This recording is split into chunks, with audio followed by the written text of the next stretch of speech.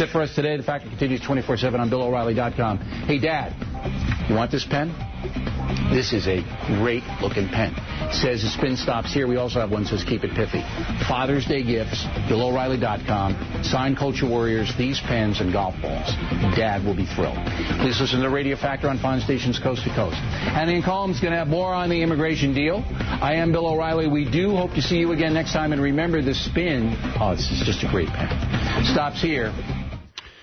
Hey, Dad, here's your Keep It Pithy pen I got you for Father's Day. Because it's a great-looking pen. Bill O'Reilly told me so.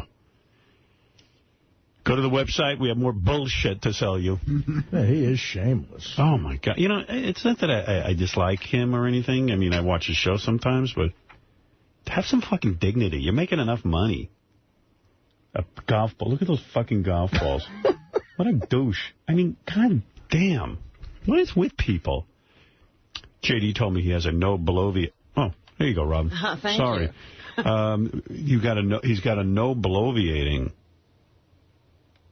No bloviating. No bloviating pen as well or something. What is the origin of bloviator, except for, I know, Alec Baldwin? Does that have something? Is that like an anti-liberal term or something? Bloviator. What does that mean? I don't know exactly, but they used to call Alec Baldwin on page 6 the bloviator. Right. And then... And he's liberal, and Bill O'Reilly I guess it's somebody who blows. You're like a blowhard, I guess. Or yeah, if you're a blow. Bag of wind, hot air. That wouldn't be Bill O'Reilly, would it? I mean, yeah, geez, talk about the pot calling the bloviator black. The real asshole is Dr. Phil. He's on TV congratulating. He's on that late night with the foreign guy. I don't know his name. Late night with, that Craig Ferguson. Something. Craig Ferguson? Scottish.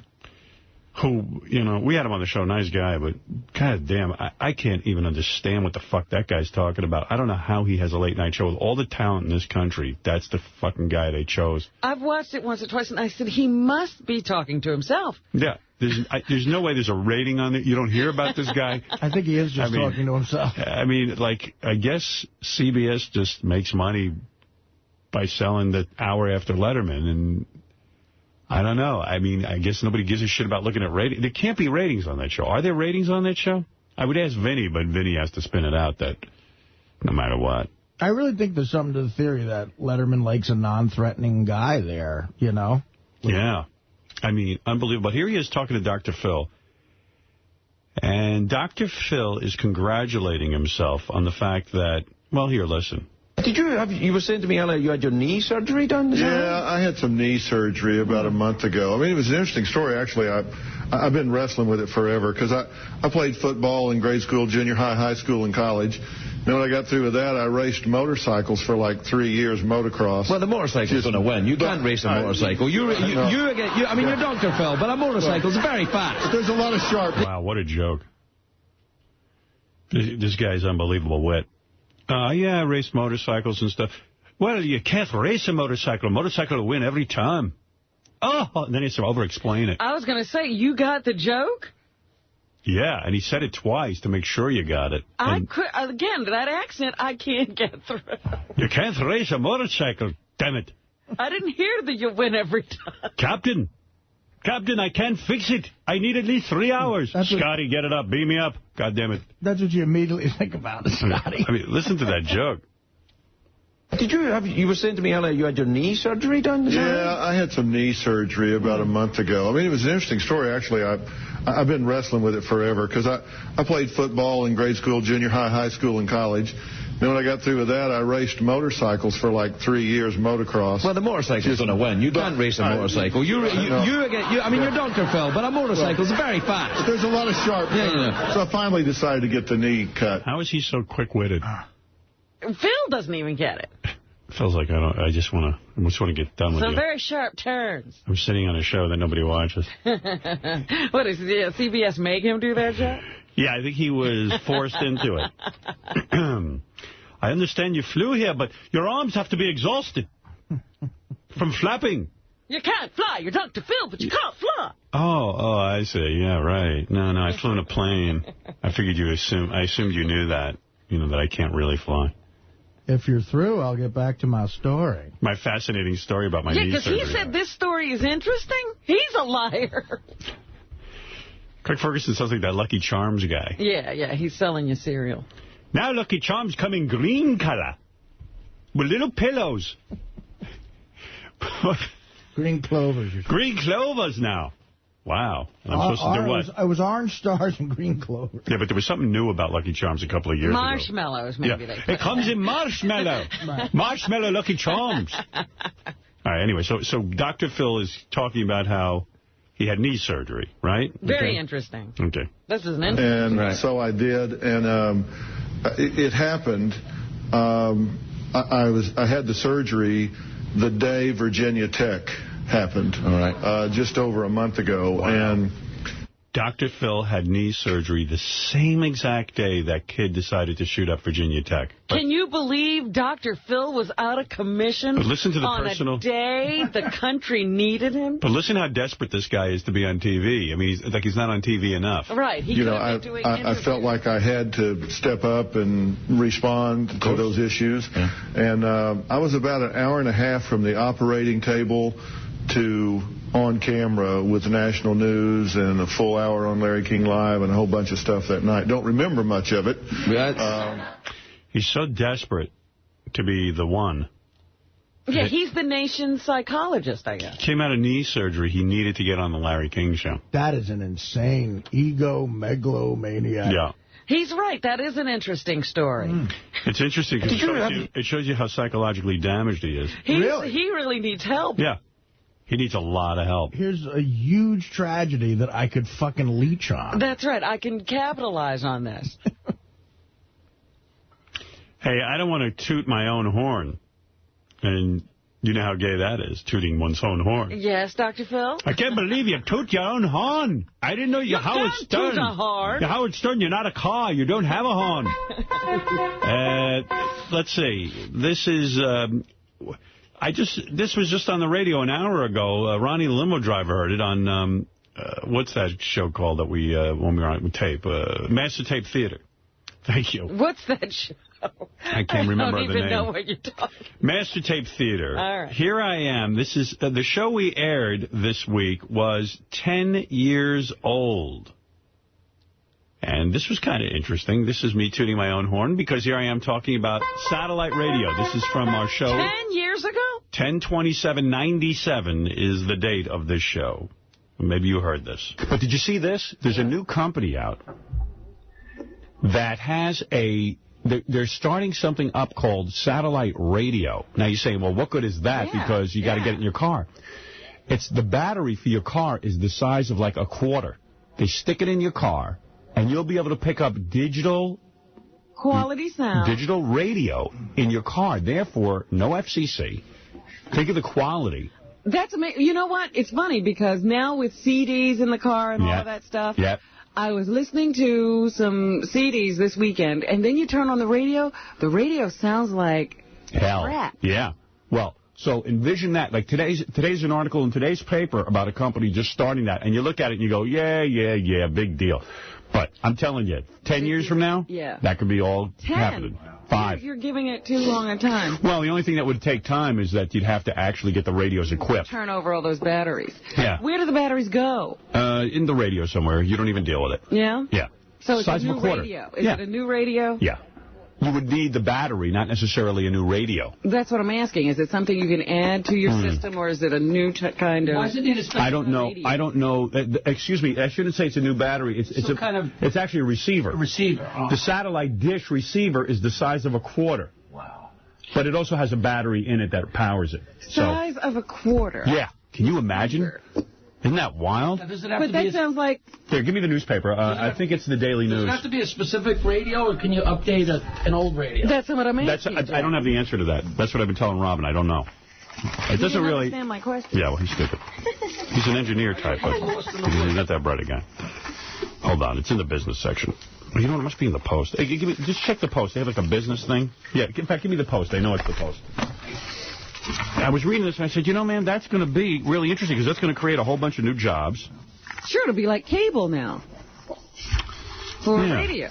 I think, exactly. And I think this is going to be pretty good.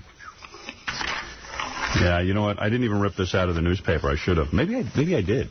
Yeah, I did. Maybe that's why it's I did. Here it is. Okay.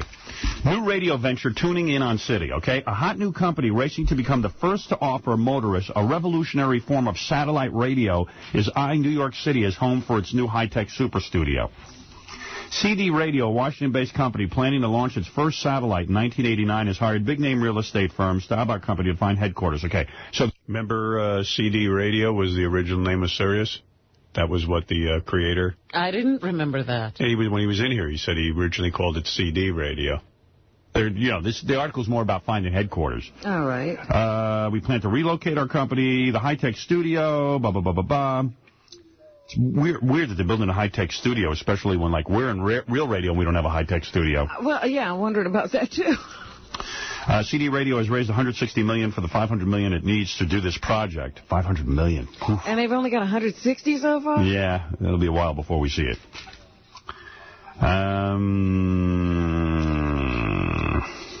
Okay, here we go. Where did I read about the little chip? Okay, see, now I got to go through the whole damn thing. They're going to have about 100 employees at first. Well, where's all the money going? You can offer rap to opera. Okay.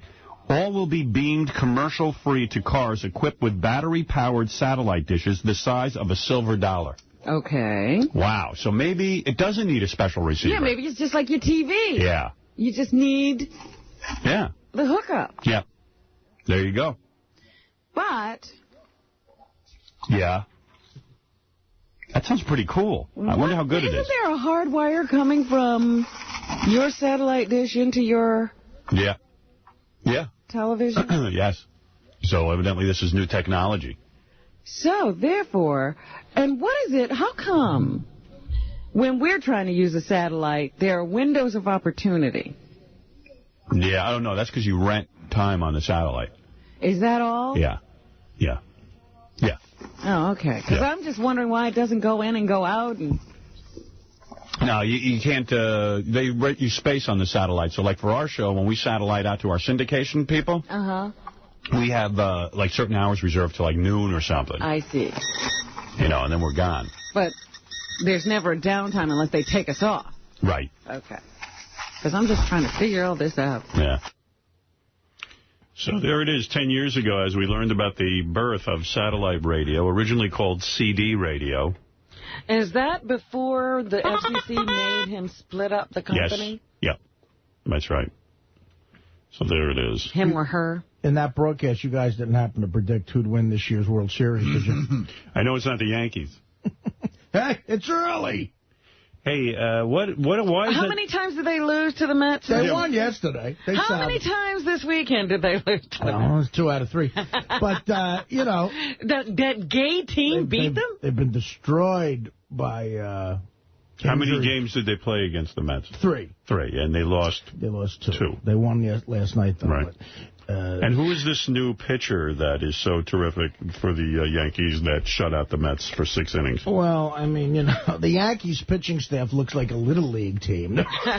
There's been a ton of injuries, and, I mean, look, man, this guy, Carl Pavano, who was supposed to be a big deal for them, has been on the... Who is this pitcher that pitched last night? His name's Tyler Clippard.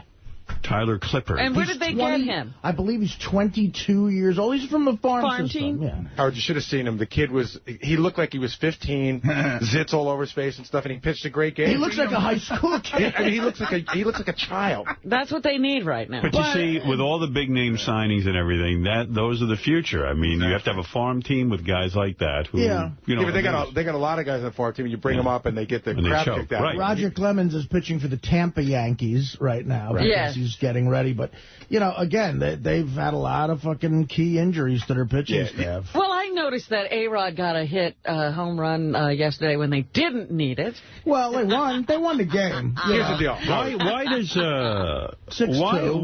Why does Clemens have to, like, practice with a shitty team? Well, he's got to get ready, Howard. He wasn't What do you mean, get ready? I mean, he knows how to pitch. But you got to pitch against some batters. I wouldn't want him to fuck his arm up in practice. You know what's great? That's exactly why he's doing it. So he won't, like, he's not going 100% yet, you know? See, I find the more you pitch, the more tired your arm gets. When did you pitch? I'm just saying. That's if you do a full season. But you know what's great? You know, he pitched, it was either Thursday night or Friday night. He pitched in Tampa.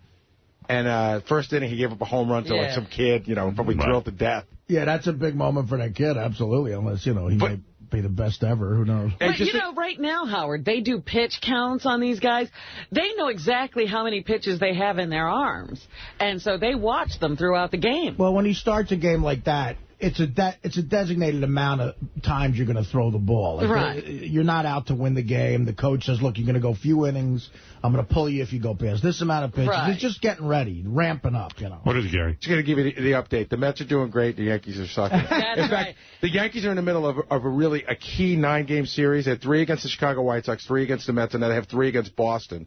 And I think that they're behind with Boston 1 and 5, they're 10.5 games out of first. Boston's on fire. They're going through a rough time. I guess baseball is a gay sport, better played by gay people. No, I was reading something. Willie Randolph, an ex-Yankee, had to come in there and straighten their ass out. Might have been even Bill Maher's book, which I like that. I don't know what it's called. Oh, you're liking his book? Oh, yeah, I always liked his book. I like him. He just doesn't like me. Well, yeah, you were putting him down before you read it. He's a talented jerk. He's a funny guy. Where they just reprinted all the news stories from his TV show. But anyway, I don't know where I got this from, but they said one of the theories with sports is the reason that guys like it so much, it reminds them of their youth, and that's why they like sports radio so much. Definitely. Like sports radio... Hearing guys, like if you tuned it in and you were from another planet, you'd say, what's with these grown men just talking about the same shit over and over again that's really unimportant? And he said, well, it just makes them feel like kids again, to sit and talk about this shit. Absolutely. To a degree, but I'll tell you, Bill Maher's a guy who clearly never played... I don't know that it's Bill Maher. Because he clearly never played a sport in his life and was clearly picked last for everything he ever played. How do you know that? Because he looks like a dweeby guy. He's one of those anti-sports guys. I don't know that he was anti-sports. He was... I know from material that he's had, he's like... He doesn't get the whole why is a guy a sports fan thing. That's why I like gay porn. I like when guys get thermometers up their ass because my mom did that to me. It reminds me of my youth. Yeah. There you go. Well, it's fun. It's like being a kid again, definitely. I have a question. Ronnie, the limo driver, is going to be so mad at me. Why? Because I'm going to bust his balls right now. Okay. But I always like it when you bust his balls, so I'll get ready to have some fun at his expense. Well, then sit back and relax. No, I'm in my, listen, I'm a lucky guy. I get to ride around in a limousine. Yes. And I pay for the privilege, It's a job, though. Yeah, all right. But nevertheless, a limousine is just a car that's stretched out, right? Mm-hmm. That's pretty much what a limousine is. It's a high-end car that's stretched out.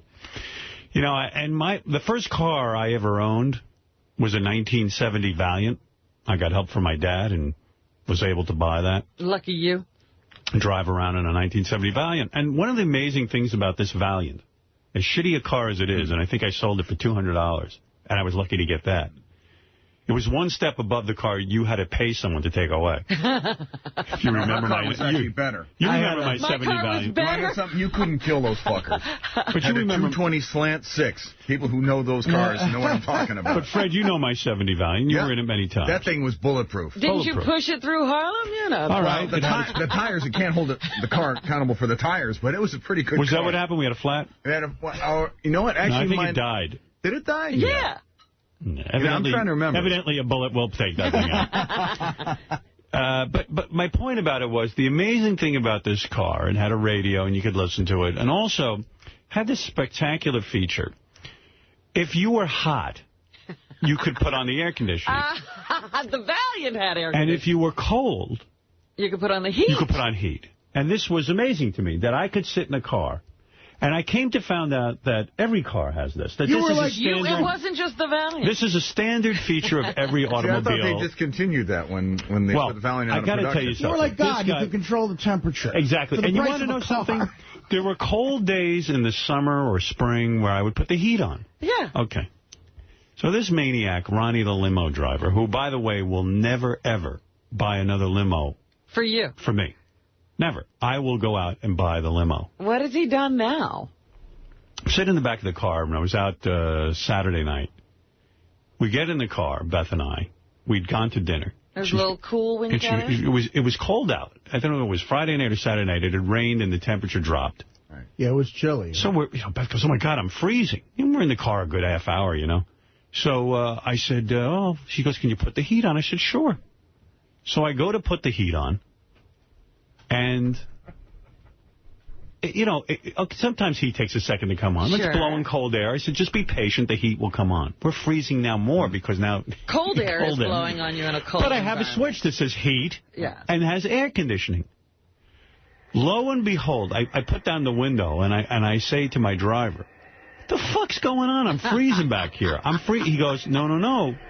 You remember, Ronnie has a converter in there, but at a certain point he has to switch it to air conditioning, and another time he has to switch it to heat. There's some mechanism. After he it's like a high-rise building. Air conditioning. Yeah, I was going to say, in October, every building in Manhattan goes to heat. I go, this Ronnie's motherfucker. car goes to heat. Why am I the Because you're a cock fucking sucker. That's why. I didn't build the fucking car. Douchebag. Why is it you go to a company? How is it you're in the limo business your entire life almost? How many years you been driving a limo? Is this the first time we had a problem with this? I mean, this is like... Beth says to me, you know, Beth got to ride in... Beth interviewed Donald Trump for Extra. Yes. Or Access Hollywood, whatever the fucking one she's on. He rides around in a Maybach. That's $200,000. He has a... I guarantee if I go into Dominic Barber's limousine, he's got heat when he wants it and air conditioning when he wants it. This motherfucker buys a car and goes to the same goddamn company. I could take him and bash his fucking head. He loves that company. This is supposed to be a luxury car. You go into... I'm going to call up Donald Trump, and I'll find out where he gets his cars made. Or I'll call Dominic. I know where Dominic gets his cars made. Well, that's where I'm going to be going, and you're not going to be involved in it. You'll just fucking deal with it when I'm done picking it out. I'm not taking you with me. How do you have a fucking car in America? It's the only fucking car that I know of. I can't have heat. You're the only one who has a converter. I have to decide it's not a converter. What is it? Explain to me what's going on. You got to be fucking kidding me. Get that thing fixed. There's nothing I can do with it now. What are you doing? What does it have in it? I want to know. Go to the guy who built it and say, how come you're the only car maker in goddamn America who can't fucking have heat and air conditioning going at the same time? Here's what happened. I had nothing to do with it. I don't know why you're blaming me. I tried to get everything to be working right, and they fucked me over. I'm blaming you. You're the limo guy. They fucked me over with this. Nothing I can do about it. But why don't you go back to them and say, but maybe I should buy two cars, a winter car and a summer car. Right. What do you think? No, that won't work either, because in the summer you might have a full day. Can I ask you a question? So here's what happened. How much time did it take you to get your animal tattoo? That cheetah-looking fucking thing. What the fuck does that have to do How much with time did it take you? An hour and a half. You were in the chair an hour and a half. An hour and a half. Did it take time to pick it out and all that kind of stuff? All right, can you add another hour to that? Would you say it took you 2.5 hours to design and then Maybe get 3 hours in total? 3 hours. Instead of getting animals tattooed on you that don't even look like what they're supposed to look like. Dude, I was just, how about taking the 3 hours and camping in front of this guy's house? I was just there the other day, wasn't I? I told you I went out there was a problem. Well, how can you accept this? How can you say to a guy in America, douchebag, you say to the guy, douchebag, every car we know, Howard had his 1970 Valiant that had heat and air conditioning. Certainly not a luxury car. Does your car have heat and air conditioning? Yeah. And you can do it whenever you want. Like today, if you wanted heat, you're right. could you get it? You're 100% right. So how do you accept this? Tell the guy I want money back. I want $10,000. So here's what happened. Do you remember we had a problem with the air conditioning? It wasn't blowing cold, remember? It wasn't blowing cold. Why is that? All right. So what they did was they went back to the old system they used to use years ago before they had climate control on these things, because it's separated from the front to the back, okay? Do you follow any of this? No. There's two separate units in there. Fuck you, you don't understand. I'm trying to explain it to you. I understand you. Go ahead. There's two separate units. Fuck you. Why would you say fuck you? No one understands. Ronnie, there's not a car in America that doesn't have heat and air conditioning. Yeah, all right, it's wait a minute. Separate units. The back and the front. Why don't they coordinate them? All right, so here's what happened. So you have heat and cold whenever I want you to go today and tell this guy, I'm going to announce his fucking company every day on the air, because no one should ever buy a car from him. Okay. It's bordering on criminal intent. Okay. Who in America has a car that doesn't have air conditioning and heat? I could go buy the shittiest car on the planet. Air conditioning and heat, but here's what happens. They can't simultaneously work. In the summertime, here's what I have to do. Build a fireplace back there. Do you have heat and cold whenever you want it? Yes. See, he has it up front where he is. Do you know don't have it. Do you know how embarrassed I am? I get in this car, and let me tell you something. It ain't cheap to have a limo, otherwise everyone would have one. Right. If you get in a car and we're freezing and laughing at this, we're going only in America with Ronnie the limo driver. Mund. And really, maybe you shouldn't be a security guy. Work full-time on your car and getting a car that works. Maybe you're overextended. What you have to do is keep a blanket in the car. So that in the summer, if it happens to get cold, you can cover up. I got to say something to this guy. I go, why is it acceptable that like it was a cold night. Yeah. Must have been 30, 40 degrees. I don't know. It was freezing. Ask Ralph. He's been in there. Ralph, am I making this shit up? You there? Hey, now? Yeah. Hey, now. Dude, this is from day one. I know. After that disastrous other limo. Right. I was with you when you picked it up. The seats were, like, incredibly uncomfortable. I felt so bad for you. You pay all this fucking money. Now you're paying twice. And the blower didn't work. It was like, it went on like a fucking a rocket ship. And it still doesn't work right. You freeze your balls off, and there's no you have to adjust it by a cunt hair. Don't ask what goes on. And, Ronnie, I'm not trying to pile on, but Howard shouldn't have to know about separate units and how... And don't you remember? No, he's not supposed to remember. Did you hear this? Don't you remember?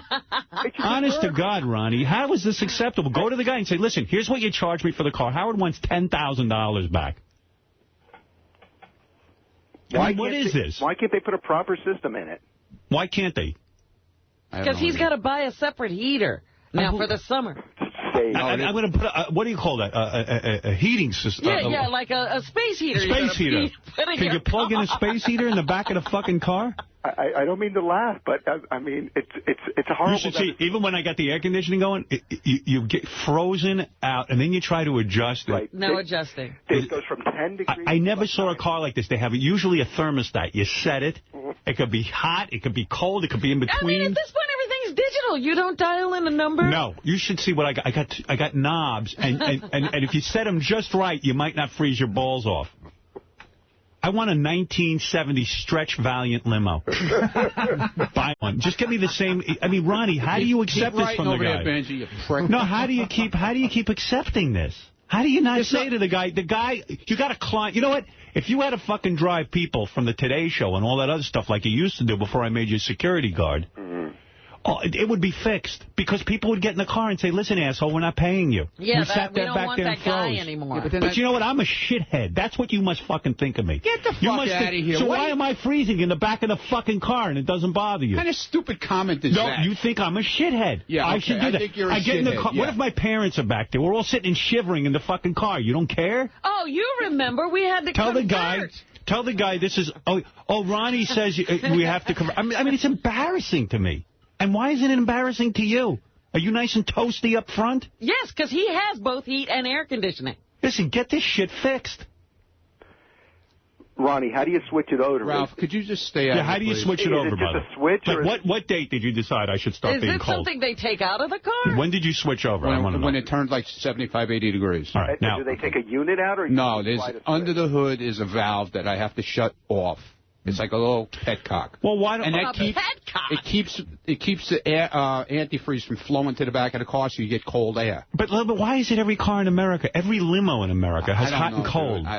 You're the only fucking guy that doesn't have... 20 different times. Well, tell the guy, what point is he going to give the money back? The car doesn't work. Well, can't you change the petcock according to the weather? So I can go out and get a different car. Yeah, you could do that, but... It was warm out. I didn't realize it was going to get cold. Well, I tell you what, why don't you switch the steering wheel? How's this for an answer? To the back. And I'll tell you what, you could sit in the back and drive, and I'll sit up front where there's heat. Dude, you make like I do this on purpose to fucking aggravate you. Have you tried to... I've tried numerous... Do you know how embarrassing it is? I've been out there. Dude, do you know how embarrassing it is to ride in a limousine with my family or my fiance?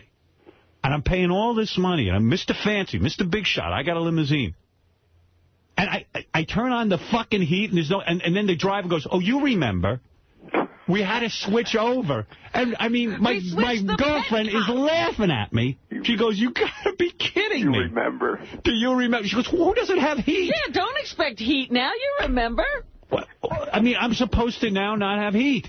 It's May 20th. And that's okay with you. The petcock has been switched this summer. Yeah, I mean, so maybe could he have gotten out of the car and gotten under the hood and start putting the heat on for a 15-minute ride? He could have, yeah. Oh, that would have been great. He could have. Does he have a crank in the front of the car to get it going? No. I mean, what is this?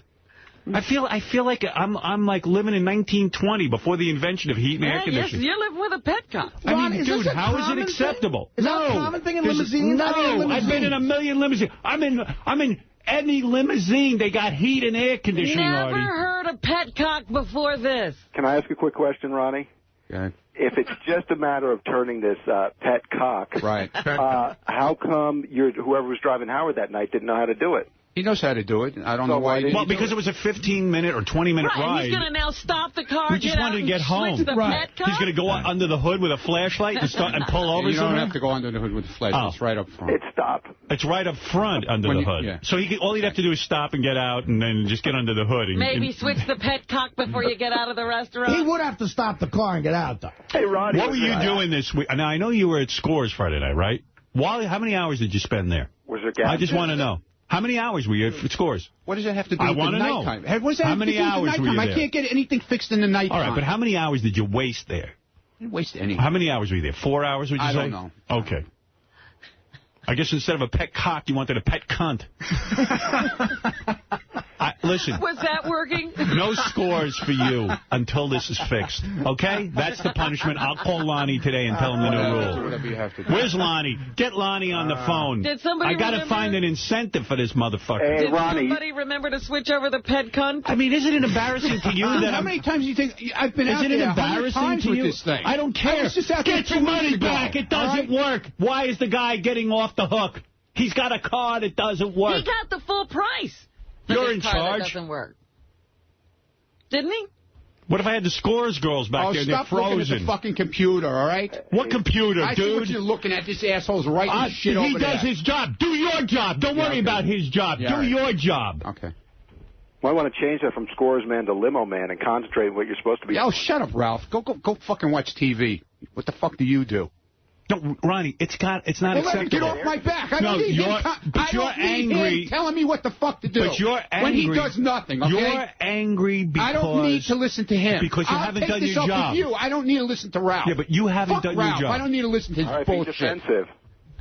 Ralph, I don't need you on the fucking phone, you piece of shit. I'm just trying to help, Ronnie. No, you're not trying to help because you're a fucking instigating motherfucker. This has been going on for how long now? I mean, because it started with that other... I'm freezing back there. Yeah, but it should be embarrassing to you. Had to get rid of. You see, I'm the only one who uses the car, Robin. Yeah. So it's fuck Howard. No, it's not fuck Howard. Howard's an asshole. I tried a million times to fix this thing already. No, did you ever say to the guy, I need my money back. I'm suing you. All right, then that's where it's going to go then. Yeah. That's what you say. Say, I got to have a car that works. I got a customer who expects heat. Fuck petcock.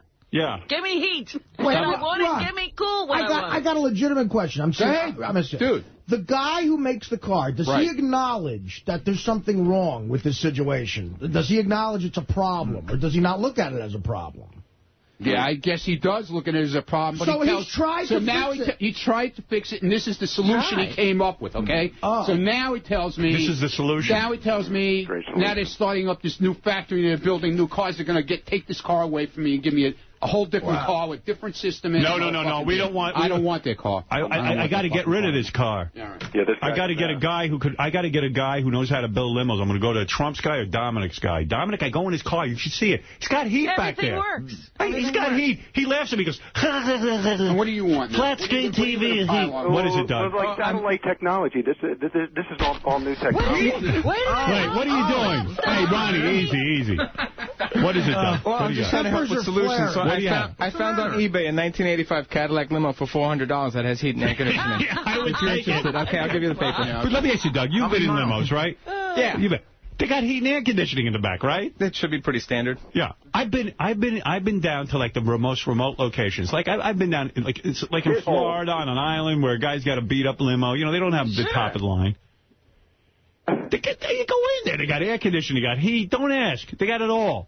I'm the only guy, I think, in America who's got a fucking pet cock.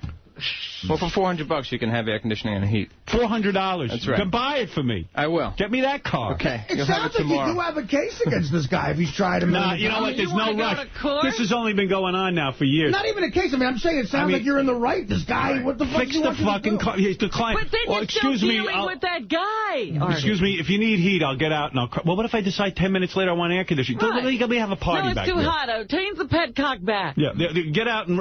Wait, we got a second driver who works the petcock. Yeah, you'll have to stop 3 times before you get home in that 15-minute ride. How can this be? I just don't see how this guy tells you this, and that's an acceptable solution. And really, what happened to digital? You want to know something, though? Dial? This has been going on now for a long time, and I just kind of get bleary-eyed and I accept it until, like, all of a sudden I'm in a situation... You wake up. And you go, wait a second, this isn't right. What the fuck? Well, you've been having, you have phone issues, you have every kind of issue. But you know what it is? Every time. I'm such a nice guy. I put up with all this shit. And you get used to it. And I get used by the people around me, especially Ronnie. I'm not using you. What are you... You're using me. I'm not using you. know I'm a pushover. You know what? Any other person would have fired your ass. Any other person wouldn't have put up with it. And you know that. If you had to drive other people in that car, it wouldn't be acceptable. It's almost as if... They'd ruin your business. No one would hire you. Just after you get the car right, it's time to get a new car. And then you go through this for another 3 years adjusting Would you do me a favor, though?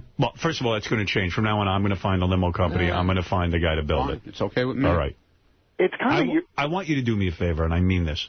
I'm going to make up a bumper sticker, and I want it on the back of my car. And here's what the bumper sticker is going to say. Whatever. Sucker on board, okay? Oh, whatever. All right, I'm going to put that on there. Sucker on board, because that's what I am to you, a sucker. A fucking asshole. Yeah, bullshit. Fucking tell me that shit. And you can wear a T-shirt that says, I'm with the sucker. I mean, aren't you embarrassed by this, or you don't care because it's me? Yeah, right. I don't care. I don't fucking care. Who do you love? I don't fucking care. If you had to drive your family around, wouldn't you say, gee, we don't have heat back there? Sorry. Yeah, I don't care. Bring blankets. Bring a lot of blankets. I tried everything I fucking could with that car. No, you didn't. You're lying. Yeah, I'm not lying. Did you tell the guy you want your money back? No, I didn't. Why not? It's not a working car. You could not do business. If you had to rely on this car to do business, where you had to drive different people the way a real limo driver has to do it, instead of getting to work for a sucker like me. Yeah, okay. You would be up Schitt's Creek. Why am I talking? Because they would, if it was another customer, they'd say, we're not paying our bill, we didn't have heat. Bullshit, you're telling me that shit. Howard, I'm a sucker, not you. Me. Yeah. I'm an asshole, because you must think I'm a piece of shit. I decided that. You must think I'm the biggest piece of shit, that I'm sitting back there freezing. Okay. Well, you know what, Howard? What did you say to yourself when you were in Scores and I was driving around? It was like 30 degrees out. What did you say? Howard must be freezing back there? I didn't know anything about it. You don't know that there's no heat? I didn't know anything about this. Nobody told me shit. I don't need anyone to tell you. I'm telling you. Well, nobody told me. Why didn't somebody fucking tell me? How many times have I discussed this? I tried 1,000,000 times already to get this fucking thing fixed. Then tell the guy you want your money back. I was out there just a week and a half ago. What did that car cost? When did I go What did that car cost? $75,000. Tell him we want $75,000 back since he can't fix it. Because you got to get a new car. We got to get a new car. I need $75,000 to pay for the new car. But, for people who don't understand... Why can't you say that to him? I could say it to him. You say it to him and mean it. And maybe Ronnie doesn't. When you see a limo pull up, you expect that everything in it will be wonderful. There was a homeless man laughing at me. When you get into a limo and something doesn't work, you feel ripped off. If you're paying for that limo that night and the heat doesn't happen to work, you're ripped off. Because it's the ultimate in a luxury vehicle. Yes, Matt. Ronnie, you're such a fucking pussy, man. Why did you ever leave the dealership in the first place with a car like that? Everybody have to go back 20 times. Why would you ever leave the first time? Matt's right. Come on, Ronnie. Answer the question. Everything was working when we got it. I don't know. No, it wasn't. The air conditioner's not working. Never worked. The seats weren't right. Howard, it is your fault a little bit. The seats weren't right? What the hell is he talking about? The seats weren't right. Howard, do you think it's your fault a little bit because you went through one car with him? And why didn't you give him a second try, even? I don't know, because you want to know, I want to be honest, Maybe you should have got rid of me. You want to know what it is? I don't know what the answer is. I get exhausted, and I don't have, I got so many things on my plate. To sit there and start, I figure this guy's I figure this guy's in the business. He must know some good people, but I realize he's a low-level type. Yeah, right. And he doesn't know the top people. Yeah, you don't know the top. Let me show you how I'm going to get it done. Yeah, I'm going to research, like how I got my Bulldog. I'm going to do the same thing. Fine. I'm going to research until I find the right company. I'm going to talk to people who have nice cars. And no petcocks. And no petcocks in their car. And that's how I'm going to find out. Hey, Howard, I'd be more than happy to do some research for you. I guarantee you this guy gave him some sort of deal or something. He didn't give me any kind of deal. Something's going on. Yeah, he was in love with the guy for a while there. The guy could do no wrong. I was in love with the guy. What are you talking about? Oh, my God, you used to defend him no matter how Howard complained. You always defended that guy. Well, now I'm not defending him anymore. Okay. Hey, Howard, I got an 82 Cutlass Sierra. Got the, if you want to just fix the air on it, I'll sell you that for $75 grand. Ronnie can come down and pick it up. Do you have air and heat? I mean, do you have cold air and heat? Only in my car, not in my house, though. I have to petcock it. If Ronnie wants to come and fix that, he can do that in my attic. Wow. I mean, imagine that. Wife. I mean, why don't we get the guy on the phone? You talk to him. I'm talking against the wall here. I don't know this guy. Give it a number. No, you met the guy. Oh, now I should start doing your job. Right. Okay, I'll do your job. Why don't you do the radio show? How's that, pal? I'll get someone to do. You do my job. I'll do your job. You want to switch places, trading places? No. Yeah. Do your job. Repeat after me. You can't handle the guy? I want to do my job. Not repeating anything. He's your security guy, and he can't handle the guy? Why don't you repeat after me? I don't understand the concept of heat and air at the same time. Okay. Heat and cold air. Fine. Say that. Yeah. Because you don't. I'm telling you, up there, up front, you got the heat in the air. Okay. I don't. Ronnie, man, how much do you get paid to drive a car? And you're a security guy, man. He makes a good living. Believe me. He ain't hurt. I've been pretty good for him. He's been good for me, but this is ridiculous. He's got to take care of it. Who bought the car? You or Ronnie? Ronnie. Okay. I gave him money, though, toward it. Yeah, because of the other man. Right. But so, Ronnie, why are you asking Howard to handle it? You should be able to handle this yourself. It's your problem, not Howard's. Oh, he wants me to call the guy. You're the right one to give me advice on handling things. I'll take that car and walk in there, and that guy will fucking fix it. Yeah, right. Just like you finished. Well, Ralph, would you go with Ronnie? Your project that scores. Would you go with Ronnie? Absolutely. I would love to go with Ronnie. I don't need Ralph, believe me. Let him go with Let him go do it. All right, you want him to do your job? Let him handle it. You want him to do your job? He's so great at it. Do you want him to do your job? He's going to call the guy up, and he's going to go, listen, pal, the car don't work right. My client's freezing back there. I got to fucking have a resolution to this. Give me my money back. I got to go to a new limo company and buy a brand new limo and refund me my money. You sold me a faulty car. I'll drive that thing right in there and leave it.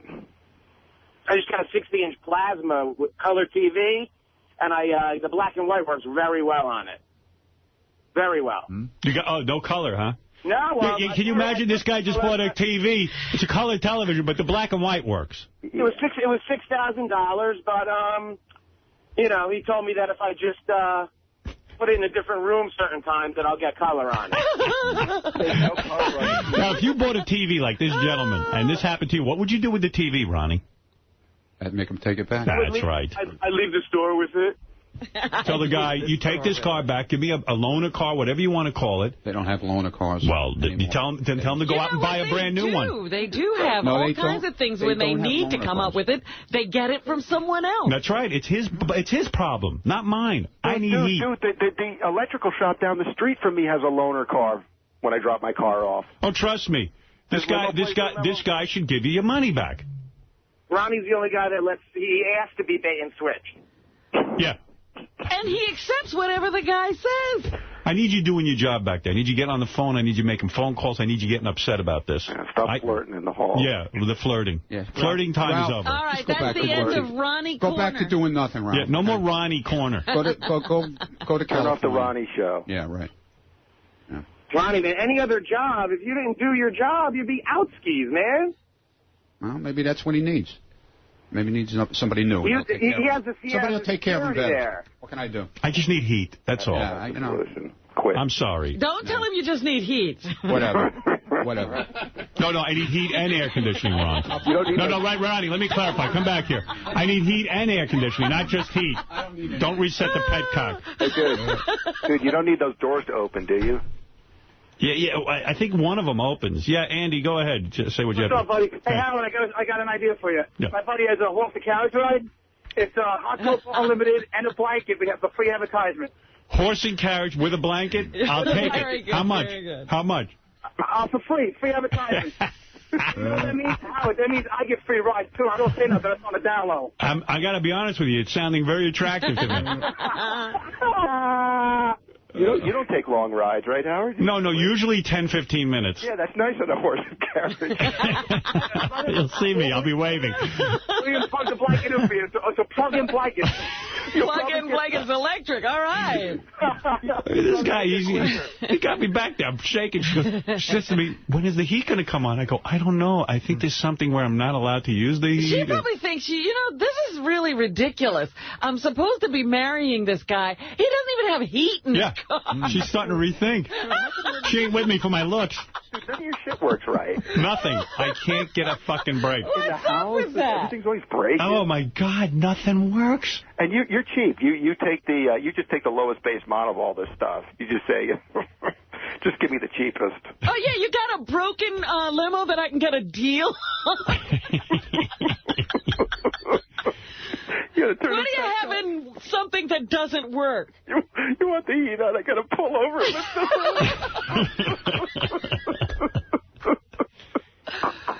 Oh, man. It's embarrassing. And it's a beautiful-looking car. It's not. I mean, listen, I know I'm a lucky guy. I know. I mean, but there isn't a person in America that doesn't have a car that has heat and air conditioning. Mike, you got a car? Yeah. What kind of car you drive? I'm curious.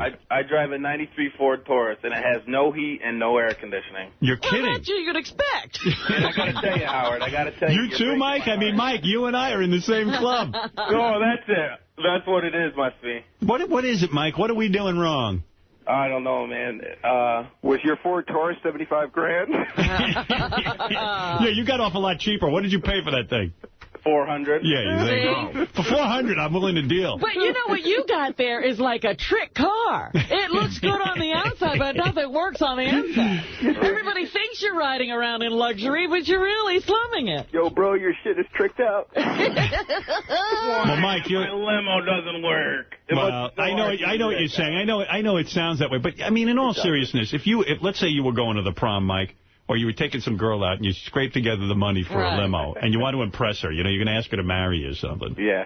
Ronnie shows up with that with no heat in there, I'd be pissed. Yeah, or you're working with a dial that you can't read, and you're trying to dial in the temperature. I'm paying the guy, Mike. Trust me. I know. Well, I'm telling you, Howard, I think we spent too much time. Why don't you talk about that Sopranos episode last night? It was amazing. I thought so, too. Oh, you like that one? I love this week's Sopranos. That was one of the best episodes ever. I had to avert my eyes. Fucking unbelievable, right? Yeah, I had to stay up and watch it because I didn't want to be told anything about it because I was afraid. I'm glad you did, because it would have been a hard one not to talk about. I know. I was afraid you guys would spoil it for me, so I had to watch it. When Tony does that thing to the guy in the restaurant. Oh, that was great! Right out of American History X. You remember that? He gave him a curb job. How about when he? Don't say what it is in case somebody hasn't seen it. But how about when he finds the tooth in his pants? Oh, that was great. That was way cool. What a great show. And did you notice at the end how they did something really weird? They promoed the fucking entourage on the end of. They've been doing it. Yeah. It's really annoying. It's an insult to David Chase. Hey, did you? Well, listen, they're trying to promote shows, but you know what? That was I love that AJ thing where he put the cinder block on a rope. What a lame attempt! What a complicated and lame attempt! Like, you got to think how to be that, out of it. Right, and then you put a rubber band around the plastic bag. Right. This guy David really turned into a good actor. Yeah, he is a good actor. Yeah. That guy David Chase, though, he's a genius. He really is. He just. Howard. Yeah. Yo, you hear they dropped the Borat DVD on there, too. Oh, did they? Yeah, they cut like a little promo. She comes in when he's on his computer and is like, I was watching Borat. Haha, it's so funny. Yeah. But I think that was just a reference. I don't think they throw in current references. Dude, that was a non sequitur. Yeah. It had nothing to do with it. We were bonding, Mike, up until that point. You blew it, bro. All right, then. All right, hey, Mike, thanks. All right. All right, later. Sometimes the problem with the show is it doesn't give you that immediate payoff. Like when Lorraine Bracco got raped by that guy, you're hoping Tony does something to him. Right. This episode gave you got some payoff. It was his daughter. You knew he was not. I mean, he might sit and wait about some things, but that was definitely going to get under his skin. You could feel him running through that restaurant, man. That was great. Well, the cool moment was like when Meadows telling him about what happened. And he goes, no, nothing will happen, you know. And I'm then just going to talk to the guy. And then I'll talk to someone. Meadow goes on talking, and you just watch it. You know he's zoning out because there's shit going on in his head. Right, he's ready to leave. That was great.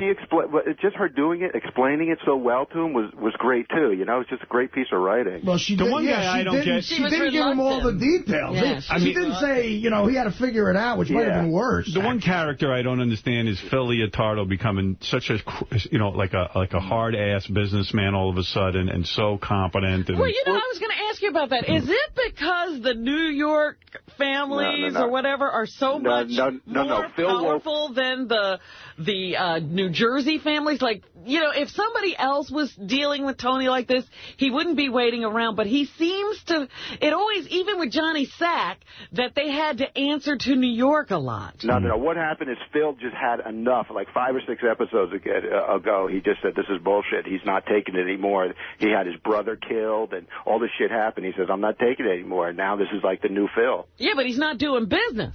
Well, he's just not taking it. He says, it's my way or the highway. Hey, Dominic, you're on the air. Well, you know, my limo was used by the show. How did the guys like it that went in it? Oh, right. Now, let me ask you something. Honestly, Dominic. Yeah. And I'm not trying to be funny. Do you have heat and air conditioning in the back? Absolutely. Matter of fact, my air conditioning goes to 40. I had a special thing put in. You can heat or air. In other words, like today, depending on, let's say you were cold today, even though it's 70 degrees out. Yeah. Could you put the heat on? Absolutely. I could put them always on. Okay. Wow. Right. And, nobody has to pull over? You don't have to reset the car? No petcock? No. All right. What are you, a magician? Matter of fact, today... Do you have a thermostat back there? How do you do it? I have a thermostat. Oh, my God. It's digital. Big dial. Who is the Well, genius is your car that puts... magic? Like my limo driver doesn't know what the fuck he's doing. It's called Picasso Limo. It's the best limos. Everyone buys their limos there. Trump does everyone. Picasso Limo. How much does a limo cost from them about, Dominic? I don't even know. Well, how much was yours about with that nice air conditioning stuff? But you actually have video of the inside of my limo. Can I ask you a question, Dominic? Well, when I have to take my fiance around, do you think I could borrow your car? Well, I'll tell you, today you can't because Jeff is using it with Beth. Jeff the drunk. Jeff is impressing Beth. Yeah, because it's just like when my parents come in, they're freezing. Well, you know what? I hate to list what you put your parents through with these cars. They had to crawl into that stretch SUV you had. I know. And they had to sit on the floor and slide out. Let me ask you something, Dominic. What is your speculation? Why won't Ronnie, the limo driver, use Picasso Limo if everyone uses it? I begged him to go there. Why won't he listen to you? Why? Because he has to do things his way? I don't know. I love Ronnie, but I don't know what it is with this limo. My parents are very old at this point and fragile. I don't want them to catch pneumonia. That's what I'm concerned about. So if you would be kind enough to just help us out and once in a while lend me that limo, well, A, I would pay you. I'll give you the limo, but B, he can go right to Picasso and he'll build him a spec limo.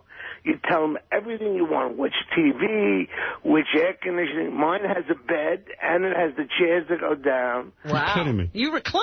Holy shit. Yeah, full bed. A full bed. And the chairs also go back because I had it originally built so Howard could use it, and the wide door. Wow. Oh, I see. Well, you don't even need all that shit. You just need. I just want heat and air conditioning. I don't even need a bed. I'm not looking to sleep. You know what I mean? I'm just looking for heat. Yeah, but look at all that Dominic got on his car, and it all works. Well, I did it for Howard. You know how embarrassing this is. But you have a video of it. You can actually put it up on the screen now for Ronnie to see. Sit Ronnie in a room and make him watch it for 4 hours. I don't know who this Ronnie gets. Like Ronnie just this is his business. He should know more about this than Dominic. Well, he gets. You know what he is? He's the guy who has brand loyalty, product loyalty. He worked with this one guy, and this was his guy. He didn't look around. It didn't matter how much you complained. This guy would work to fix any problem. Yeah, because I remember there were always problems. I remember Dominic, Ronnie said, yeah, Dominic doesn't know what he's talking about. I got a better guy than Dominic. I got the best guy. I figure he knows what he's talking about. I mean, I'm not in the business. You see, it starts why do you think that? Does Ronnie own a fleet of limos? No. In fact, I took him over to a guy who owns a fleet. I said, let's go look at these cars. He goes, these cars are great. Why don't we hire his guy? He goes, no, my guy. Right, my guy can do it. My guy. And I'm like, you see, he should go to somebody who just does limos and knows what they're doing. He doesn't. Obviously, if he had a fleet, he would know what he was doing. He doesn't know what to buy. Right. I think he's going to a chop shop. I don't know where he's going, but it would be... I mean, anybody else would say, listen, this is not acceptable. And then, oh, the guy doesn't have this, the guy can't do that. Right. All right, we'll drop it now. All right, thank you, Dominic. Bye-bye. It starts at the top. If you give Ronnie leeway, he's going to give this guy leeway. Yeah. You know what I mean? And the guy, clearly, I can't believe the business this guy's doing. I mean, he should be doing anything. Well, also, maybe Arty, maybe Ronnie's not going down there and making it clear that this is unacceptable. No, now he accepted. He accepted his petcock. And I don't know from cars. They thought, well, maybe, I don't know. I mean, what am I supposed to do? I mean, really, even for Ronnie, if somebody, you drive the car and somebody tells you you're going to have to pull over to the side of the road to give your customer heat or air conditioning, I mean, why would you accept that? If it was anyone else back there but me, he wouldn't accept it. But for yourself, you got to, maybe you got to get out in the cold and snow and switch the petcock. You just wouldn't want to do it. Yeah, Ronnie, I feel like heat now. Can you get out and give me the petcock switch? Then, like 15 minutes later. You know what? That's what I should do. Bust his balls. The sun went down. The sun went down now. I want heat instead of air conditioning. Howard, you should... You know what? Ronnie's a tough guy with everyone but the limo guy. Yeah. He's a tough guy. You should see him. I said to him, Ronnie, do you carry a gun? Don't ask me any questions. What I got to do, I do. Tough guy. But that's what I'm saying. I can't understand. He can't handle the limo guy. No. He's a pussy. Limo guy's tougher than him. Yeah. We found someone who can take out Ronnie. Wow. The limo guy. Limo guy. He should go down there with his fucking head on fire and go, listen, what the fuck are you doing to me? Here's your car. Whoever heard of a car doesn't have heat and air conditioning? Yeah. I got to go out and do a petcock switch. Petcock. He goes, I got the petcock. You got a petcock. I go, you know something? Petcock. I'm going to have my dog eat your petcock. Hey, this is what I think of your petcock. And the fact that that's the name of the instrument in question. Well, our petcock is driving. You got to be kidding me. Well, it's separate units. You need a petcock. It's separate units. Amazing. Units. I don't even know what the problem was before that the petcock fixed.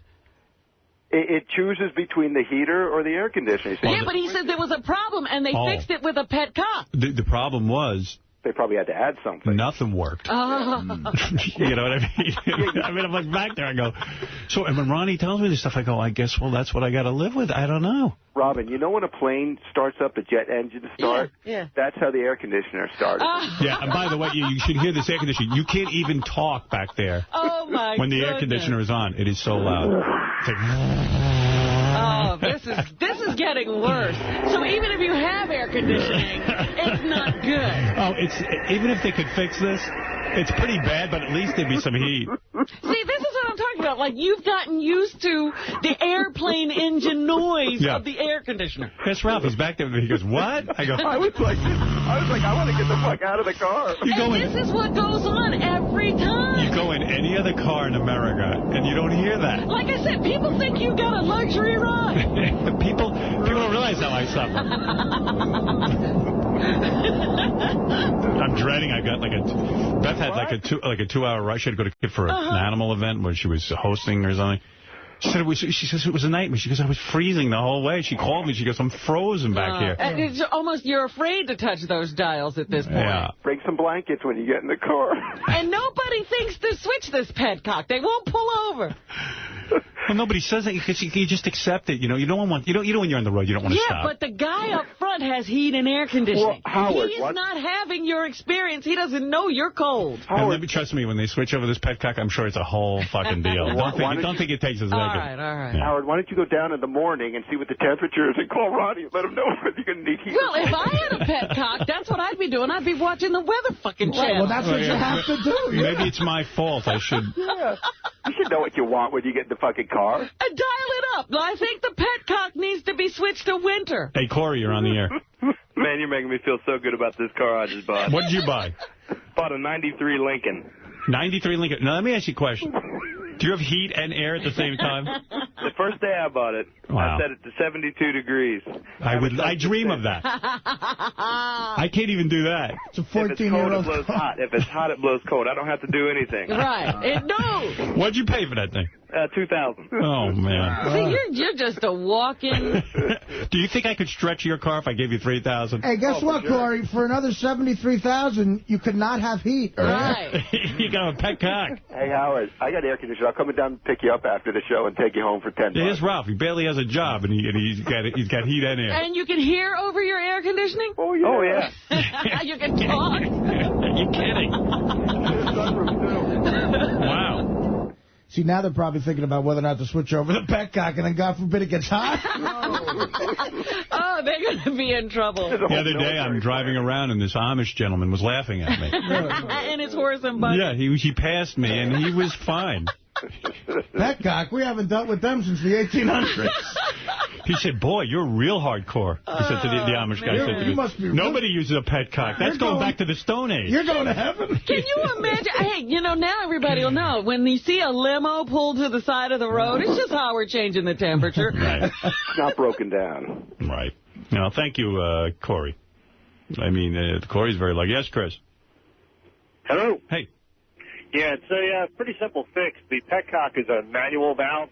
They can install an electric valve and switch back in your compartment. Then when you want heat, flip on heat, turn up the temperature, you're good to go. Well, why do you think they put this petcock in? Probably because the antifreeze from the engine will flow to the back, and sometimes you get some residual heat that'll run off, and it'll throw off the temperature.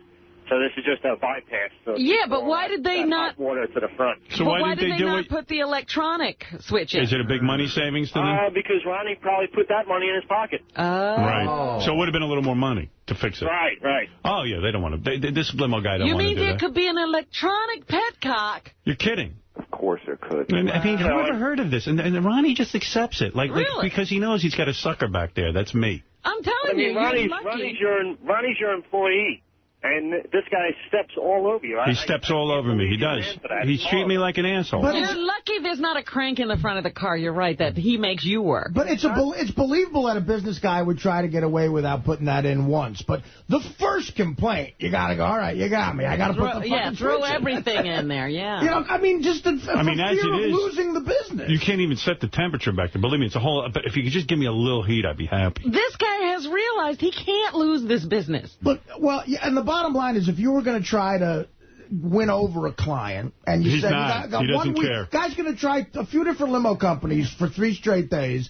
When you gave him a car, it wouldn't have this issue, So it should always be like... Yeah, whoever heard... Like, you know how you get up in the morning, even in the summer sometimes, and it's cold, and you want to put a little heat on? I mean, I don't understand why I can't have that... You better not try that. Why can't I have that option? You better not try that. That's not for you. What am I, a fucking asshole? Well, even hotels, they have, those thermostats where it goes cool, heat. It's a crazy thing called the thermostat. We shouldn't be arguing the fact that David, you're on the air. Heating and air conditioning. Yeah, hey, Howard, I've got a 49 Oldsmobile that actually has heat and air. A 49 Oldsmobile? What? Stop it. No petcock. All you got to do is turn the switch. You got heat. You turn the switch. You got cool air. Simple as that. All right, thanks. All right, everybody's laughing and making a joke out of this. It's a real problem for you. Yeah, I mean, I don't know what to do about it. And I turned to my guy, and he goes, well, I can't do anything.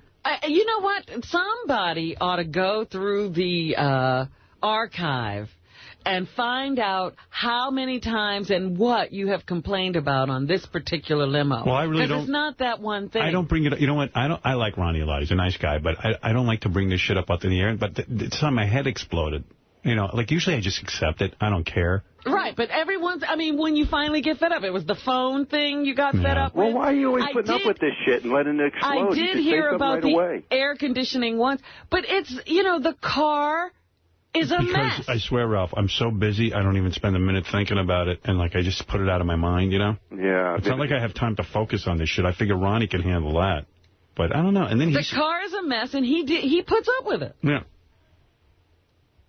Yeah, Dominic. Yeah, I just spoke to Picasso. Yes, that other caller is correct. It's an electric thing he has that automatically goes heat to air, and you have the switch to heat automatically. It's easy to put in as long as the system originally was made to have it. That's the real question. Probably not. He got the cheap one. But he said that he could put a thing in where Ronnie puts his foot. Wait, go ahead, yeah? What? He has the thing what? Where Ronnie could put his foot What? Put his foot where? To the floor. Like the Flintstones? So he's going to put his foot outside the car and switch the petcock? What do you think about, like, getting a space heater? What if he could put a hole in the firewall and just reach his hand through and move it? What are those space heaters that burn people up every year? What are those things? Are you saying that he could shift the petcock with his toes? Yeah, would he have to take off his shoe, Dominic? What if you just keep it on heat the whole time and you have a big block of ice with a fan? There you go. Well, you turn on for air. Ronnie, did you pick up the block of ice? Joe, you're on the air. Alex. Yeah. Hey, I work for a car dealership down in Florida. Yeah. Ronnie's an asshole. I should have came with it when he bought it. Of course. $75,000. Well, I'm thinking of hiring a co-pilot who could just work the petcock and keep flipping it. The petcock. I think Ronnie's a petcock. I wish. Where's Bob? Bob, you're on the air. Go ahead. Al. Hey. Listen, you're doing the same thing. You're sitting here saying Ronnie's loyal to the first guy he ever dealt with, blah, blah, blah, but you're doing the same thing he's doing. Yeah. You're staying loyal to him because he's your first limo guy, but you really need to fire him. I like the guy. We've been together a long time. I'm the fool. I thought that he had been in the business I thought he'd been in the business so long that he knew the ins and outs. I got to go to a guy like Dominic and find a good builder, and I'll take care of it. It's just one more thing I need to do. He's not doing it intentionally. He's dopey. Yeah. He's not that bright. No. All right, listen. He gets taken advantage of. Like, he thinks he, Well, when somebody's friendly to him, like he just gets stepped on. Because he's been stepped on his whole life, so he finds a guy who's nice to him, and he gives you a sucker. He loves him. It's sold the bill of goods. I thought he knew all about cars. He was always with Tony Stewart and NASCAR. I mean, can you imagine if he had a NASCAR team? Oh, my car God. would be going backwards. Well, they'd be pedaling with their feet. He's owned the cars. He knows nothing about them. Has this come up before, though? So evidently this came up, and I accepted it. I just figured this is it. This is my life. He was saying that neither the heat nor the air conditioning worked. I got to tell you something. Then they went to the petcock. You know what it is? 9 times out of 10, I'm in the car by myself. And I sit there and I freeze and stuff, and I go, you know what? Who cares? You deal with it. But now somebody else was there. But now, it's embarrassing. I'm there. I got my fiance. She's all dressed up, and she says, could you put the heat on? I'm freezing. She's shaking. I go, no, I like to be the hero. I go, no problem, honey. Put it on 5 minutes, 10 minutes. It's colder now than if I had just had regular no air on. You thought you hit the heat. Well, it was all air conditioning blowing. Honey, how about we pull over and get you some hot chocolate? I said, I'm sure the heat will come on. I roll down the window and I go, what's going on? And they go, well, you got a switch you got to hit, but I got to get out and go under the hood. And I go, oh, forget it. We're going to be home. You remember, we switched to summer already. All right, I go, oh, okay. And then I think, well, okay, well, maybe that's the way. And then I go, this is crazy. Nobody else is living like that. It'll be quicker to drive to Florida. Howard, you remember. I mean, you can't provide heat to your woman. You feel like you're not a provider. Well, Ralph brings up a point. You got to remember how this car works. That's not right. You should be able to just get in. I forget. You remember, we talked about this. I told you we were switching to summer. You don't remember this? Yeah, he goes, don't you remember? He goes, don't you remember? When I get, don't you remember? Don't you remember? No, you know what? Because I blocked that out. Don't you remember why your car doesn't work? Howard doesn't remember meeting Tim Sabian. I mean, don't you remember? Hey, Hal. Yeah. Oh my God. Hey, I can kind of fight, and I can drive a car pretty good. Can you hire me? You want to know something? Let me get your number. Hold on, okay? Please. Jesse, you're on the air. Howie, what's up, bud? Hey, brother. Charlotte, North Carolina. Jesse on the phone. What's up, Howard? Hey, brother. Wah, my limo doesn't work. All right, well, I don't know. You pay all this money for a car. I bet you if your limo didn't work, you'd be whining. I would. Hey, Mr. Wad, does your shit work that you buy and pay for? Of course. It doesn't usually. Then you're like me. You're the loser club. I got one solution for you, Howard. Yeah. Kick Ronnie's ass out the door and get I can't do that. I can't do that. He's my bro. He's a good guy. He doesn't mean to do that. I think Ralph hit it on the head. He's just dopey. Yeah. Hey, you guys do a great job. Thanks a lot, Howard. Thanks. But we all know he wants you to have the best car possible. Just can't provide it. Yeah, he keeps going to the same guy. And you should have seen the look on his face because he's like, oh, no, I mean, I have to go deal with this. Like, I got to go deal with getting my car fixed now because of you?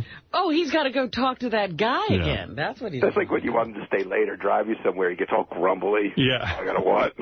You didn't tell me ahead of time. I go, well, this just came up. I'm in an argument. I thought once I started working for you, it would be fun. Yeah, where's all the fun? Where's all the hot chicks? You want to go somewhere? Well, you know what it is. He's a stud now. He doesn't have time for this. He's busy at Scores. Right. Where's that? Scores, man. Scores, man. I got Scores, man. One car. That's I want Limo, man. He's working his way through the babes. He's got to get one fucking car right. He's got 2 shots already. And He'd be a hero. Oh, all right. I got to go. Mary Jo Buttafuoco's here, and I got to talk to her. All right. Thanks, Ralph. All right. Have fun. All right. Enough with that. Have fun. Yeah, Ed? Ed. Yeah. What's up? Hey, I think I saw you yesterday, Howard, in Manhattan. Yeah. You saw my car? Yeah, you were the only limo with the chimney coming out and the cord of wood on the trunk. I was like, are you kidding? I got a 1985 Mack truck. I got to open the hood and shut off the heat when it gets warm. If you're riding around in a limo, you got to do the same thing. It's like when I was in the military, after a certain date, you go to short sleeves. Right. That's it. Yeah, that's it, man. They issue you a different uniform. Hey, Howard. Yeah. Go to Gary Preview page 1. Yeah. It's fourth one down in the first column in gray. You know, Ronnie came out of the studio so angry, and Richard was just standing there, didn't say anything to him, and this is what happened. Dude, stay the fuck away from me. Don't you start your shit now. I'm telling you right now. Stay the fuck away from me. Don't start your fucking games with me now. I didn't say anything. Yeah, well, good. Get away from me. Go sit in your room tomorrow.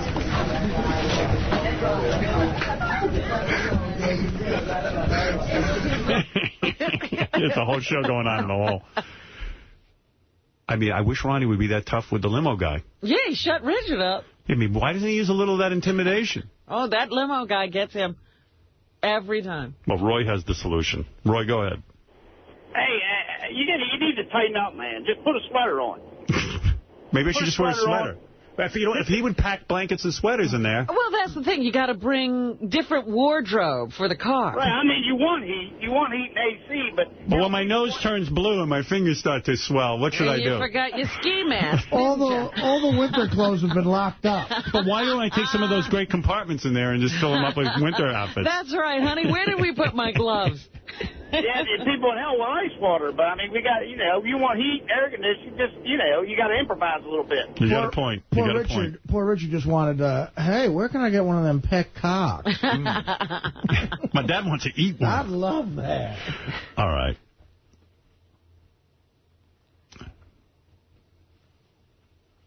It's unbelievable. Somebody ought to go take a camera down and look at the petcock. I'd like to see that. Yeah, we ought to get that. John. John's on the air. Go ahead.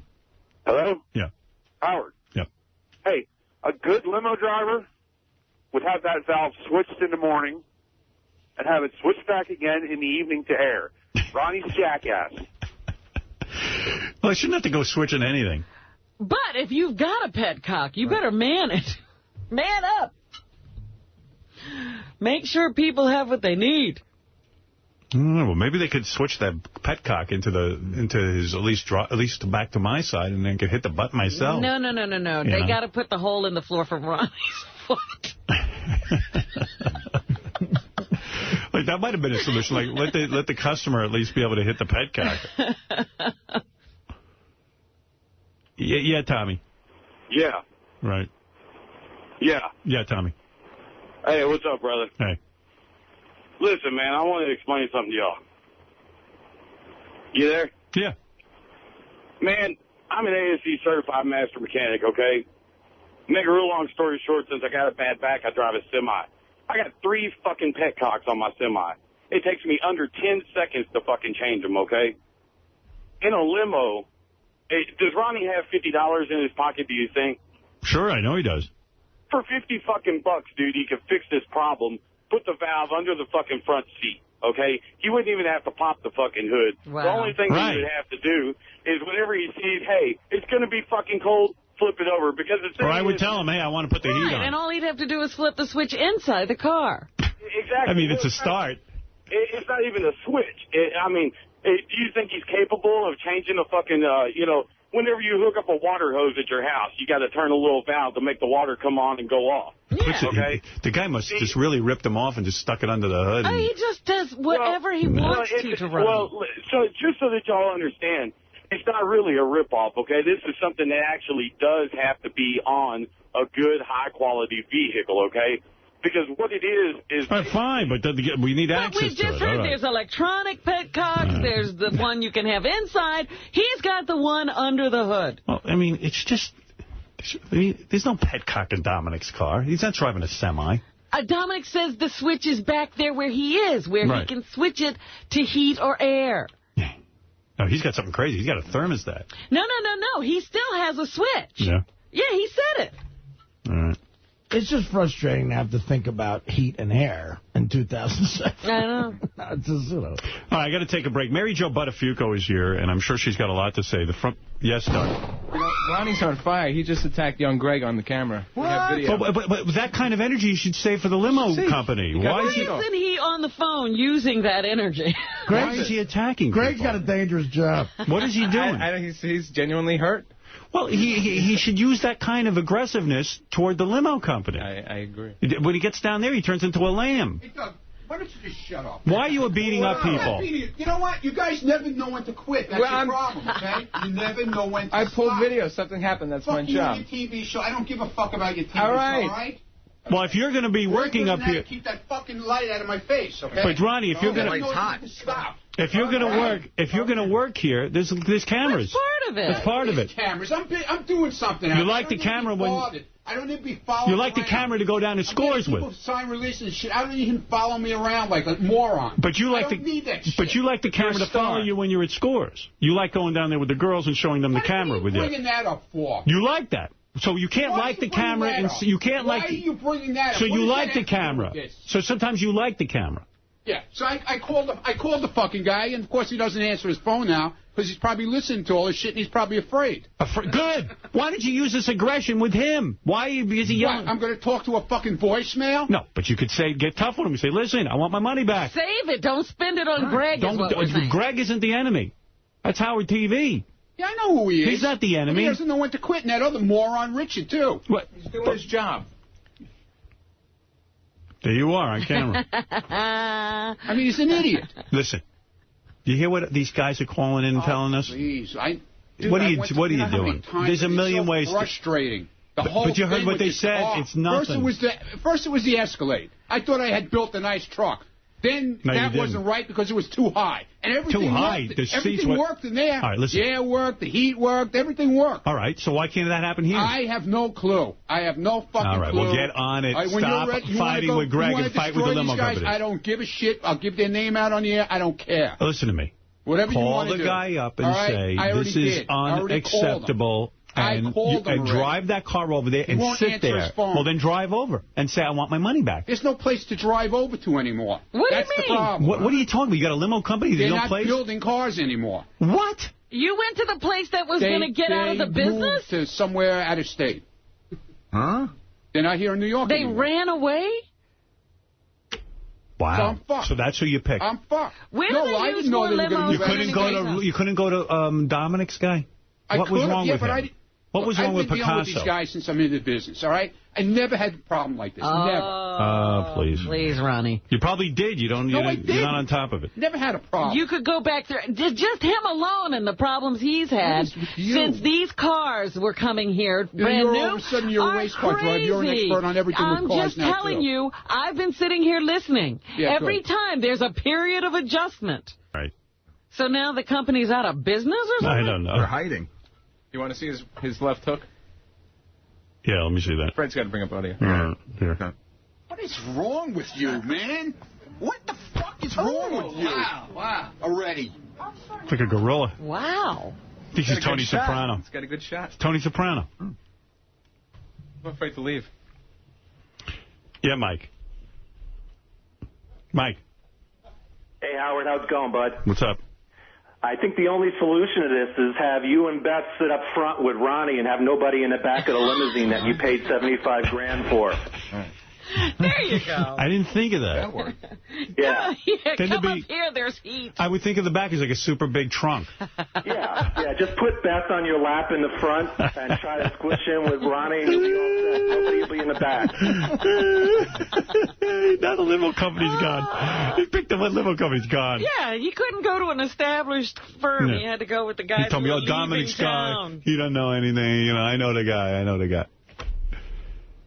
He knows the guy, all right. That's rough news. It's like when a bookie leaves town owing you money. Yeah, now you're really up the creek. All right, I got to take a break. I do want to speak to Mary Jo, who, by the way, in the paper on Saturday, New York Post front page, Amy, Jo, and Joey are in love. Amy Fisher, rather, not Amy Jo. Amy Fisher and Joey Buttafuoco were sitting there making out on the front page. Did you see, I watched The Insider as they were walking into the restaurant, and they were, the camera crews were following them around, and they were yelling, kiss her, kiss her. So he leans over and kisses her. I'm like, that's disgusting.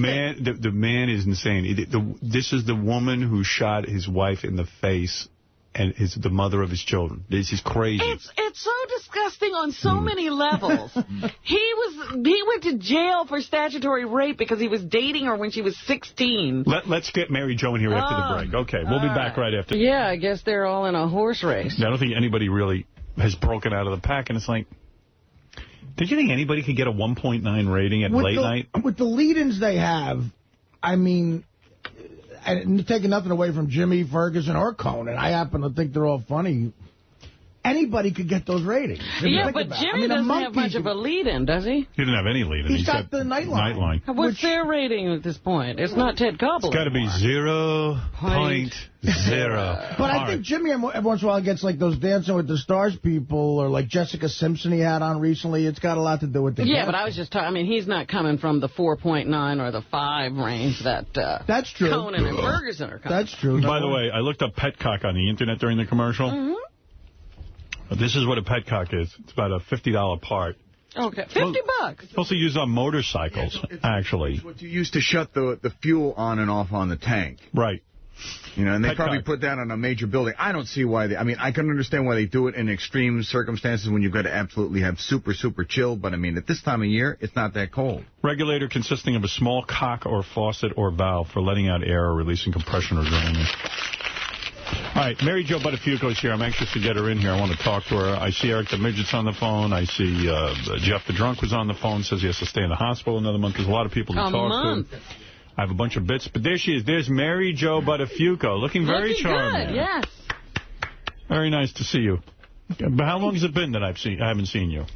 I was thinking about it, 10 years. Really? Good morning, Rob. 10 years ago, since the invention... I've talked to you a lot, but since the invention of satellite radio, you haven't been around. Hi, Fred. Hi, sweetie. How are you? It's nice to see you. Good to see you, too. Thanks. I got a nasty zit I'm picking. What are you doing? I don't know. It's a little pop zit I'm playing with. How are you? I'm great. All right, well, let's talk right off the bat.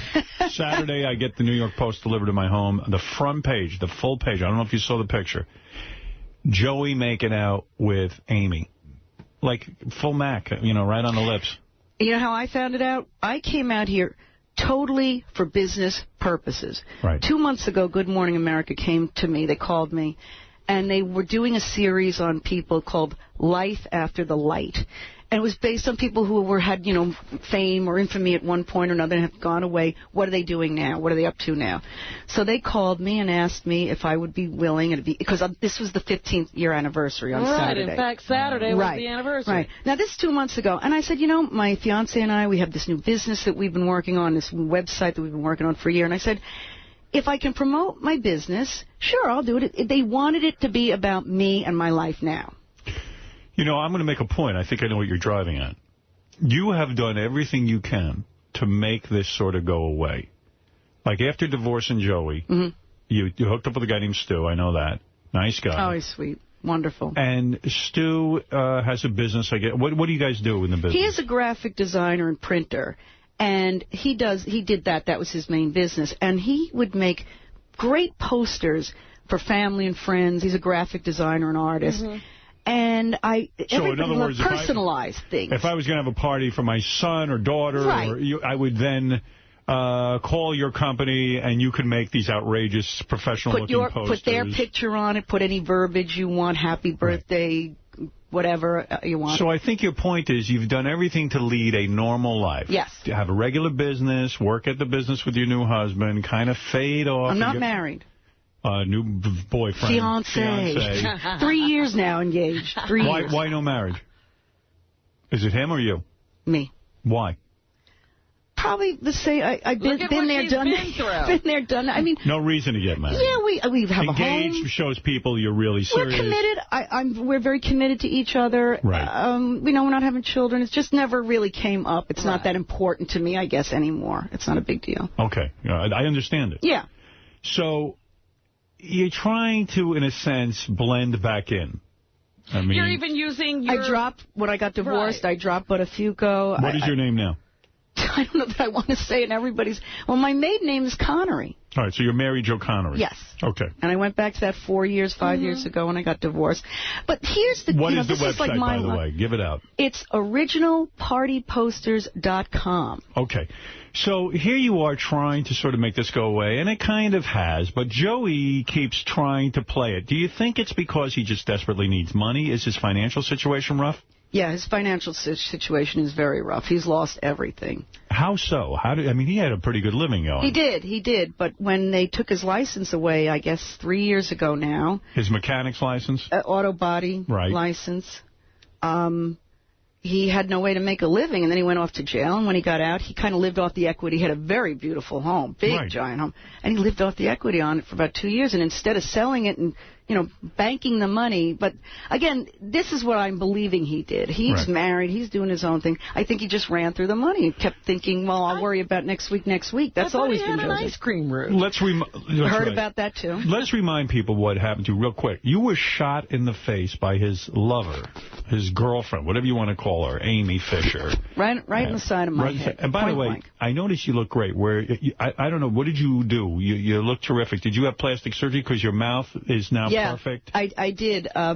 My daughter kind of got on the Oprah show and said, I love my mom so much, and she's been through so much, and she wanted this for me, and they agreed, and I met these wonderful doctors in L.A., and, I have had plastic surgery. Facial reconstruction, because where your mouth used to kind of droop, it doesn't anymore. Isn't that amazing? It's amazing. This doctor's, I have to give him a plug, Dr. Aziz in Beverly Hills. You look great. Yeah. Thanks. And I when you last saw me, when I think about it, I look back at all this insanity. I was living an insane life that I didn't realize was insane because that's all I knew. You were. I always used to say to you, what is this? How do you live with Joey if he was somehow in an affair with the woman who came and shot you? How do you get over that? But okay. I remember being with Mary Jo years and years ago. It was, a couple of years after the shooting. And she would say, I'm tired of people screaming at me to leave Joey. It's my I remember having that conversation. And I was like, well, I got to support you in making your own decisions. I couldn't say I think it's a crazy decision because you were getting that from everybody anyway. By the way, do you have heat and air conditioning in your car? You come in here in a limo today. That's what I want to know. All right, so let me understand something. The New York Post has a picture of this. Did you see today's? No. You didn't see today's. He's with the wife today. Oh, he is? I must have the early edition. I can't even keep up with this. Tell me what's going on here, in your opinion. Does this make your blood boil? I gave Lisa G the scoop, but this is going live now. That's good that you gave her the scoop. I know. Thank you. A month ago, while Joe was still in prison, I got the first phone call from David Kreef. He's the producer. Yeah. And it was, how would you feel about recreating the crime? What? Huh? You take another bullet to the face. Yeah. How about, would you like to recreate the crime? Come on, Amy's so hot. Yeah, right. I got Amy on the phone. She's willing to shoot you again. So after I got up off the floor, I thought about it a while, and I went, for $1 million, I'll do it. I'll stand there and do a recreation like you see on the TV shows, $1 million. Never heard from him again. Right. Next thing I know, these two are traipsed all over the place. So that was my encounter about a month ago with him. You wrote me an email and you said, Howard, if you have Joey and Amy... I know. I'm sorry about that. No, it's okay. But you were in the heat of the moment. I was. You were so pissed. I mean, how are your children... I mean, they're pissed, right? Do they hear from their father? What is going on in your household? Our household is fine. My son lives by himself. My daughter, lives, with roommates. I mean, they have a good life. They're working. They're productive. They have friends. They have a life. I was with them on Mother's Day last Sunday, and that was when this all started out, that he was in New York with a rendezvous. They were going to go on a date in Central Park, and we read that online because we're out in L.A. And what do you do? I know your daughter said, I think, that, or your son said, I forget, that, hey, he tried to contact his dad about this to tell him it was wrong. And No, we have no way of contact. We don't. He has no phone number. He has no phone. He has no home. We don't know where he is. I read in the paper. And he doesn't make any contact with your kids. He did call my son and left him a rambling message, I'm going to say 9 or 10 days after he got out of jail, after all of this had started. Right. And all he said was, I love you so much, and I've got to do things, and I got to do what I got to do. This is what Joey does. I don't know, I got to do things. I'll get in touch with you when I can. I just got to do some things. I love you. That was the message. So you think this is all a big publicity stunt? Do you think he's really into Amy Fisher? Do you think she's into him? At first, I thought it was a really big publicity stunt because, this is ridiculous. But then I got to tell you, I saw yesterday's cover where they're kissing, and she looks really genuinely, happy. And I'm wondering, is he using her? Because now, today's paper, he's with his wife. He's with his wife, yeah. His wife's in a bikini, and they're lounging on a chaise lounge. He's cavorting with her. Yeah. So what do you think's going on? Do you think that he was put up to this for money? And It seemed awfully timely to me that all of a sudden his marriage hit the rocks. And then she put up with this shit. Yeah. The other day he's on the front page kissing her, and now they're doing this yesterday. Right. What's wrong with her? I mean, it's got to be. It's publicity. But even still, at what point do you say enough? Yeah, right. You've got two children. I did about 7 years ago. But you got two children, and you go, I'm not going to kiss Amy. Didn't he say Amy Fisher was a psycho, and Amy Fisher was a terrible person? And he was angry at you for forgiving her. Right. Oh, yeah. And now he's making out with her. Paul and Jessica, and I can speak for them now because they have already spoken to you. These are your children. I've kept quiet all these years. Yeah, you've been good. And I've been write a book, tell a story, do this. And I've always said, no, I'm not going to do this. This is their father. I'm not going to badmouth their father. And now they have figured it out. Right. So it's all out there. And they have come to their own decisions and their own conclusions. And so now, I'm ready to write that book. Does your son, does your daughter have any contact with him? No, she has not spoken to him since right after Christmas before he went off to jail. She told me she has men issues, like she's literally a virgin. She does. She said she's a virgin, which is not a bad thing. No, you know what? She's a wonderful, loving, she's got friends. She's just, I do believe, better that than she's up looking for daddy's love with 8 million men. Has she ever had a serious relationship? Never a serious. She's got a lot of guy friends, but she's never allowed herself. And I've talked to her about this, and I hope maybe now she's going to start to change, because we've been talking about this a lot. And I said, Jessica, if I felt that way, too, if I shut everything off, we wouldn't have Stu in our lives. Right, yes, if you get hurt and you're disappointed in somebody. This is her dad. She loved her dad. But I think now she's kind of seeing, you know what, he's a lost cause, and she has to move on. And this guy that you're with now, he's here with you, Stu? Let me say hello to him. I heard he's sweating in the green room. Sweating? He's afraid to come on camera. He was so nervous. Yeah. Poor guy. He's not used to this. Let me see Stu the Jew. You call him Stu the Jew, right? Stu, how you doing, Stu? Nice to meet you. Same here. Yeah, you're a nice-looking guy. You seem like a stand-up guy. He is wonderful. Right. Now, what about you and Joey Buttafuoco? Do you guys butt heads? What about me and Joey? Do you guys get along at all? I mean... I used to be his biggest advocate when I met her. Right. And I'm just so disappointed in I have a really good relationship with the kids. Right. Yeah. And for me, as a father of 3 of my own, just tears me apart. I love the kids, and what he's doing to them is just awful. It's not right. It's not right. So now... No matter how old they are, it's not right. Joey says they're old enough to handle it. Artie, I got to tell you, last week, when you stood up for the kids. This idiot was on the phone going like, well, what? It's all about love and peace. Thank you, Arty. Arty was great. All of you. Yeah. You know, it's like, thank you all. Like, that's, I think, what made Paul, who's very shy and has always stayed in the background, when he called the wrap-up show, because we get it, you know, it's so early on the East Coast. I listen to the after show, but we usually listen to the wrap-up show live. And that's when Paul called in to say, you know, we don't approve of any of this, and we don't know what's going on. He's just gone off the deep end. And Yeah. Well, the two of you have a website now. It seems like you're trying to, you know, do good things, normal things, like get your life normal and not live in the shadows of this horrible deed that was done to you. Yeah. You can check out Mary Jo Connery's custom card company at originalpartyposters.com. Mary Jo's husband, Stu, is a graphic artist, as you know, and fiancé. Sorry. You want to marry her, right? Husband.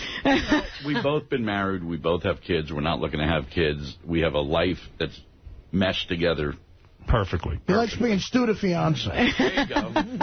You know, I understand we get married. If we don't, we don't. I get that. Like we Beth love said each to me, other very much, and we're there for each other. Beth said to me she wanted to be engaged more than she wanted to be married. In other words, I get it, but I think I'm going to go through the whole... Well, you know why? Because it's Beth's first time. She's young. You can afford it. You can have a really nice big wedding. We're just a struggling middle-class couple trying to earn a living. I asked Mary Jo when they were going to get married. She said as soon as somebody throws us a wedding. So, you know, that's not going to happen, so we're just... So if I want a party poster or something, anything, custom made? Right, what we do is we take the guest of honor, whether it be your child or you or a friend, and we do posters, invitations, thank you cards, disposable cameras, photo albums, place cards, all to match with the, like I said, the guest of honor on it. It could be for Christmas, it could be for a birthday, a bar mitzvah. Yeah, like Gary, if your son was having his next, and his theme, he's into football, so you'd pick a football bag, or we'd put his picture in. We have over 100 themes. What would it say if you sent one to Joey, but if you... What would you pick? What theme do you pick for that? What? Yeah. What do we all pick nice for that? themes. I don't know. Yeah, something non-confrontational. Mary Jo, you're always one of the sweetest people I've ever met, and you know, at this point, you know, you start to see Joey back with Amy Fisher in some way romantically, even in the paper. Do you ever sit and go, gee, is she going to come back and shoot me again? No, I don't think. I think that's the new wife's problem. It's only when you're his wife that you have an issue with it. Are you really? Does it cause you any pain right now? Well, you mean seeing him with her, kissing her. I was starting to say to you, I came out here to do GMA totally for us. Right. And we came in an awful rainstorm Wednesday night, circling in over Newark Airport for 2 hours because of the thunderstorms and we get in late, and the next morning, I stayed at the hotel, and they walked us across. The producer came to walk us across the street, and boom, all of a sudden, the cameras and the boom mic, and they, Mary Jo, what do you think? And there it was. They, shoved it in my face that first day. And I kind of looked at it, and I was like, fuck, I can't believe this. I come here to do something for me, and boom. There's Joe. There he is. There he is on the front page. And then that night, he's walking with the umbrella, all of it. Has he ruined your life? Really? Did he ruin my life? He changed my life, for sure. Are you finally angry with him? No, I'm not angry at him anymore. I'm not. She got angry. That's why she divorced him, I think. Yeah. Even like with Amy, in life. Even with this, you're not angry at him? I'm angry for the kids. I am very angry at him because of what he's doing to the children. If you see him, what will you say to him? Will you tell him you are fucking these kids up? Will you say to him, in God's name? I've said this to him for 30 years. And what does he say back? You know, Joey can sell ice to the Eskimos. Right. I used to say to him years ago, you can justify murder. I would be in awe listening to him sometimes, how he could bullshit and talk to you and have you convince you that what he's doing is the right thing to do. Yeah. And now that the more years I'm away from it, the more I see it. You know what it reminds me of? You know, like on Dateline, the Chris Hansen thing, where they catch the predator, and they've always got 57. So, well, I was just coming. I was going to give him condoms. I was just going to take him out for ice cream. Is that like remember when the cops picked him up for prostitution? Yeah. You said that he rolled down his window? Did you always said, I remember, because I always thought it was weird. We said, hey, Mary Jo, what's going on with Joey getting picked up for soliciting a prostitute? You go, oh, you know Joey. He's always joking around. Did you buy into that, or were you covered for him? Do you remember you called me, and I was off the air, and I was that fucking asshole. That piece of shit. I was screaming at you. And I'm like, are we on the air? Are we in the... I go, no, because I said you can't put me on the air. And then Dominic called because I was told, don't talk. Dominic told me not to talk. It was like that whole insanity. Does he do that? Did I say that? Yeah, because like I'm saying to you right now, he can sell ice to the Eskimos. So you bought into it? You believe that he was just rolling down his window when he was... And joking around with the prostitute? No. Then why be mad at me? Well, at the time she was living at. No, I'm saying, if you knew that he's a bullshit artist. Yeah. But you bought a lot of his bullshit. You know what? I did, because... That's why he's an artist. He's just not bullshit. Here, guys, here's the perspective. We've known each other since we're 15 years old. When that's all you've been with 15, 16, we're all stupid and young, but sometime you got to grow up. And I found that I grew up, and he didn't. But I kept thinking every time he would do something really stupid, that would be the last time he would do it. Right. And now I've got 2 children that I'm trying to take care of. Now, the shooting, people have asked me that, and I say, where was I going? I almost died. It took years for me to get through. I've had surgeries, and Dominic can tell you, I got addicted to all these pain pills, and God bless him, he was the one that got me into rehab. Yeah. Wow. Because I wanted to get off of them, and I just couldn't because I had when you're on painkillers, you're not really thinking clearly anyway. No. And I'm trying to be, like, as Paul and Jesse talk to them, in the house, I just tried to focus on them and also taking care of them. When you have little kids in the house, you're like, oh, financially, I can't leave this man. Yeah. You know what? I'm reading the article in the paper yesterday, and Amy seems to be falling into that same syndrome. She says, he may be unreliable, undependable, but people change, and I'm here to help him now. Oh, I saw that, and I said, good luck. So let me just check, and I'm embarrassed to ask you this. You're not dating any underage girls, are you? Absolutely. All right. Because we can't suffer this again. Did you have him vetted out? I mean, did you hire checked out? Yes, absolutely. I had them all checked. I had the wand up and down. I checked. This looks like some kind of stud to me. Yeah. Just a decent guy. Yeah. Okay. Work Mary Jo. Yeah, babe. Well, I saw these guys Friday night. They came out to a stand-up gig I had, and I'm curious about, am I allowed to talk about who you were with? Yeah, I spoke to him yesterday and last night. I meet them Friday night at a gig I had, and they introduced me to Joey's brother, who they were hanging out with. Oh, yeah? He's a good guy. I was going to say... Well, he's still family. Yeah, well, let me tell you... What is his stance Arty, on the whole that's the point. They are furious with him. Right. My brother-in-law and sister-in-law came in to see us, and my other sister-in-law, all of his sisters and brothers, who I've known for 35 years, are furious with him. He hasn't spoken to any of them. Wow. None of them. What do you make of that? I make of it, he doesn't want to hear us all say to him, what are you fucking doing? He doesn't want to be lectured. Right. Yeah. He wants to do what he's got to do. Joey will always do what Joey wants to do. Well, you know what's funny? When he was on the air with us and, everybody was raising an objection and asking all these questions, he acted as if he didn't know this would be... He was like incredulous. Yeah. What? Yeah, and I said, wait a minute. I went home after that. I said, could he really be that naive? And then I thought, no, that's part of his act.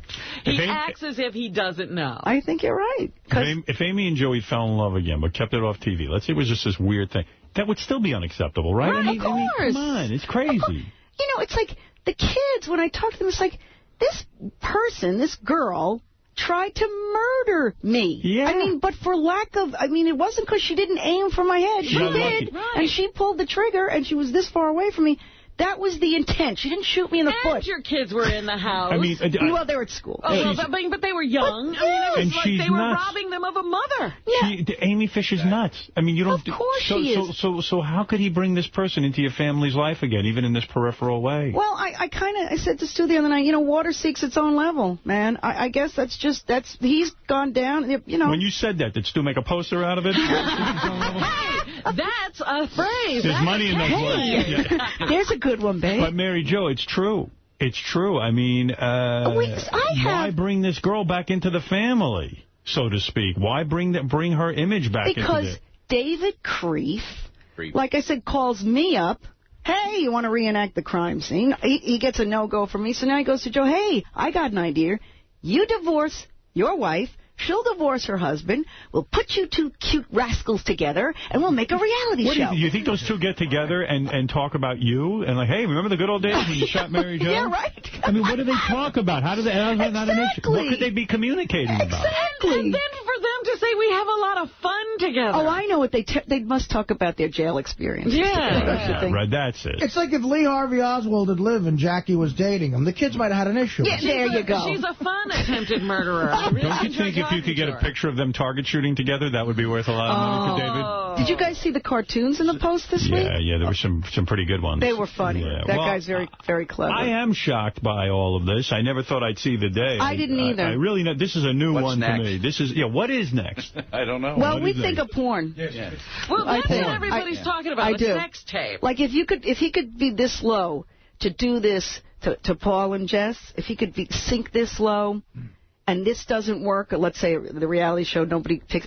I think of porno. I'm kind of bracing myself. I think you're right, because that would be the next big thing. Absolutely. And that would probably bring in a lot of dough. When we did our little thing last year and I met with her, it was such closure for me. It was really good because I got to look at the thing. Out of it. And I got something out of it, and that was just peace. I didn't expect much.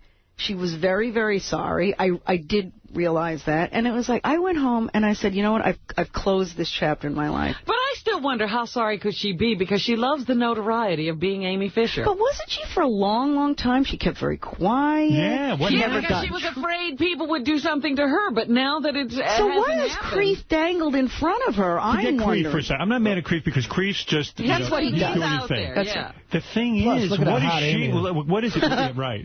Don't be so serious, Arty. She supposedly for years didn't want people to know she was Amy Fisher. She, too, has young children. Yeah, but now she apologized. They might have gotten away. So now she can come out. Yeah, her apology. Was her apology all horseshit? She doesn't know she's hurting Mary Jo all over again? And her own kids. Right. They have to live with the fact that their mother's a nutcase, and everybody knows it. Yeah, I mean, I thought she was trying to convince us she was normal. She was supposed to be changing her name. She did. Keeping a low she profile. did change her name. Now she's Amy Fisher again.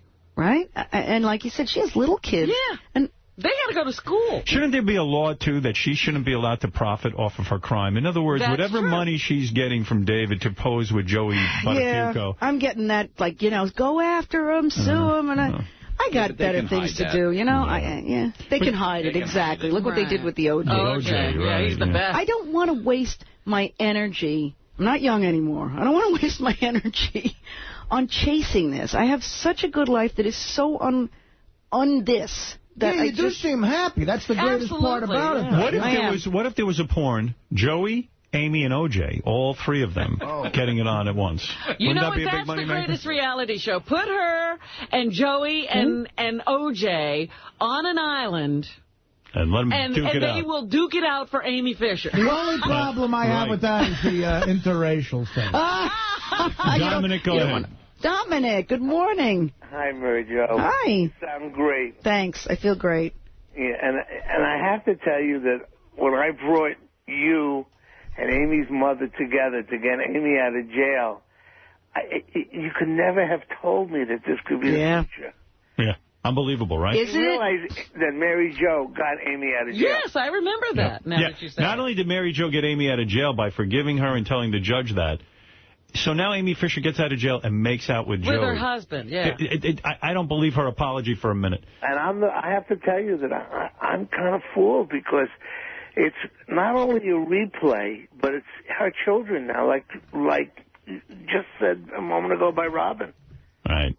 Yeah, Dominic, isn't this amazing, this whole saga? Can you believe? I would never have guessed this in a million years that it would get to this. It's 15 years.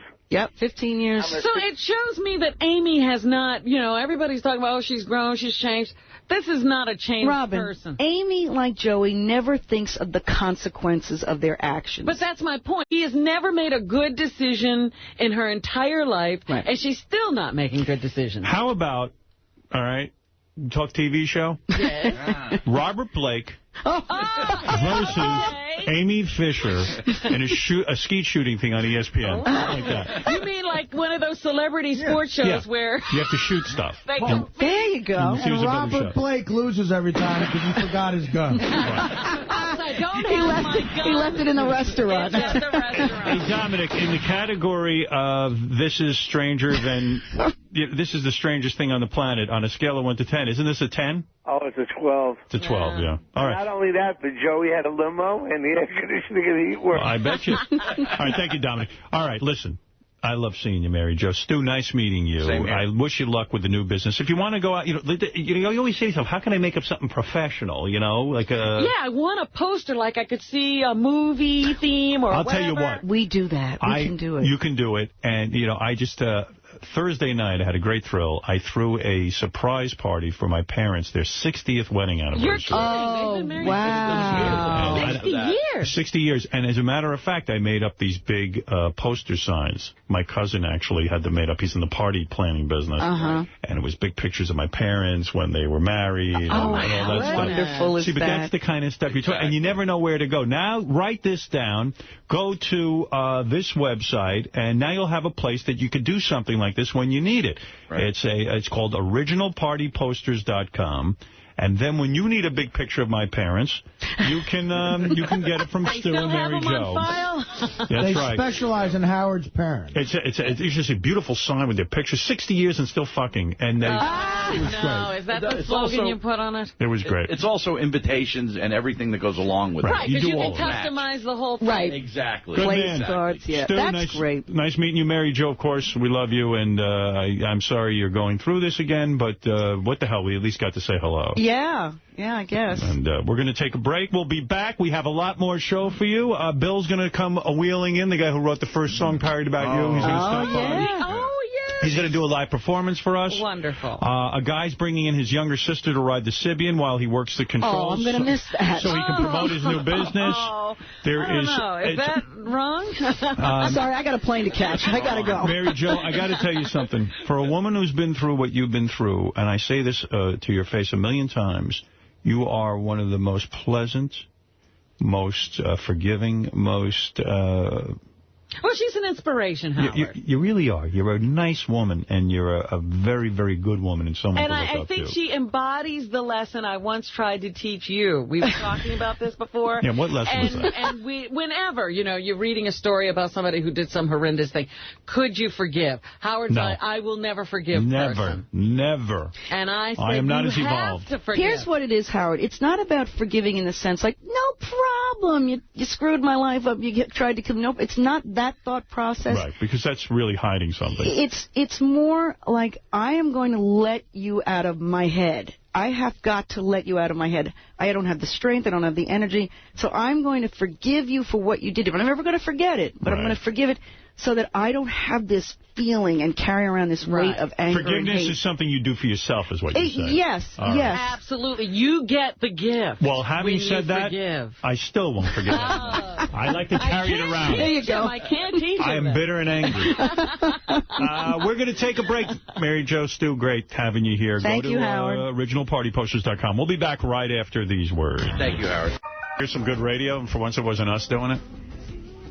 Very rarely is it that we're not responsible for all the good radio, but this is a guy on sports radio.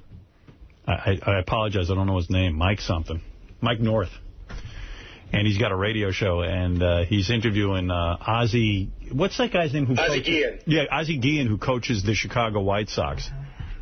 And this guy from the Chicago White Sox calls up and he starts cursing up a storm. Oh, yeah? And the guy's freaking out because he's on regular radio. And he's like, hey, man, dude, He's sort of known for yelling at his players and cursing at him. He's like a yeller and a cursor. Okay. Azy Griffin on the line here on WSCR with Bob Brenly, Mike North, Fred Humner, Annie Mac. How you doing, Azy? I know you like AJ. I know you love AJ the same way I am.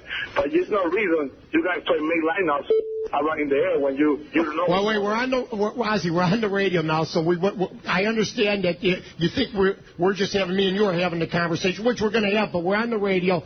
So what are you guys talking about? Well, because AJ's disappointed. He's pissed. Well, I don't care what AJ thinks. I make the best lineup. I'm going to find out what Tony Holmes can bring to this ball club. I want to find out right away how we're going to use it. I never say AJ is a platoon. Well, I understand. No. Hey, listen. I'm telling you guys that every 10 days. Hey, Azy, clean up your mouth, all right? Okay, clean up your damn mouth when you're talking on the radio and you're talking to me. And have a little respect, all right? Don't go talking to me like you're talking down to somebody. You understand me? You're a good friend of mine. You're a good friend of mine. Let me tell you something. You're a good friend of mine, too. But don't talk down to me. You understand? You ain't talking to one of your players. You know what? You better clean it up. Wait, I know you're a good friend with this guy. You don't have to talk. I don't know. I'm a good friend of yours, too, so you talk to me with some respect. You don't talk down to me. You understand? Okay, I will do that. But, in the meanwhile, while you talk about the air, you respect... That's my job to find out what's going on. It's my job to find out what A.J. Brzezinski thinks. It's my job to figure out what the hell's going on. Guess what? I do this 4 hours a day. You do your job, I understand it. But don't ever talk down to me. Don't ever talk to me like I'm some... Yeah, you better hang up the damn phone. Talk to me like that. The hell you think you're talking to? You talk with respect. You hung up the phone, too. You got no class for swearing on the air 3 different times. I'm not going to lose my job because of him. You can't stand the heat. Get the hell out of the kitchen, Junior. I love that Chicago accent. That's Johnny Fratto at a radio show. Azy Griffin and Mike North. I love arguing on the radio. That guy, Azy Griffin, I mean, he could barely speak English, but he manages a team, and he actually... And they win.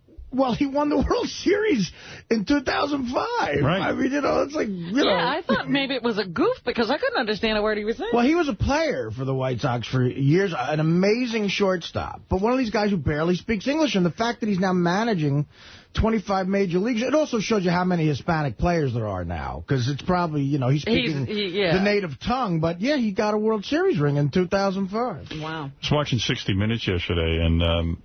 whenever you watch that show, you get so outraged. Oh, yeah. Yesterday was a big one. But there's some dude who has invented a $100 computer so he can give... I watched that, yeah. So he can give computers to all the children of the world, which is kind of cool. But they're showing this computer they invented for $100, and they said the battery lasts like 10 hours. 20. 20 hours. And I'm like... And you can hand crank it to repower it. I have a little laptop I carry with me, that, basically is hooked up through Verizon. It lasts maybe an hour and a half. Right. That's with the big battery. Yeah. So how come they invent... I want that. I want that $100 computer. How do you not have heat? Yeah, I want that $100 computer, too. I know. The way it sounded, it was like it's much better than the computers we're walking around with. Yeah, and I mean, I'm paying a couple of grand for mine. I think mine was like $5,000 or something. Yes, I know how much it cost. Yeah. And he's in a bitter fight now with Intel, and I'd love to take the guy's side, but I'm not sure what... Like, did you get what his beef was with Intel? I'm not going to get into the whole show, but I'm just saying, it came out of it. For $100, you could get a 20-hour battery. And it looks like a toy, but which makes it more appealing.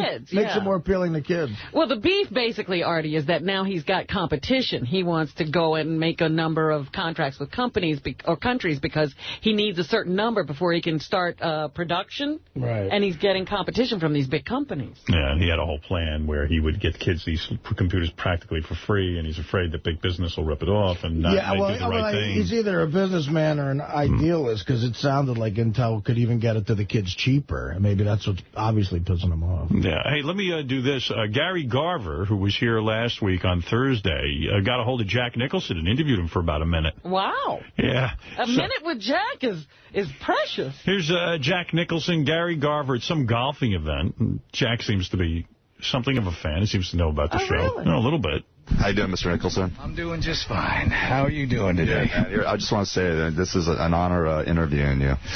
Well, it's nice. It's an honor to be interviewed. I didn't know Howard was a golf enthusiast, however. Hey, I don't think Jack Nicholson's acting. I've just now come to the conclusion that he's really that crazy guy. Well, I have always felt that way. Yeah. I mean, since that turn in... Shining?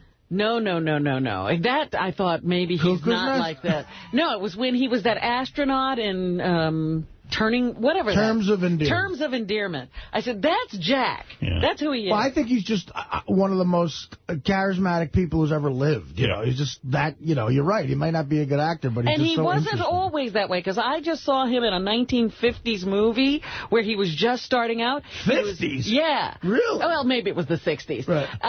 But he was not a good actor and had no charisma. You know what TV show he started on? No. Andy and Mayberry. Do you remember the episode? No, you're kidding. Jack Nicholson's in Andy and Mayberry. What he was episode? hanging out. I don't know. He was either like hanging out with Otis the Drunk. I don't remember exactly, but he was in it. He was in Andy and Mayberry, yeah. Well, I saw him in a movie with Peter Lorre and Vincent Price. Oh, that was that Roger Corman movie, right? And he played like a Prince Valiant kind of character, and he was terrible. Oh, I know what you're talking about. Wasn't it the episode where they gangbanged Ann B? Yeah. And Jack Nicholson double teams her with a biker or something? I remember something like that. Yeah. And they're fucking her really hard, and then then he comes on her face. They made Opie watch. Yeah. That's what it was. His head spun around. How you doing, Mr. Nicholson? I'm doing just fine. How are you doing today? Yeah, I just want to say that this is an honor interviewing you. Well, it's nice. It's an honor to be interviewed. I didn't know Howard was a golf enthusiast, however. Hey, are you satisfied with your career? Very satisfied. Over and out satisfied. What would you like to be remembered for? My smile. Hey, I'm getting nervous here. Do you think Don't get nervous. We're doing fine. Do you think Paris Hilton is celebrated for doing absolutely nothing? No, I think she does plenty. I mean, people have to appreciate it's not that easy working in front of the camera. Especially, nude scenes are tough for everybody. It's funny, too. That breathing is weird, and everything's just weird, man. He's just, like, out there. He's creepy. You know what he sounds like? A 75-year-old guy who just walked 9 holes. He breathes harder than you are. Come on, he's got to be using a cart. Yeah, but, I think we're walking to the hole. Does this cart have heat and air conditioning? She's a wonderful lady, actually. Does being a celebrity get you out of speeding tickets? I don't speed. Describe Howard Stern in one word. Curly-headed, tall, good-looking, and a little nervous. And if you're forced into gay sex, who would you choose? I don't get forced into anything. Thanks a lot, Jack. All right, there it is. That's a good answer for that. Jack Nicholson in a searing exclusive interview with Gary Garver. And boy, does he get all the answers. Yeah. I don't think there was one answer over 3 words. Stern exclusive. There it is. You know what? He always makes a point of never to do a talk show. And, he's got it. It's like, hey, what the fuck? I got nothing to say. Just watch me act. That's right. Unless they give me words, I don't have anything to say. Yeah. Well, there you go. And also, Hillary Clinton, I'll just play this clip real quick before I bring in Bill, who wrote the original song parody for Robin. And he's going to come in and just say hi. And maybe we haven't seen him in years. He's saying he might even do the song live, which would be a great treat. Well, I hope so. This is Hillary Clinton. Over the weekend, she gave a commencement speech at a college and lost her voice. She sounded like Bill. Bill Clinton was always like, hey, right. Yeah, she lost it. I don't know if it's the pollen. I've noticed there's a lot of pollen. Oh, my God. The pollen, you can see it when it's falling. It's just right there. It coats your car. It's amazing. It sticks in your throat. Yeah. I was out at the Columbia graduation, and you can't even breathe without coughing. Yeah. So here it is. Hillary Clinton really loses it. Fifth, let's expand affordable housing. We know we've got to provide more housing. The president showed me the housing that she's already built here on the campus. It looks a lot better than trailers, Madam President.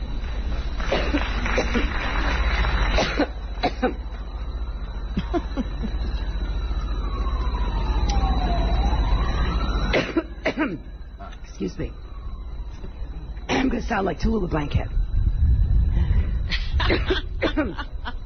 How many kids know who Tallulah Bankhead is? I know. We also need to address the skyrocketing cost of insurance and provide more rental housing. Next, let's deal with the rising crime rate. It's like Nicholson. Put more police back on the streets. Fund them with federal dollars. We need to make sure that we have 21st century schools in New Orleans. Take a break. Yeah, suppose she dies on the campaign trail. That's not good.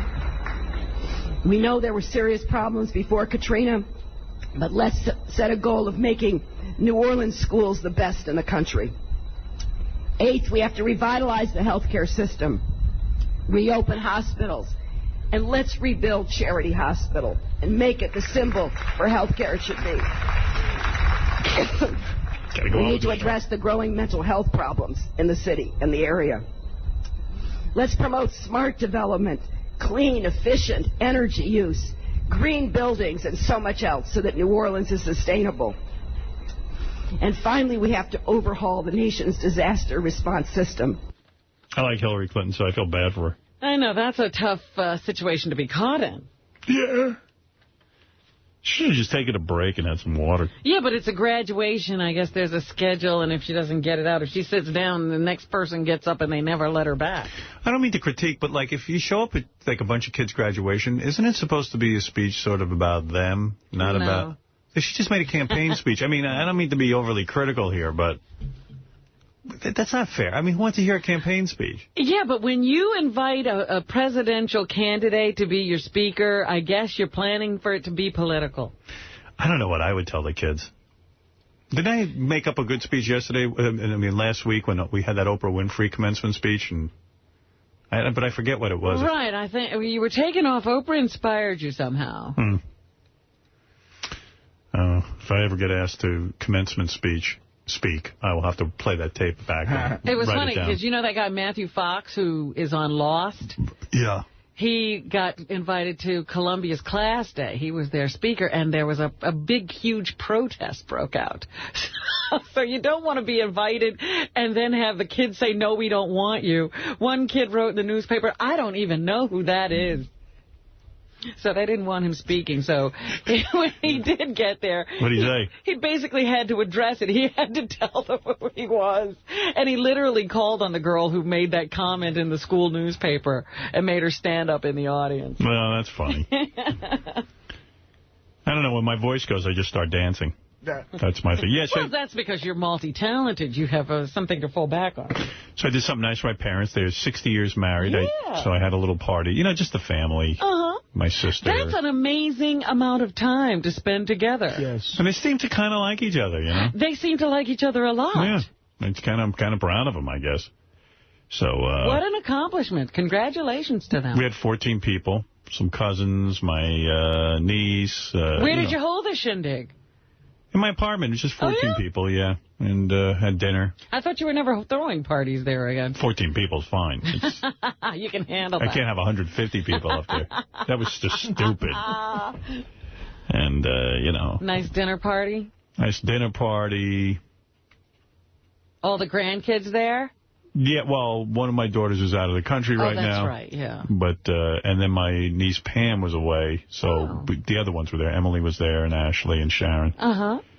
You know, my sister's kid, and, you know, yeah, it was nice. Did they say something? Did they, you know, were I got up and made a toast. Made?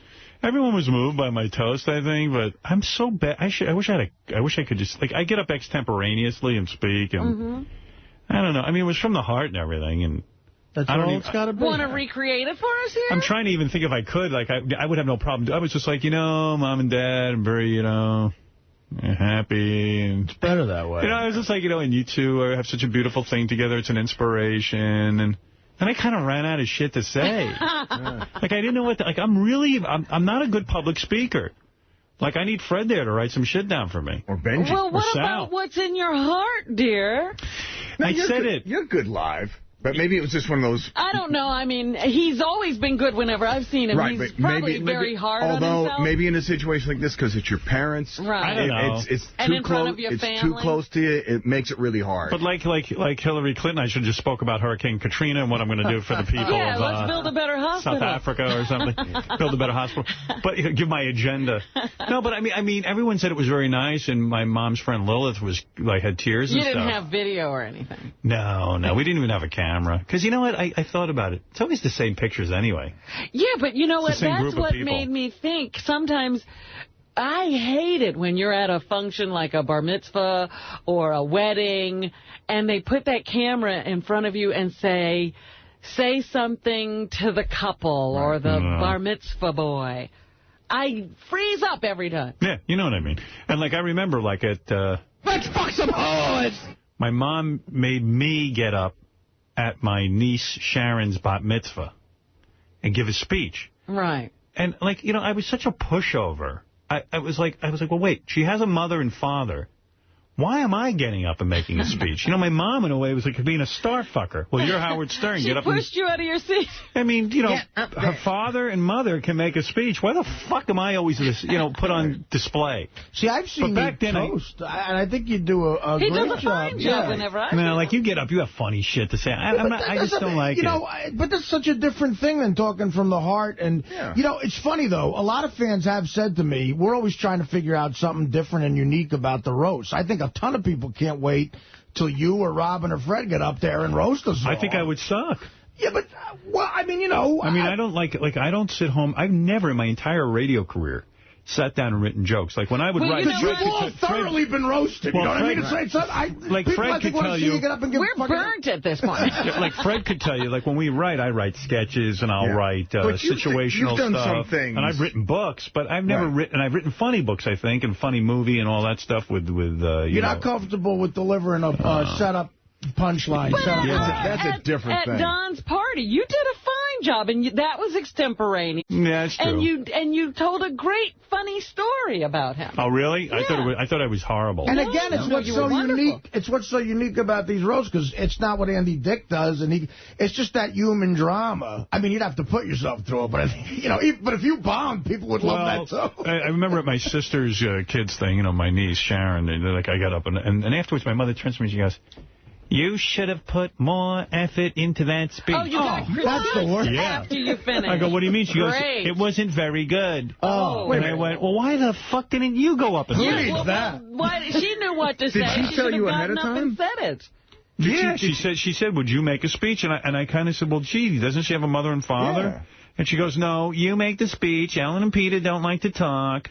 And I was like, well, I don't like to talk either, actually. Speechmaker. She goes, "Oh, please, you're on the radio." And I'm like, well, I know, but somehow that's different to me. Like, if I had to make a speech about my niece now on the radio, I could do a great job. Right. Nobody asks a doctor at a bat mitzvah to cut somebody open and watch them do heart surgery. Do surgery. It's like, please. But I don't know. You can't. The other thing that bothers me is that idea of speaking at someone's funeral. That's very I am so freaked about that. I don't know how to handle that. Have you ever done that? No. Well, I am so... I don't want my parents... difficult. I don't want my parents ever to die. In fact, I had a discussion about this the other day with my friend Pat. I go... And Pat's been through some deaths in his life. And I said, I don't want to make a speech in the worst way. And because... you're going to be expected to, aren't you? Of course. My sister's not going to do it. She's not going to step up. I'm going to have to step up. Yeah. I gave my father... getting ready. And then I'm going to go step up and get up there and funky around. You know how many times I've rehearsed the speech for my father and mother? I get up there, I go, my father didn't have it easy growing up. He grew up on the Lower East Side. And it's going to sound like a horror story. This is what he told me. He had no shoes. You're going to be glad he's dead. He had no home. Yeah, put in Scarlet Fever. Yeah, but I mean, and then I'm going to go, and I loved him very much. And he was a good man, and he taught me this, and he taught me that. And I just know I'm going to fall flat. And I've seen people give speeches. I saw Jerry Della Femina, the ad executive, give a speech for Jerry Nachman after he died at a memorial service, It was the most brilliant fucking thing I'd ever heard in my life. I go, this guy is unbelievable. And everyone's expecting Howard Stern to get up there. To blow the doors off the place. To be this great orator. Like, because you hear me on the radio and I'm fucking magnificent. But the fact of the matter is I can only do it on the radio. Well, maybe they'd have the funeral on the radio. I'm like Superman. Send me back to Krypton and I have no power. We'll do the funeral on the radio. But again, you're so self-obsessed. It's not about you. It's about who you're speaking about at a funeral. I know, and it's all about me. I'll get up there and go, am I bombing? Let me see what's going on. Well, you're not supposed to bomb it. I'll tell you what. I gave my father's I don't even understand what you just said. I don't even. That's how out of it I am. This is how sick I am. What? You just said it's not about you. It's about the person who you're talking about. And I don't even know how to figure that out, what you just said. Everything is about me. Yeah. Of course you want to do well, right? Of course you want to do well. But at the end of the day, I want to move it's about conveying something about the person you're discussing. Yeah. It's about them and their life. I know, but that's the problem. But of course I know you want to do well. Well, I remember when you came back from Lou's father's funeral. Oh, Lou was so good. And you were blown away. I cried. By what he had to say. Yeah, he was so good. I'm going to have Lou write it. Yeah. I've done it twice. And I did it for my father last year. And I actually thought I did a really good job. I worked on that one. You probably didn't. But no, I think I did. But I did it at my brother's funeral. And that was a really weird one. But that's a slam dunk. But no, it wasn't a slam dunk. I'll tell you why. Your brother died young. You can't miss with that. I did. I missed. That's a real tough. No way. And what happened was... You can't miss. My other brother... All you got to do is mention his name and people will cry. Listen for a second. What the fuck's wrong with you? My other brother and I both decided... on that one. Yeah. My other brother and I decided that we were both going to give eulogies, right? Mm-hmm. So I figured, well, even if mine's bad, his will be good. And as they go, and now to say a few words, here's Gary. And as I'm walking up, my brother grabs me and he goes, listen, I can't do it. It's all on you. Like literally, 10 seconds before I went, because I can't do this. So then I was like, fuck. And I remember knowing that it wasn't good, because I was really fucked up in the head and I was all over the place. And then afterwards, when you're eating, everybody tells you that you did good, and you can tell they're lying. That they're lying. Yeah, the pity talk. Yeah. Anyway, so, look, what do I know? I dread that, too. It's funny you have that fear as well. All right, look, here's a guy named Bill. I don't know if he wants his last name on the air. I'll ask him. He wrote the song Ham Hands. Yes. About Robin. Ham Hands. Ham Hands. This guy's in a wheelchair. Hi Bill. there. Hey, Bill. Bill, you want me to say your last name or not? Soto. It's okay, yes. Yeah, Bill Soto. Sato or Soto? Soto. S-O-T-O. How are you, brother? Hi there. What, is he running for president? You got to keep a low profile? Yes. Hey, Arty, Fred, how you guys? You know what's weird about you? You're in a wheelchair. How'd you get in a wheelchair? And you're wearing a jogging suit. I'm a Lakers fan, and basketball. I used to play basketball. You used to. But you're not jogging anywhere, are you? No, I do only pull-ups, crunches, You're actually in really good shape. What is it? Your legs don't work? My right side is a little big, weak, but I'm able to stand if I need to transfer to a car. Well, how did you get in this shape? A car accident. A car accident. Wow. Yeah. Oh, so you can stand. You're a bullshit artist. Well, no. So you ran here and then sat in a wheelchair, is what you're saying. I wouldn't mind that. The only way I can stand if I hold it onto something. Oh, so you can walk. Can you walk? No, because my right side, I could step with my left leg, but no more with my right one. When's the last time you got laid? About a year ago. My last day was... Hooker? No. My last day was Halloween. You could see me at hamhandsbill.com. What's that? Hamhandsbill.com. Is that your name now? Ham Hands Bill? Robin is in blonde pigtails on that website, right on the front. Right. And you can see me standing up, but I'm not able to step. Me and you could make a fortune. We go to one of these tent shows down in, like, North Carolina, and I get up there and I talk about how I can heal. I'll do the healing thing, and you get it and you'll stand. And then Robin and you stand me up. All What year did you write this song? 1996. Yeah, and what the crazy thing is, here the guy won a jet ski. I know. He's fucking in a wheelchair. But you sold the jet ski, right, if I remember correctly, yeah.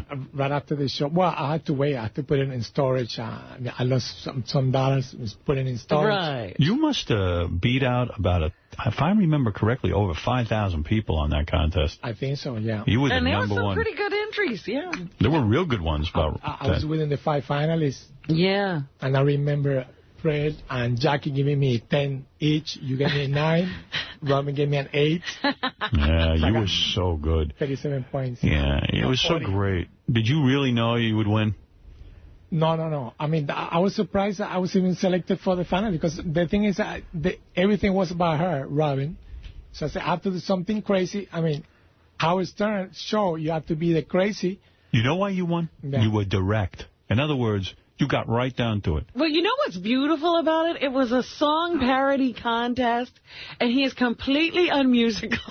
Everything about it was a disaster, and yet you were direct. You were like, hey, Robin, this is your father. You didn't even sound like a black man. No, he did nothing right. Yeah, you didn't even try to alter your voice, and you said, Robin, this is me, I'm your dad, and I want to fuck you in the ass. I want to recreate. I want to recreate that night, because everyone knows that if you're a fan of the show, Robin was molested by her father. And she said in her book he had ham hands. Ham hands. And he took the theme song, because I think everybody had to write to that stupid theme. And it just plays in the background, and he's, so funny because he's not good at singing. Right. It's the ultimate, it's so bad, it's great. You got to do it. You want to do a live one? I know maybe you love it. When I started singing, she didn't like it, but later on she liked it. I'm telling you, I was wrong. This is a classic. Yeah, you did not like it. I gave him an 8, you're right. Yeah, and you know what else is great? You use the famous phrase from Robin, ham hands. My father had ham hands. And you can't even say ham. Ham hands. Well, say again? If I'm doing the voice, ham hands. Yeah. It's like, almost sounds like ham hands. Yeah. Right. That's what ham hands. The one thing I was thinking is, I don't know if you guys have, or would be okay if you guys have like a sinister mystery thing. To make it sound a little more... Oh, now you're embellishing. You're recreating the song. Okay. Go ahead. Remixing, do the song the way you did it when you won the contest. Okay. Do you remember it? Do you need notes? Yeah. You do it by heart. No, I'm all right, yes. All right. And since this is serious, uncensored, I think it's going to be a little... an uncensored version. I think it's going to be And by the way, you did... I know I've asked you this a million times, as recently as a month ago. Did you do it extemporaneously, or did you write it down? Well, the thing is, I didn't have much time to do it, because I waited until the last day. It sounded like it. So two or 3 days. So I took a tape recorder, which I only had one. I remember you getting mad at me for recording over it, messing up the master. You even mentioned Chuck Berry lost tapes. Right. She said it's like Picasso painting over his paintings. Yes, there were many versions you had made, and you erased them all. No, the things that I made the original with a couple of notes, footnotes, ham hands. I put PJs, I put Vaseline, and all that stuff. And then I started doing the song. I recorded it. Then I wrote everything I recorded down. So in other words, I did it. I recorded it, then wrote it down. I think you won, too, because even like when you say Vaseline, it's just funny. I know, isn't it? What are the words? Ham hands, Vaseline. Yeah, take off your PJs. PJs. Yeah. You're such a creepy dad. It's great. Are you a real dad in real life? Do you have kids? Well, yes. Well, I have one daughter. You do? I have a daughter, but she doesn't know I'm her father. Ooh. Well, maybe that's a good thing. What do you mean your daughter doesn't know you're the father? Well, this is the thing. I went to the Army. And in the Army. Which Army? America? Yes. Oh. Where are you from, bro? I grew up in Puerto Rico. Oh, you're not in the Puerto Rican Army? No. I went straight to United States Army. Okay. Anyway. Thank you for your service, by the way. Thanks. She doesn't know my father because... You fucked her mother? Where were you? I was hanging out in clubs, but I found out after... You were hanging out in clubs? Yeah, having sex, dating, right. In the States. And I found out that I had a daughter after she was born, maybe 2 years later. Or Why did the woman never tell you? That she told me. And why did she wait 2 years to tell you? I don't remember the exact time, but the thing is, she was with a guy. Oh. So she grew up knowing this guy as her father for 6 years. I see. Her father died in a car accident. This broad was so hot she was able to get a dude while she was pregnant? Something like that. But right. the thing is, her other father died when she was 6, so her whole life she knows that guy as her father. Right. And she knows me as Uncle Bill. Oh, so you were in her life. Yeah, I sent her gifts for Christmas. Isn't she going to know now that you're on the radio and you're saying you're Uncle Bill? Well, maybe, I don't know. But I mean, one day I wish she knows, you know what I mean? Well, but how old is she now? 1920. Yeah, maybe it's time to tell her. The car is not good with you people. Yeah. She had a baby, so I'm a grandfather. Oh, wow. Wow. And she thinks so you've always been in her life, and you never slipped, and you never said I'm your father. Uncle Bill, I called her, I said I love her. Were you dying to tell her that you're really her dad? I want to, but I mean, before she went to she was going to start college, and mother told me, let's don't do it yet, because... Why don't you tell her in song? You're so good with the songs. Hello? This is your Uncle Bill. This is your dad. This is your daddy. I fucked your mommy and peed your pants. Get out the Vaseline. I fucked your mommy in a club. so when I was disabled, her mother was taking disability from Social Security. When her other guy died, she said, I'm not taking your check because it's less. She started taking the other guys, the dead guys, Social Security, which is more money, makes sense. I see. So you really couldn't say anything. Yeah, but I send them gifts, you know what I mean? Who wouldn't want a father named Ham Hands Bill? All right, check out Ham Hands Bill at hamhandsbill.com. I didn't know you had a .com. I did it last night. Look at me. And there's Robin. You can say pigtails. Wow. She's in pigtails. That's when she's a little girl. And Daddy alive. You know you look good as a blonde with the pigtails? I like it. I'm going to get you a little wig with blonde hair. You look good, Robin. You know what I mean? All right. Is it time to do the song? Yeah. Here's Bill, who we've just found out. And you say you got laid a year ago. About a year ago, Halloween. You can see a picture of me dressed up as Batman also with my ex-girlfriend. And did the girl walk or is she in a wheelchair? No, she walks. Wow. You can see me standing up on the website, hamhandsbill.com. Well, you're a stud. Does everything work, Ham-Hands? Yeah, yes. Did you get a boner? I have sensation. I never lost sensation. So I'm able to get erection. I'm single. And you move both hands, or is it a whole left side thing? I'll move both, but the right side's a little weaker. Chicks don't get turned off? But for pull-ups, I use both. You can see it on the website.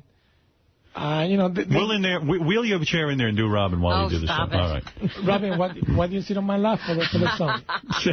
Robin, sit on his lap while he sings the song. No way. Christ's sake, so he uses ham. I'm afraid of this man. All right, this is Bill. Bill, give it to us. How many years ago did you say you wrote this? 11 years ago. 11 years. It's an 11-year anniversary. Listen, I want to ask you something. Yeah. You always talk about you wanted to be the host of like game show. Yes. What about Bachelor Wheelchair Edition? All right, never mind that. Just sing your song. With 10 girls on bikinis, and then I would do this.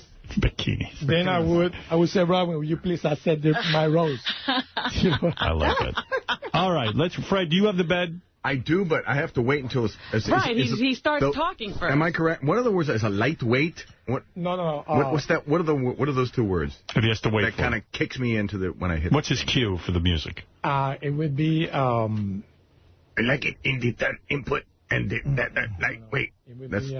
What's All Robin? Oh, Robin. But because it's going to be a little later. He's got a new version. He's better cue you. Can you point at me with a hand that works? Yeah, because the thing is, it's the same song, but it's just a couple of things changing. Okay, so I'll wait for you to give me that. When you go like this to Fred, right, that would be great. Yeah. All right, I'll be go ready ahead. For you. Here we go. Here is Bill Soto from hamhandsbill.com. I was looking for a place to knock. Oh, that's right. Go ahead. Do it anywhere. I wonder if you can knock here. No, right? Sure, knock. All right. Howard, I'm Robin's dad, and over 30 years ago, I recorded one of many great nights with my young, sweet Robin.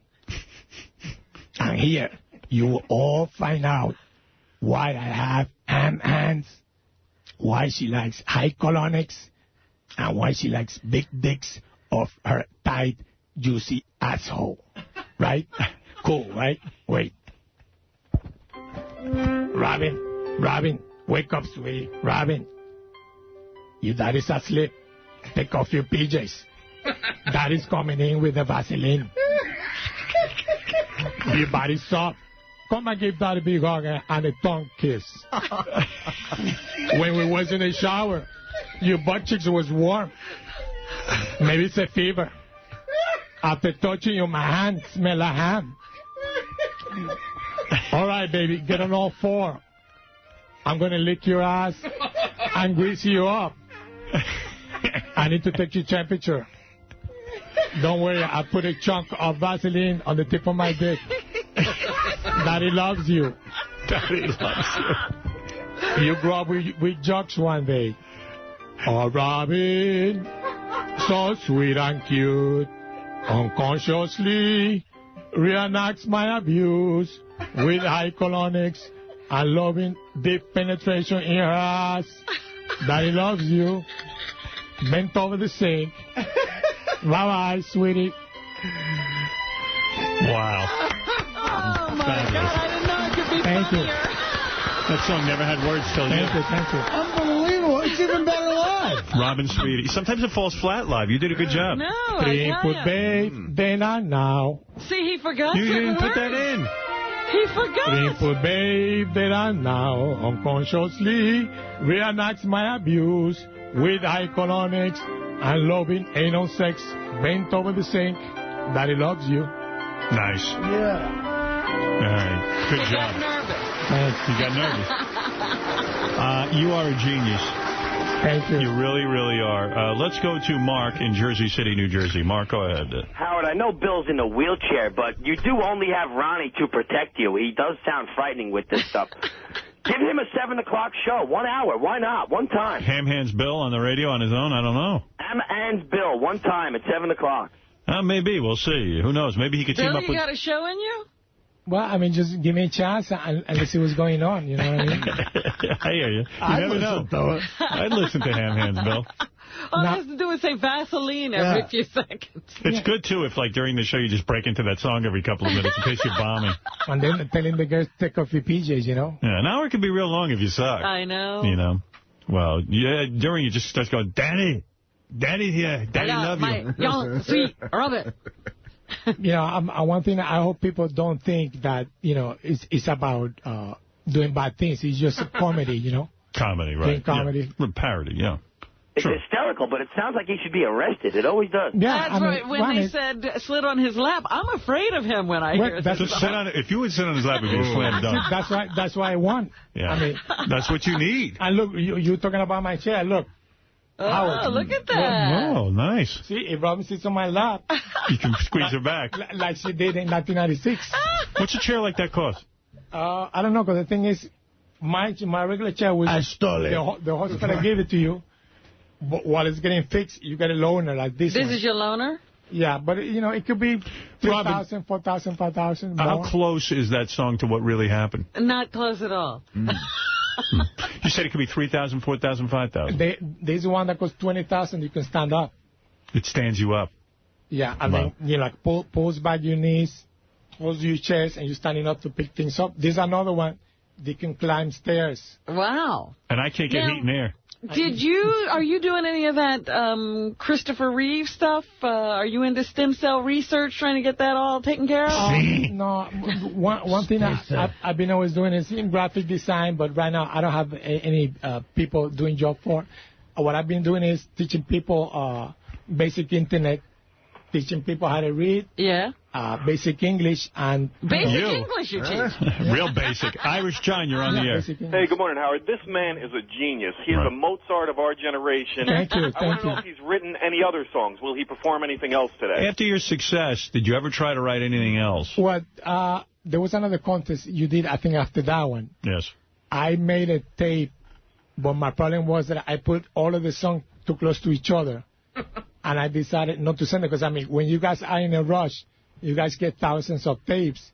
You guys won't stick around to cut something in pieces and listen to it. From you, we would have listened. How about a song off the top of your head? Can you pick somebody else out in that room? Do a song about Arty? How about that? Can you riff on me and my problem? He's got perfection. This is an artist. No, but you know, what is this, Irish John? It's something you have to plan. Why don't we have to dance? Something you have to plan. You have to go with the person. Bill, you got to be inspired. Thank you for coming in today, Bill. It's so good seeing you again. I'll plug your website again, hamhandsbill.com. You know, I was thinking the other day, Howard, how I always wanted to have a song written about me. Little did I know. There's your man. Sit on his lap. Get over there. What that song would be. Howard, do you have any games I can play for a prize? Oh, you need a prize. All right, I'll tell you what. I'll play the... you got the laugh game, Gary? I'll play somebody's laugh. You tell me who it is. All right, thanks. All right? And then you can win money. Tell you what, I'll let you play for $500. It's my 7-year-old computer. 1 second. All right. Porky's providing the money. Porky's One Size Fits All. 25th Anniversary Special Edition DVD. The Porky Special Edition DVD is available in stores May 22nd. Is that today? You were supposed to do something with Porky's, right? Tomorrow. I am working on Porky's. That's tomorrow. Porky's, yeah. I'm doing a remake if we ever get done with it. Yeah, this is the original Porky's, and that guy who directed it was just killed in a car accident not too long ago. Because I think they did 2 Porky's, right? Or was one? Yeah, there was a sequel. There was a sequel. Okay. Howard. Yeah, bro. Do you want the answers or do you want to play? I'll play along. Okay. All right. This is for... How many you got to get right? How many you got here? I've got 10 left. You want to do 3 or 5? You just get 2 right. Okay. Out of 5. All right. I'll give you $500. How's that? Thank you. All right. Don't fucking blow it. Are you a big fan of the show? Listen every day? Of course. Right. Here we go. Ooh. I got to hear that one more time. I think I know it, too. That's number 7, right, That Howard? sounds familiar. That should be number 7. It says number 8. Wait. Oh, dear. That's hard. I know that one, I think. Who do you think it is, Arty? You want me to guess? Yeah, what the hell? He's never going to get it. You think Sal? I don't know. I don't think so. Who do you think it is? Do you think it sounds a little bit like... play one more time. Gee, I know that. Big in the news. It's 1 to 2. Wait, I know that. Very well, but who is it? You should. Sounds a little bit like... You know what game he'd be... Like what? the guy? Who? The X-Map guy. X-Map? Map. You know, the Ex-mob guy. Henry Hill? Sounds a little bit... No, that ain't it. No. Who is it? That's number 8, correct? I'm gonna play the high pitch Eric game with... Not high pitch Eric, the Beetlejuice game. He'd do better with that. Okay. But who is this? That was Imus. No. Really? No. That can be Imus. That can be Imus. That is Imus. You're right. I said it sounds very... You want to switch games? You're never going to fucking win. No, Those laughs are hard. I never loved this laugh game for some reason, although it is hard. It's hard, but I don't care. Yeah. You got it? You got that on tape? Which one do you want? The Beetlejuice game. Give me that one, man. He's never going to get these laughs. Back in my office. Hold on. Hurry up. Hurry up, Gary. So, Bill, how do you find another woman? You got rid of one girlfriend. Well, no, this is the thing. I don't drink. He ain't finding anybody else. See, the thing is, I don't drink, I don't smoke, I don't go to clubs or bars, so, you know, it's hard for me to... Perfect recipe for meeting a woman. Give me that thing. Just hand it to me. Just walking around the library, or you know what I mean? Yeah. But I'm looking for a nice... You're optimistic, though. Yeah. You can't blow this. I'm going to give you multiple choice. I got, let's see, 1, 2, 3, 4, 5, 6. Just get 3 right out of 6. Okay. And what do you have to do? What's the object here? I'm going to ask, we're going to ask Beetlejuice a question, and you got to predict what Beetlejuice would say, and we'll give you 3 choices. Okay. Okay, here we go. Easy enough. The Beetlejuice game, sponsored by Porky's One Size Fits All 25th Anniversary Special Edition DVD. Here we go. What country do Chinese people come from? Now, I'm going to give you 3 answers. Did Beetlejuice say Chinatown, Chinese country, or New Jersey? What would Beetlejuice say? Let's see. Let's hear the question one more time while you're thinking. What country do Chinese people come from? What do you say? Chinatown, Chinese country, New Jersey. You want to know what I think he'd say? No, I don't know. I haven't heard the answers. I think he says New Jersey. Oh, no. That's what I'm thinking. I'm thinking he says Chinese country. So do I. Oh, wait, hold on. Let me see. Fred, what do you think? You're smart. What are the choices again? Chinatown, Chinese country, New Jersey. Jersey. I was in New Jersey. Me too. See, I think it's Chinese country because he basically repeats what Sal said in the question. Right, that's what I'm thinking. You sure that's your final answer? Yeah, but I think, like you said, he's going to say something else. You think it's New Jersey? If you think he's going to say something else, go with that. No, I was in New Jersey. New Jersey, all right. What is you paying Chinese people for? People live in fucking Chinatown. What else you want me to know? Oh, Chinatown. We're all wrong. Chinatown. Holy I never would have predicted that. So it was none of the 3, right? No, Chinatown. Chinatown was one of the choices. Would have never expected that. All right, here's what would be... You got one wrong. All right. I'm sorry, my friend. You sure we didn't ask him what his favorite Robert Town movie was? What would Beetlejuice say? Poultry comes from what type of animal? Oh, Chinatown. Goodness. All right, poultry comes from what kind of animal? A chicken, a pig, a dog? A poultry. Now, do you know the answer, Bill? Hold on a second. Bill, do you know the answer? What is poultry? A chicken, a pig, or a dog? What do you think is the answer? The real answer. Before we get to Beetlejuice. What's your answer, I know it's not chicken. All right. What is it then? Is it a pig or a dog? Poultry. I would say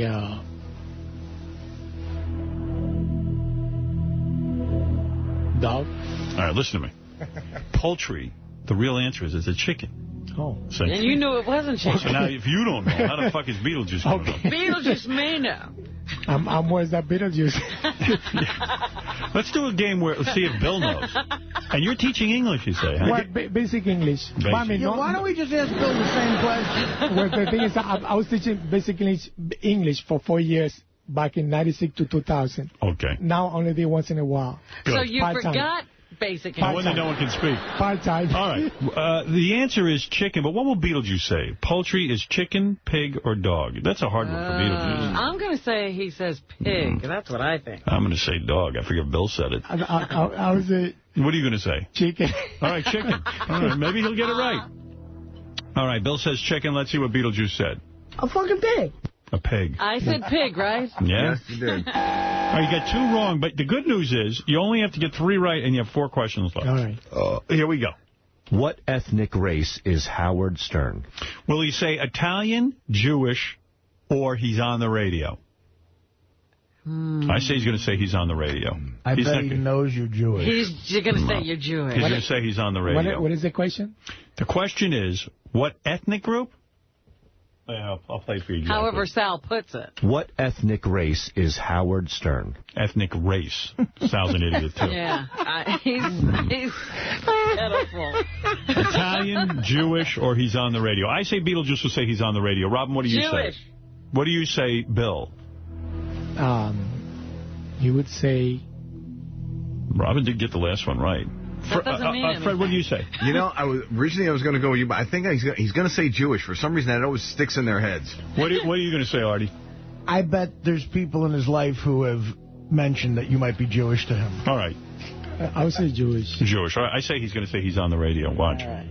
He's a fucking Jewish motherfucker. What up? He's done that before. Here. Howard, well, you're on the board. 1 right, Bill. Thank you. Howard, I've noticed that, like, retarded people, like Gary the retard, can never remember anything, but they always remember who's Jewish. By the way, I'm only half Jewish. And I got a feeling Italian. They said it exactly like that, Jewish motherfucker, to him. I bet he's repeating. That's an interesting response. He's a fucking Jewish motherfucker. What else? Yeah, exactly. But that he knows, huh? I don't know what a chicken is, but... All right, here's your next question. Pay attention, Bill. We got to move along. I got other people coming in here. All right. A man who wants to bring his young sister in to ride the Sibian to get a plug. Yeah, listen to this. How many quarters equal $1? Oh, boy. How many quarters equal $1? Did he say $4, 50 quarters, or 4 quarters? I bet he says, ask the Jewish motherfucker. Will he say $4, 50 quarters, or 4 quarters? Quickly, Bill. How many quarters is that? You're going to say either $4? What is the other 2? 50 quarters or 4 quarters. Now, you know the right answer, right? What is 4, right? That's correct. Will Beetlejuice know that, or will he say $4 or 50 quarters? I say he's going to say 50 quarters. See, that's what I think he's going to say. He's going to say 50. Yeah. Because it tends to over-guess. And I'll say he'll say fuck in the answer also. 50, okay. I don't know, but you no, go. What, the 50 or $4, 50 quarters, or 4 quarters? What is his answer? Pick one. $50. 50 quarters. 50 quarters. All right, here we go. Well, that'd be 50 quarters in 1 day. Yeah, there you go. All right, you got 2 right. 1 more, Bill. All right, here's the next question. Match this one, you win. How many inches equal a foot? How many inches are in a foot? Will Beetlejuice say 10 inches? Will he say your foot or 12 inches? I say he's going to say your foot. How many? Okay, 10 inches, 12 inches, or your foot? I got to go with your foot, too. Yeah, what do you say? Wait, he said how many inches is in 1 foot? How many inches is in your foot? Is in a foot. And the churches are 1 foot? 10 inches, your foot, or 12 inches? 10 inches, your foot, 10 inches, 10 inches, your foot, 20 inches. 10 inches. Not 20 inches. 10 inches, 12 inches, or your foot. Does Bill have short-term memory loss? Yes, obviously. No, I mean, I'm nervous. I only slept 2 hours. Me too. Doing Robin's pigtails. All right, so is he going to say 10 inches, your foot, or 12 inches? We all think he's going to say your foot. Your foot. All right, let's see. Well, it's only fucking 10 inches. 10 inches. No, you got that wrong. It all comes down to one question. This is exciting. All right. You get this right, you win $500. You don't, you wheel out of here. What Disney character has the same name of a planet? Oh. Did he say Pluto, which is the proper answer, That's Earth, crazy. or there ain't no planet in Disney? There ain't no planet in Disney. Will he say Pluto, Earth, or there ain't no planet in Disney? Robin says C, there ain't no planet in Disney. I have no idea what the motherfucker is. I can assure you it's not Pluto. He doesn't know what a planet is. Yeah, I think he's going to say there ain't no planet in Disney myself, but who knows? He might say Earth. He might know the planet Earth. Yeah. He could say Earth. That's strong. I don't think he'll say Pluto. What do you say, Bill? What is the last choice? Pluto, Earth, or there ain't no planet in Disney? I would say there's no planet in Disney. Okay, let's hear it. Right? Yeah, that's what I say, Bill. All right, good answer. The planet is Earth, man. Earth. You lost. I told you it was Earth. You don't listen to me. How does he know a planet? I know. He knows Earth. I'll give you the $500 anyway, you Thank you, motherfucker. thank you. How the hell am I going to let you wheel out of here without any money? I love you, I love you. No, you love Robin. Yeah, I love Robin more than you guys. You got Vaseline? Robin, sweetie. I'm coming in with the Vaseline. You've won $500 in the all-new Porky's one-size-fits-all 25th anniversary special edition DVD. The Porky special edition DVD is available in stores May 22nd. It's a real nice package, and $500 is yours. Thank you, and that's going to be helpful for my 7-year-old computer. At least you didn't win a jet ski. Or motorcycle. You've also won a copy of Steve Allen's book with Jane Wolman, How to Be Funny. Oh, nice. Yeah, thank you. And you've also won the lid to my fruit salad. Thank you. You can have that as well. And Another also, parting gift. we should give him a Stairmaster. Don't you think, Ron? Something that he can't use? All right, thank you. And there he is, Bill Soto. Thanks, you, guys. Bill. Good luck, man. And Good to I dig see you again. Thank you. You're a genius. And I'm to build that country. And we'll be right back right after these words.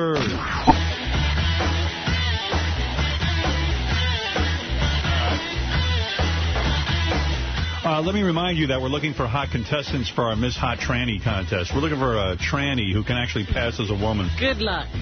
Send us a VHS or DVD of yourself to find out. We haven't gotten a lot of entries yet, I'll be honest. I was watching something on, I think, Entertainment Tonight with Alexis... Stewart? No. What is that family name? Oh, Arquette. Yes. And that person's out in Hollywood, and if he can't pull it off, nobody's going to do it. Well, the ones who pull it off, you don't know. He had a bunch of trannies on Entertainment Tonight, and not one of them was going to fool anybody. Really? No. Oh, shit. All right, listen, let's keep going with this. The rules and info are on howardstern.com, and email us as a $5,000 grand prize for the hottest tranny contest provided by hotmovies.com with over 65,000 adult movies with new movies added every hour.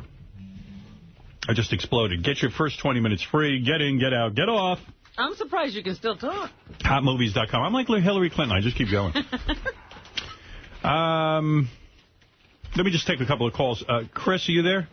Let's go to you. Chris? And then I'm going to have this guy in who wants his young sister to get naked for us and ride the Sibian while he works the controls because he needs a plug. A plug? What kind of business is this?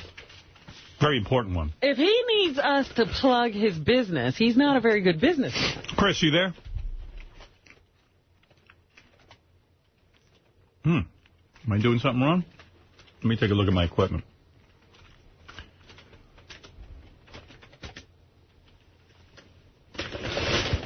Hansy, you're on the air. What are you doing? Are you eating? What's going on, man? I hear bags being unpacked back there. No, like it's crates. the same bag that you had. I'm sorry. I'm trying to get rid of it. I told them no onions, but they put them on. Did they really? Yeah. I asked for... No, I got mine on, too. Here. You're confusing the whole issue. Artie's eating my healthy lunch.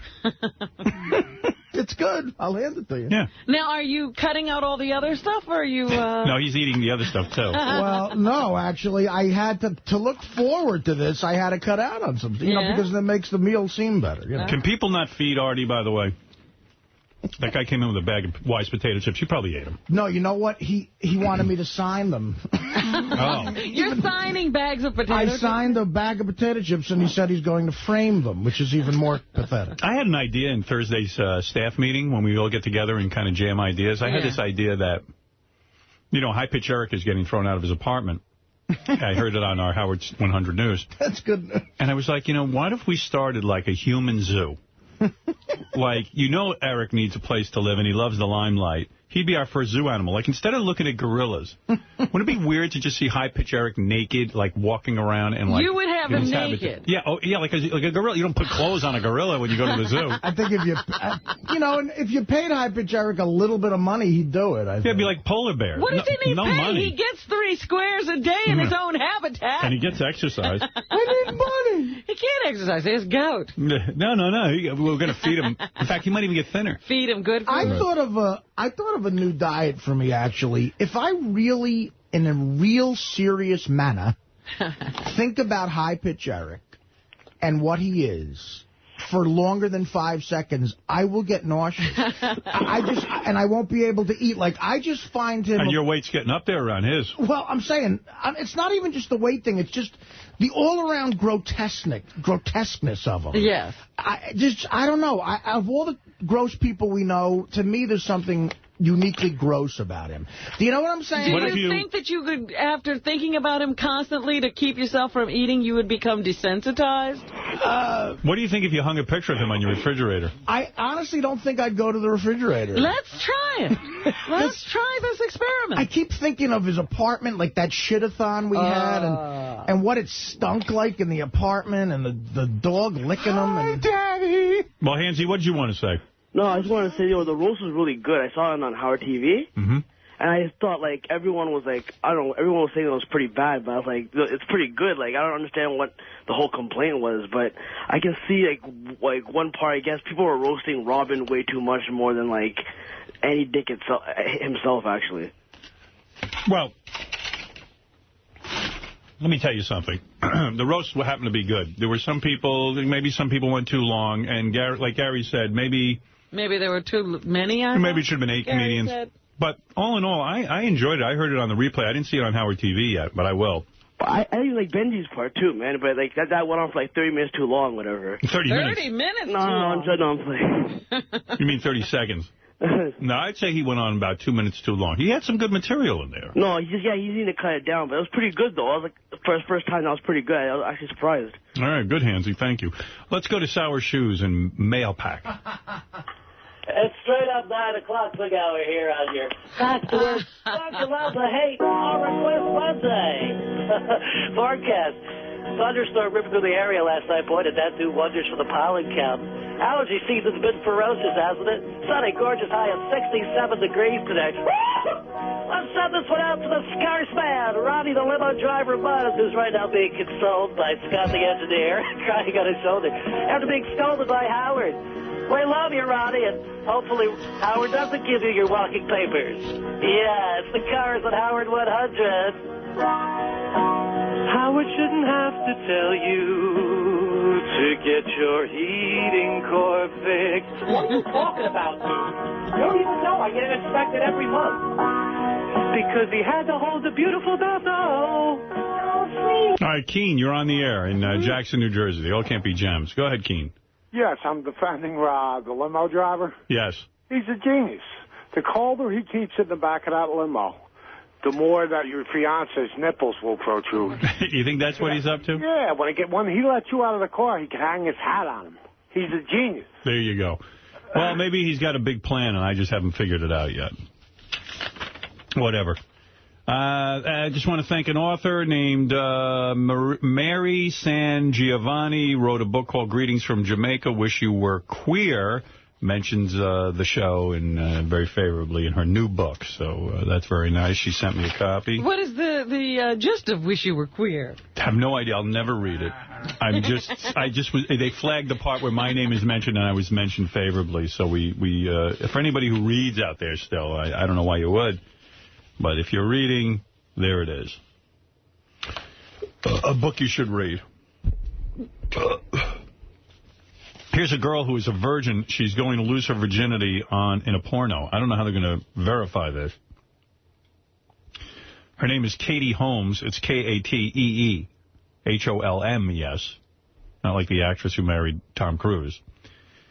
Shia LaBeouf's new agency, Adult Talent Managers is making an unusual bid for publicity with the signing of 18-year-old Katie Holmes. In a press release issued Friday, Love introduced Holmes as a real-life virgin who's decided to star in porn movies. He, quote, "Yes, I know it's pretty extreme to lose my virginity on camera," said Holmes. "However, I like the fulfillment and excitement I get from watching porn, so I figured it was the best place for me to lose my virginity." How many people wish they could relive their first experience, if not remember it?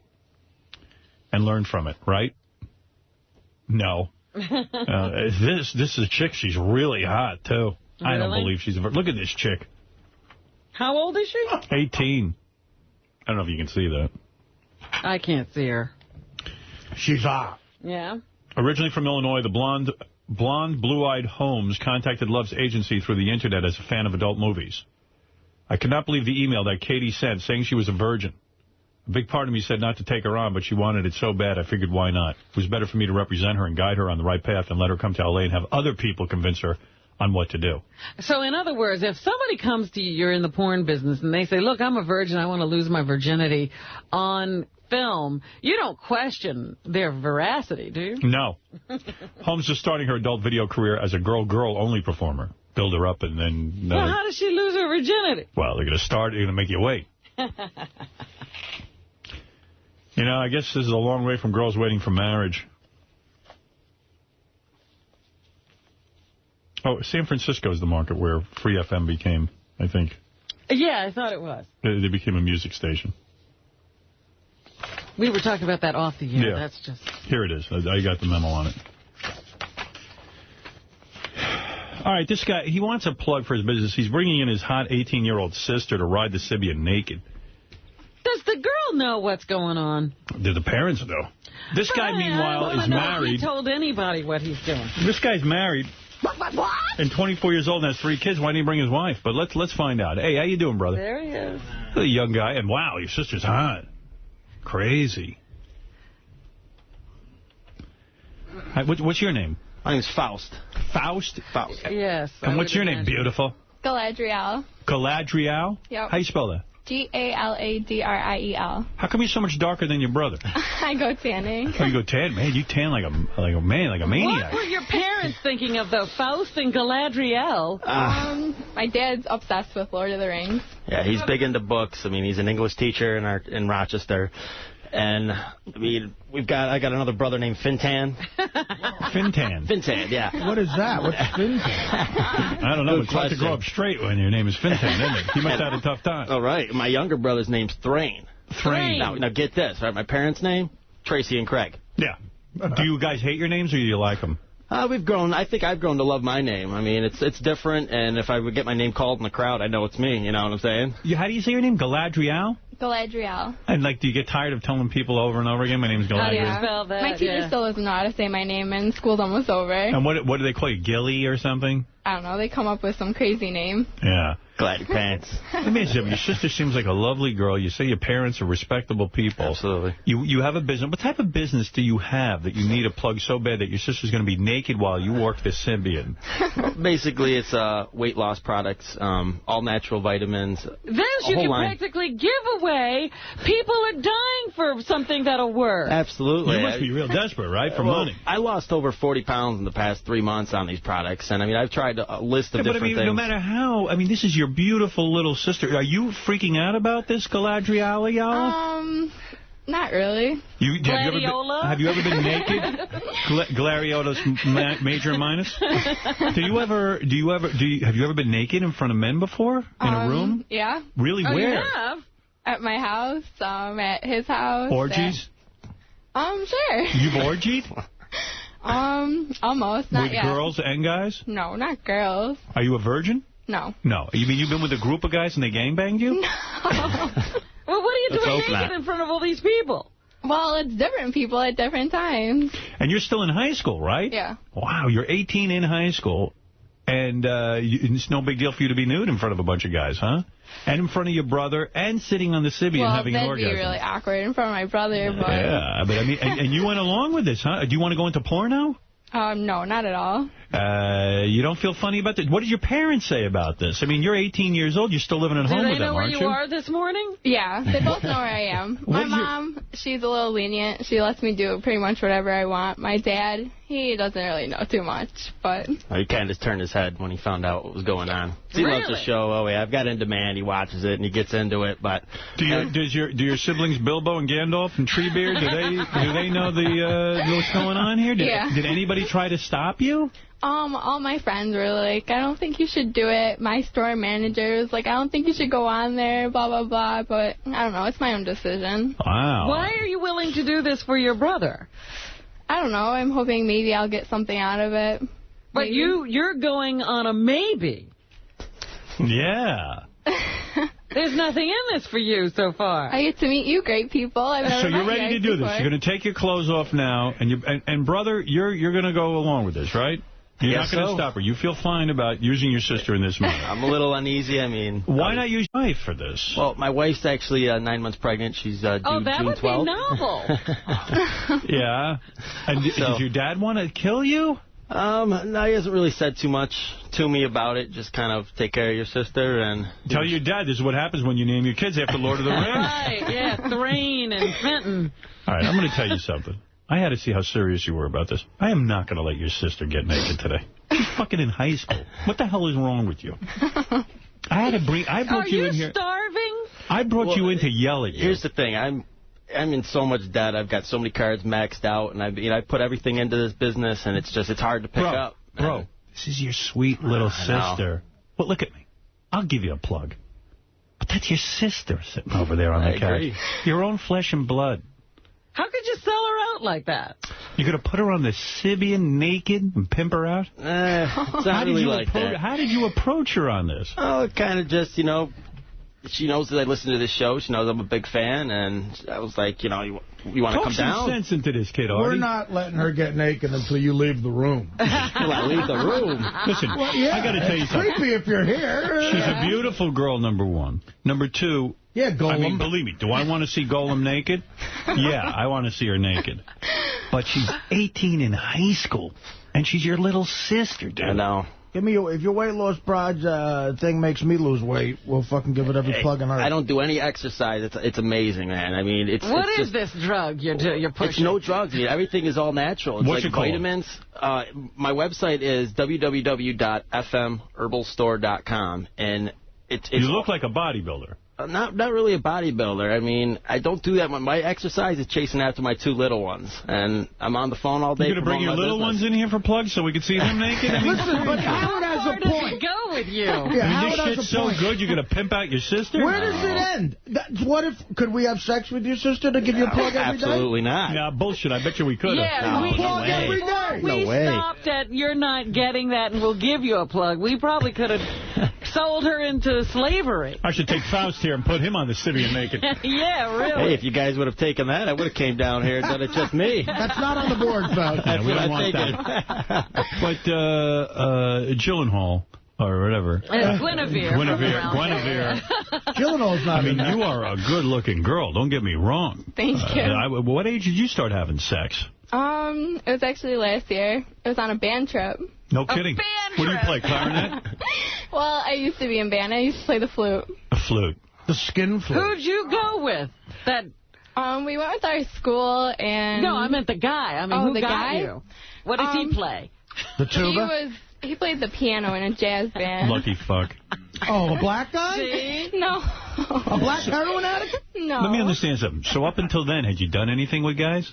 Yeah, I did a couple things, but I was kind of scared because my dad, he's really big, and I didn't want to go against his morals and stuff, but... So what did you do up until then? Did you let guys feel your teddies? I mean, you got some set. Those aren't fake, are they? No. Wow, you got a rack on you. Believe me, I bet you look good naked. Yeah, but now she's the floodgates are open. She's ready to ride the Sibian. You don't care about your dad anymore?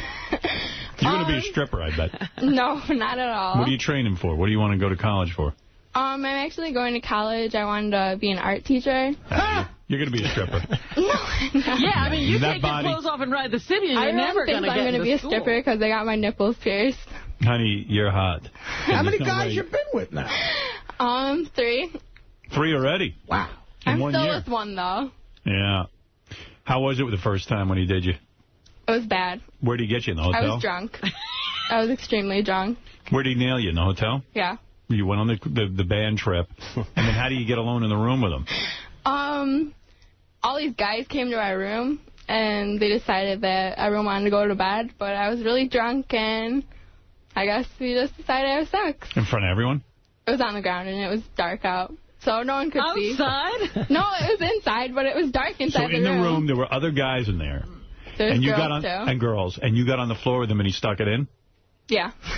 Were they doing it, too? Were they all screwing? I don't think so. I think they were sleeping. Party. You know, everyone knows. Everyone knew you were doing it. They were all awake. So how many times did he do you that night? Just once. That was it? He tried to, like, every other night, and I was like, no. Yo, of course, you let a guy have it once at that age. Did he do it to you a couple more times after that? No. Open the candy jar. You only banged him once? Yep. And that was it? Was that bad, huh? Yeah. Was it painful? Yeah. And then you left band? Yeah. You quit the band after that, huh? Yeah. But, I mean, you were willing. I mean, it wasn't like it was a rape, was it? No, it wasn't. I wish I didn't do it because it was, like, my first time, and it was on a band trip, and I was really drunk, but I don't know. Things happen. And afterwards, did he say, can't we do this some more? It was fun. Yeah. And like, you said every no. single day. He was like, come on. Come to my room. I'm like, no. Wow. You weren't really that into him. No, not at all. And then, but you've kind of orgied with people, right?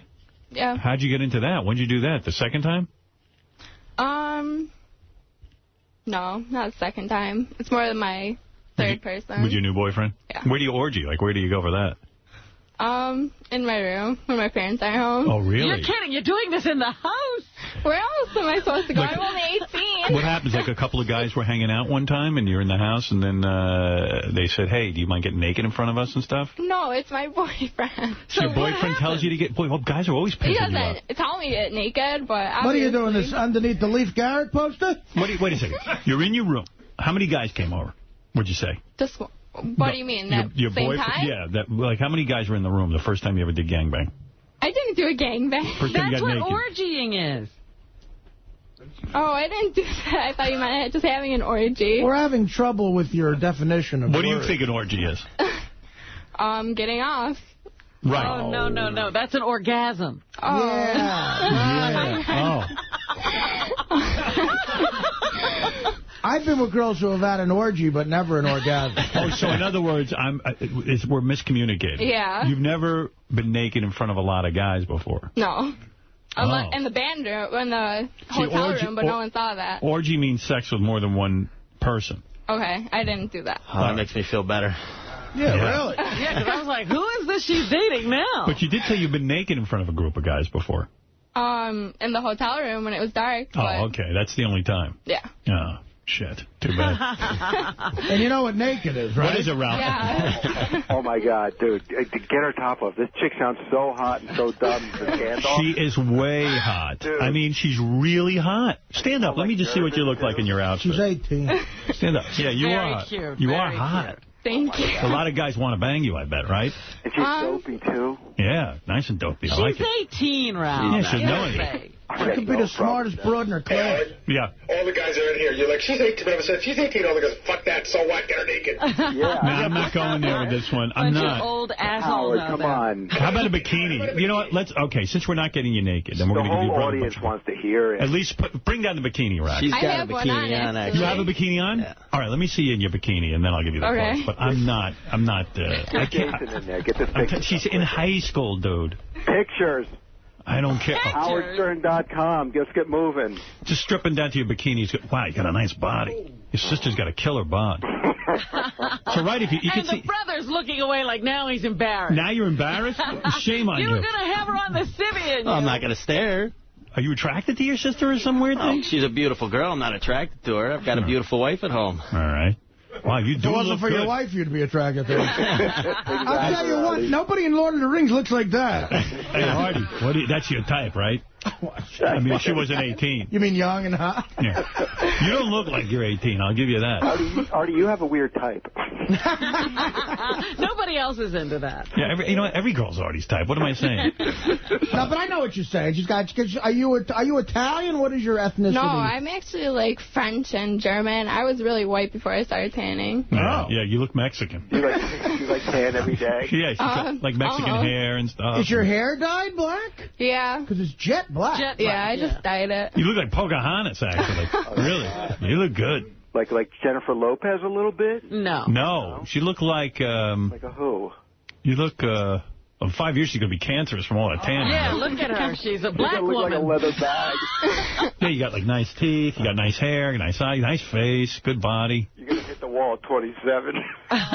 Who cares? No, I'm not getting you. I'm telling you, I'm not getting you naked. I'm not. I can't. Your brother's. Howard, come on. No fucking way. Dude. She's in high school, though. Why didn't you leave the studio like with the roast? Let other people take over. You can. Nah, I can't do it. I don't want to say she's tan, Ralph, but I almost gave her my laundry. No, I'm not going there today. Oh, dude. I'll take a vote in the room then, okay? Forget it. Okay, maybe I'm becoming some kind of high moral person, but a high school chick, I don't see it. All right, I'm going to go to the most moral guy around. Fred, what do you say? If she were a dropout runaway, yes, but no. No. Fred doesn't count. He has daughters. Next. Right. All right. Benji, I'm going to let you have a vote. Benji, and be serious. Don't try to be funny for the air. Yeah. What is your honest opinion of a high school girl? My honest opinion is it's no different than any other 18-year-old. And how do you, Gladriel, do you want to get naked? Gladriel. How much you willing to give me to get naked? Not for nothing. No. That's what your brother promised. If she wants to, I say, I don't see it as any different, so I'd say yeah. You say yes. Benji says yes. All right, that's a yes. I gotta say yes. I think you're letting the fact that you have daughters around this age. That's Arty is a yes. Anybody with a daughter doesn't get a vote. Next. Robin? Come on, Robin. Look, honestly... Robin is a daughter. Yeah. Doesn't count. Honestly, she's 18. We've had other 18-year-olds in here who are trying to get into Playboy. Yes. I don't see what the difference is. It was just a matter of she was doing it for plugs for her brother. I don't. But if she wanted to do it on her own, that's up to her. Robin's saying yes. Holy shit, that's a surprise out of nowhere. Nice. Shit. I'm just saying I don't like the girls doing it for somebody. If they have a desire to be naked, that's their business. Yes. You know what's really going to be wrong is the coke I offer her later back at the hotel. That's really... Do you like coke? No. No, all right. Jason, go ahead. You're in a band. Jason, be honest. Come on. 18 and in high school. Come on. All right, listen. She was in college, maybe. She's totally hot, so I got to just say a hell yeah because I'm horny and she's hot. But let me ask you a question. If you got a problem with the high school thing, she got to graduate in a month. Can she just come back in a month? She'll be a high school graduate? Come back in a month? Then I'll feel better, maybe. You can't take a high school... Fly us down. No, I'm telling you, man, it's just not cool. Grace, how old was she when she got naked? How old was Jillian when she... 20? No, she wasn't. Hold on a second. I'll tell you exactly what Jillian Grace's situation was.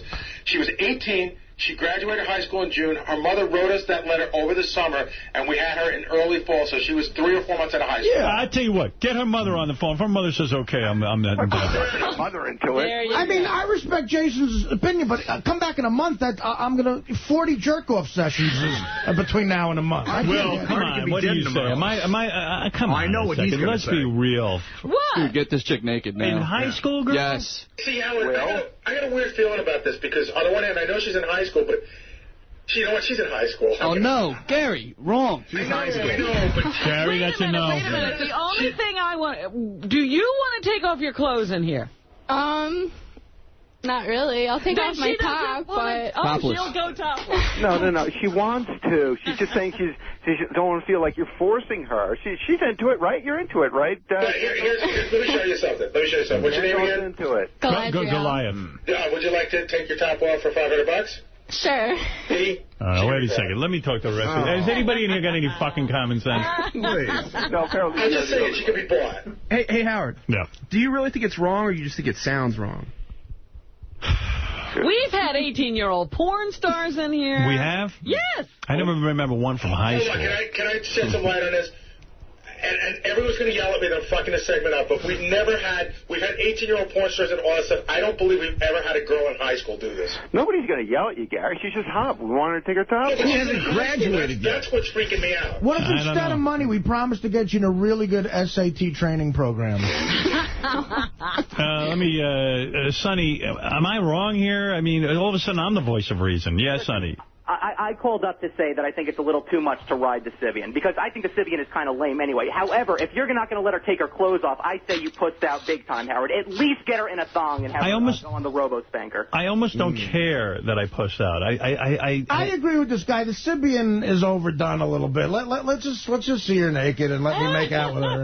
All right, topless and make out with Arty. I think I'd rather see the Sibian. Isaac, go ahead. I think it's a little creepy. I think she should come back when she graduates. Me too. Just graduate, so she'll still be 18. What if she doesn't graduate? You got to remember, Julian Grace is from the South. 18 is like 30 in the South. Yeah, where are you guys from? Rochester, New York. Rochester. That's the north. Maybe that's like the South. It's the South of New York. Great. Isn't that the north of New York? Yeah. It's like the South. Oh, okay. In any direction you go, 10 minutes out of New York City, it doesn't matter. No. Get naked. Fred, you agree with this? Topless? No. No. You She's agree got to with be me. out of high school. Sorry, guys. I know you're fucking horny, but this is just... She doesn't look like a little girl or anything. Yes, she looks like a grown, beautiful woman. We're high school. High school, guys. Bong hit Eric. You're on the air. Go ahead. Hey now. Hey now. I just got to say, Howard, are you getting old? Yes. If you were 30 or 40 years old, would she not already be naked? I don't know about a high school senior.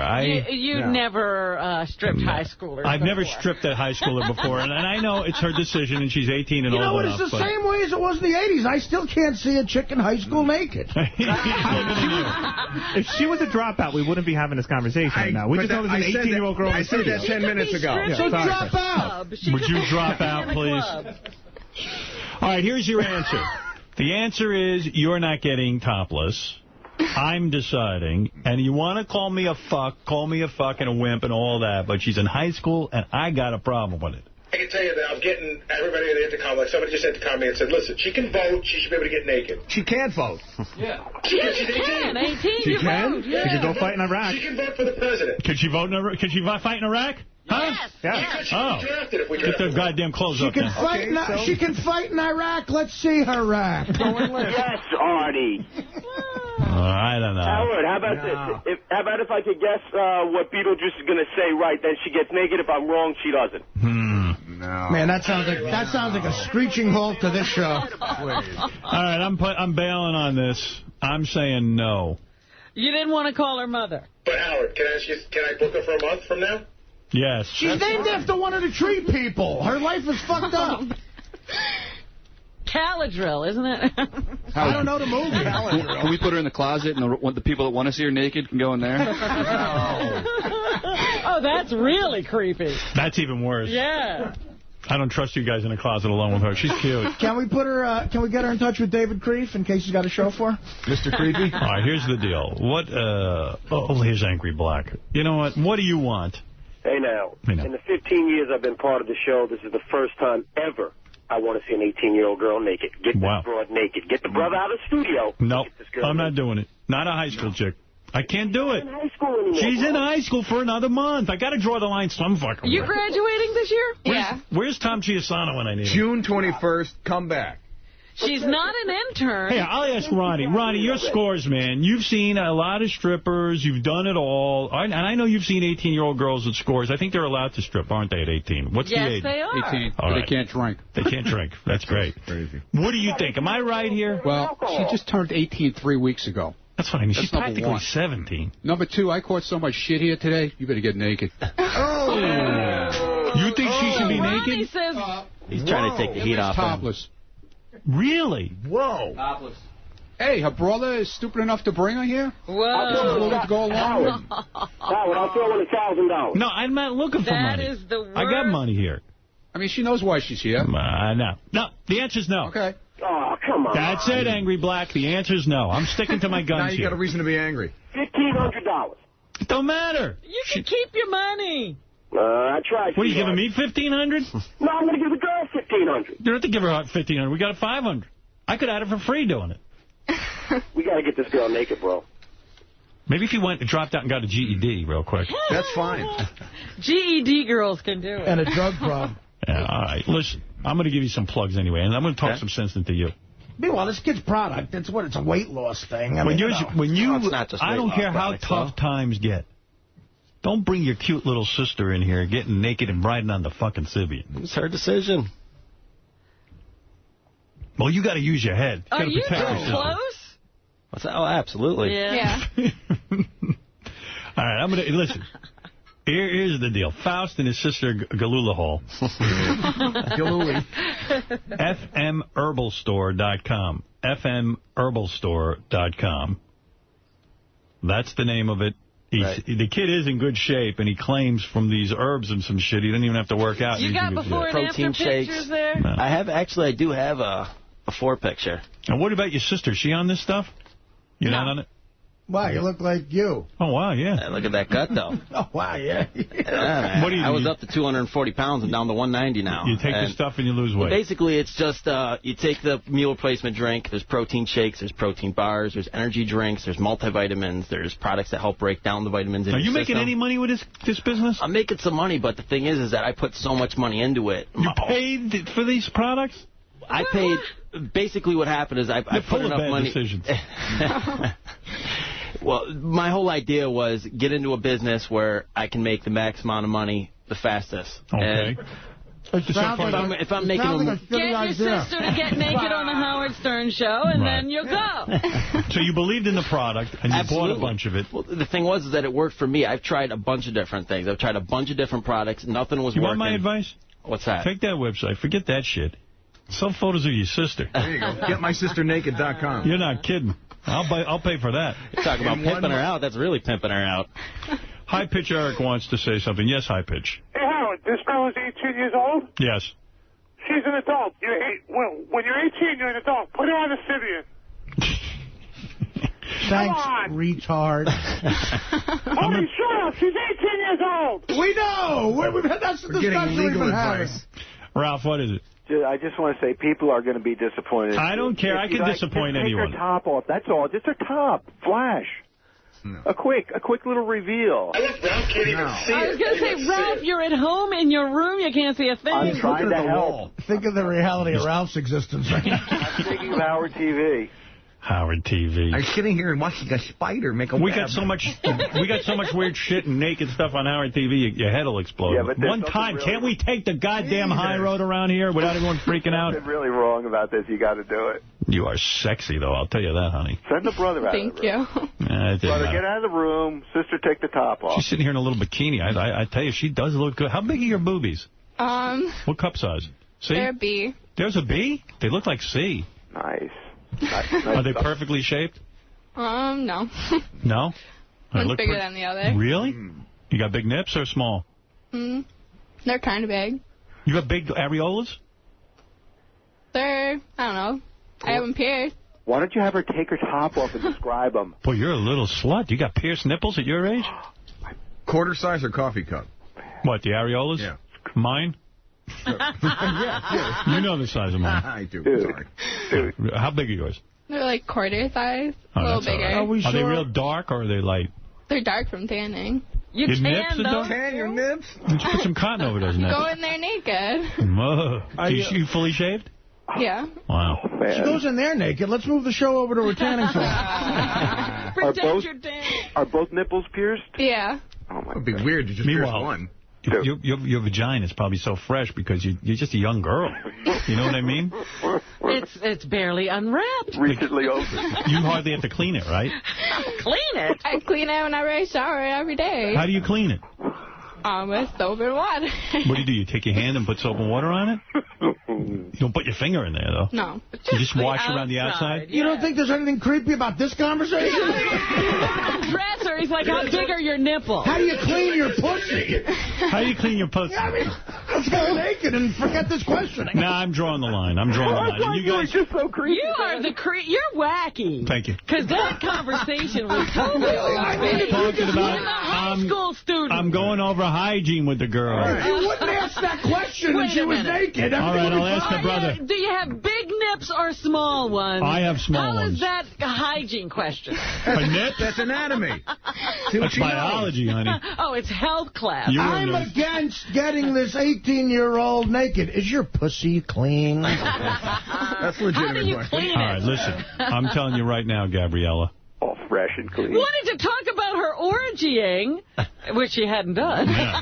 She didn't even know. You see, here's why she can't be naked. I'm going to tell you why. She didn't know the difference between the word orgy and orgasm. Right. That's a very naive memory. That's why she. And you know what? She needs time to think this through. How many girls do we have in here who get naked and don't know the difference between shit? I don't know. I'm just feeling the brother's here. She's a high school girl. I'm sorry, Robin. Don't apologize to me. I'm glad she's not getting naked. All Send right. her in the other room and let her think about it for 15 Right, get off the minutes. phone. This is how I know. This is how I know it's disappointing to regular schlubs, because Robin is for this.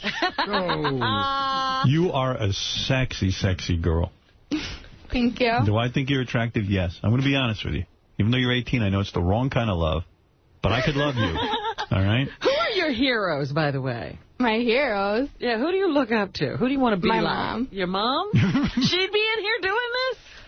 She's kind of crazy. She doesn't care. She told me, she was like, would you be willing to take off your top? I was like, I don't know. She was like, it's okay, you could do it. Wow. Oh, your mom said that? Oh, yeah, I guarantee if I would have asked her to come in, my mother would have done it for me. Oh, that changes everything. That does kind of change My everything. mom's pretty crazy. All right, wait, I'm changing. No, the mother. If the mother's nuts, there's no reason. It's like She runs a daycare. She saddled her with that crazy name. I mean, the mother doesn't care. She runs a daycare, and the name's Psycho Sitter. Yeah, that's actually the legal name of the daycare. Really? Yeah, Wow. Psycho Sitter. Well, She's a chlorophyll wonderful here person, is though. just... Faust and Gladriel. I'm gonna pass on this one, Will. I'm sorry. Can we see her ass real quick? I mean, can we see your ass? Turn around. Let me see your ass. No, I'm talking to Faust. Oh. Let me see your, stand up in your bikini and model a little bit, at least. And turn around a little. You want to take the walk of shame? That's an 18-year-old ass. That's 18, man. That thing's going to fall. You can see all of this on the beach. Yeah. Wow.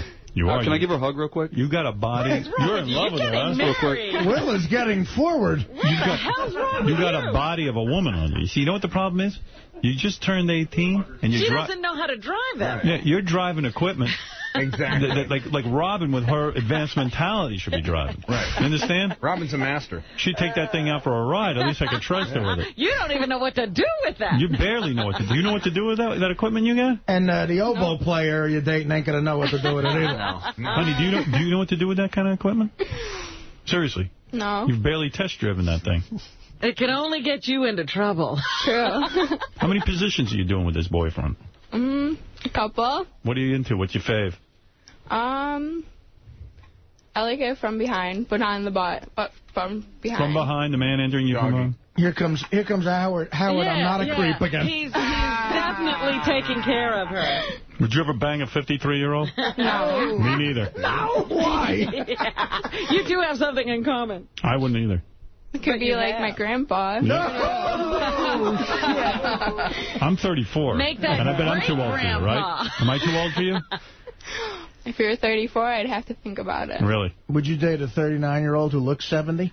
That would make a lot of sense. Hey, you see, the thing is, when you're 45 years from now, you're going to have all that cottage cheese back there. It's gonna Absolutely. Be, you know what I mean? It's going to be gone, and this is when you show it off, I mean. Mm-hmm. Well, she's not against it. I guess I don't know. I'm having some kind of pang of conscience. No, you're not. You're being very weird is what you're being. Am I, Robin? Yes, because you want to delve into, have her talk very sexually to you. Yeah. And then you want her to keep her clothes on. I don't understand what your line is here. If you were any kind of party girl, you'd just rip your top off right now. All right, I'll do it. Oh, my God. No, I wasn't trying to talk you into anything. Well, let me tell you something. You are a lovely girl. You are a lovely young man, except you're very sick to bring your sister in here. The brothers should look be... at where you brought her. There are guys who want to take her into a closet and strip her.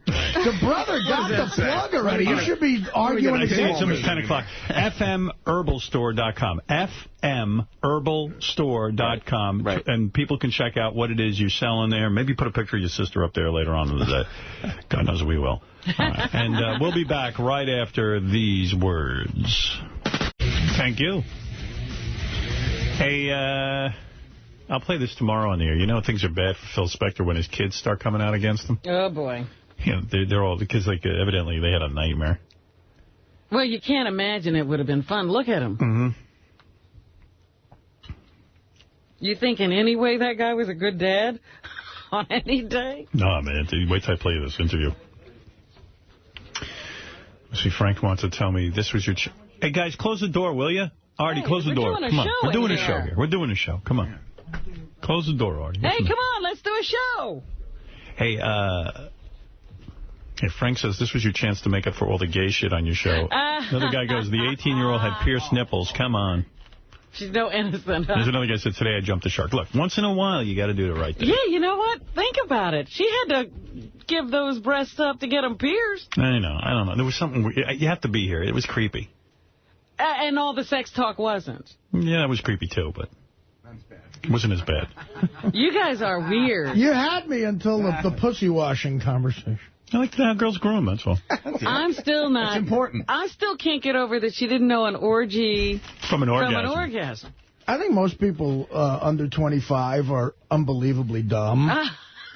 Hey, Steve, you're on the air in Starkville. I think we're in a bad way. Hey, Steve. Howard, I didn't pay $12 a month to be turning these girls down now. I don't know, Steve. You had, listen. I want to hear some 18-year-old on the Sybian, man. In a way, Steve has You a wanted point. to go all the way. I know. Where's he from, though? They're paying now. Steve, she's just turned 18. She was 17 3 weeks ago. And well, that was then and this is now. And that's Steve, the difference between legal and not legal, right? That's right. true. And I don't know. It was just something. But it's barely legal. It's like Again, you guys, we have these girls come in here and, they're guys bukkake-ing them. And there's a world of difference where they're coming from. And you from. strip them naked in 2 seconds flat. She knew what she was coming in here for. Maybe you're right. I don't know, Steve. Just trust me. It felt weird to me, and I just go with my instinct. And again, I point out Jillian That's the Mike Grace. Tyson defense, too. It's like, she knew she wanted to get raped, so I did it anyway. Hey, Nick, you're on the air. May 21st, 2007, the Stern Show jumps the shark. Good.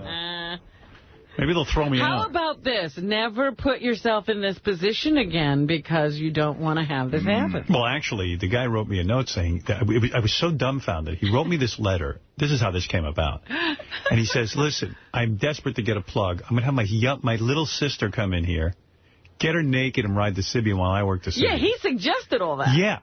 So I went, let me get this guy in and just see if he'd really go through with that. Like, I've got a sister. Would I fucking ever pimp my sister out? So I said, let me get him in here, and then I'll just not do it. The perfect person to ask on this one now is Arty. Because he loves his sister. People say, say anything Arty, that's slightly off color, and Arty's ready to jump down their throat and rip their necks out. Well, of course, but I would never write the letter this guy wrote. That's the point. I mean, people... Wait a minute, Arty. But nobody's watching out for it. Wait. The point of the bit I've been there. Yeah. The point of the bit was not to see her naked. The point of the bit was to say to this guy, at the last minute, dude, what the fuck are you doing? Well, you didn't tell the audience. Yeah, but they all thought they were going to get a Sybian ride from an 18-year-old. But I told you ahead of time, didn't I? Yes, you did. And we said that, and if he still wanted to do it... Look, she was 18. I don't see the difference. High school, whatever, who gives a shit? I mean, 18's 18. And we've had other 18-year-olds on the... She could pose for Playboy, couldn't she? Yeah. Yeah, I don't know. There was but if she wanted to go out and do that first and then come in... When I got the letter, it was really desperate and creepy, and I just wanted to yell at the kid, and then...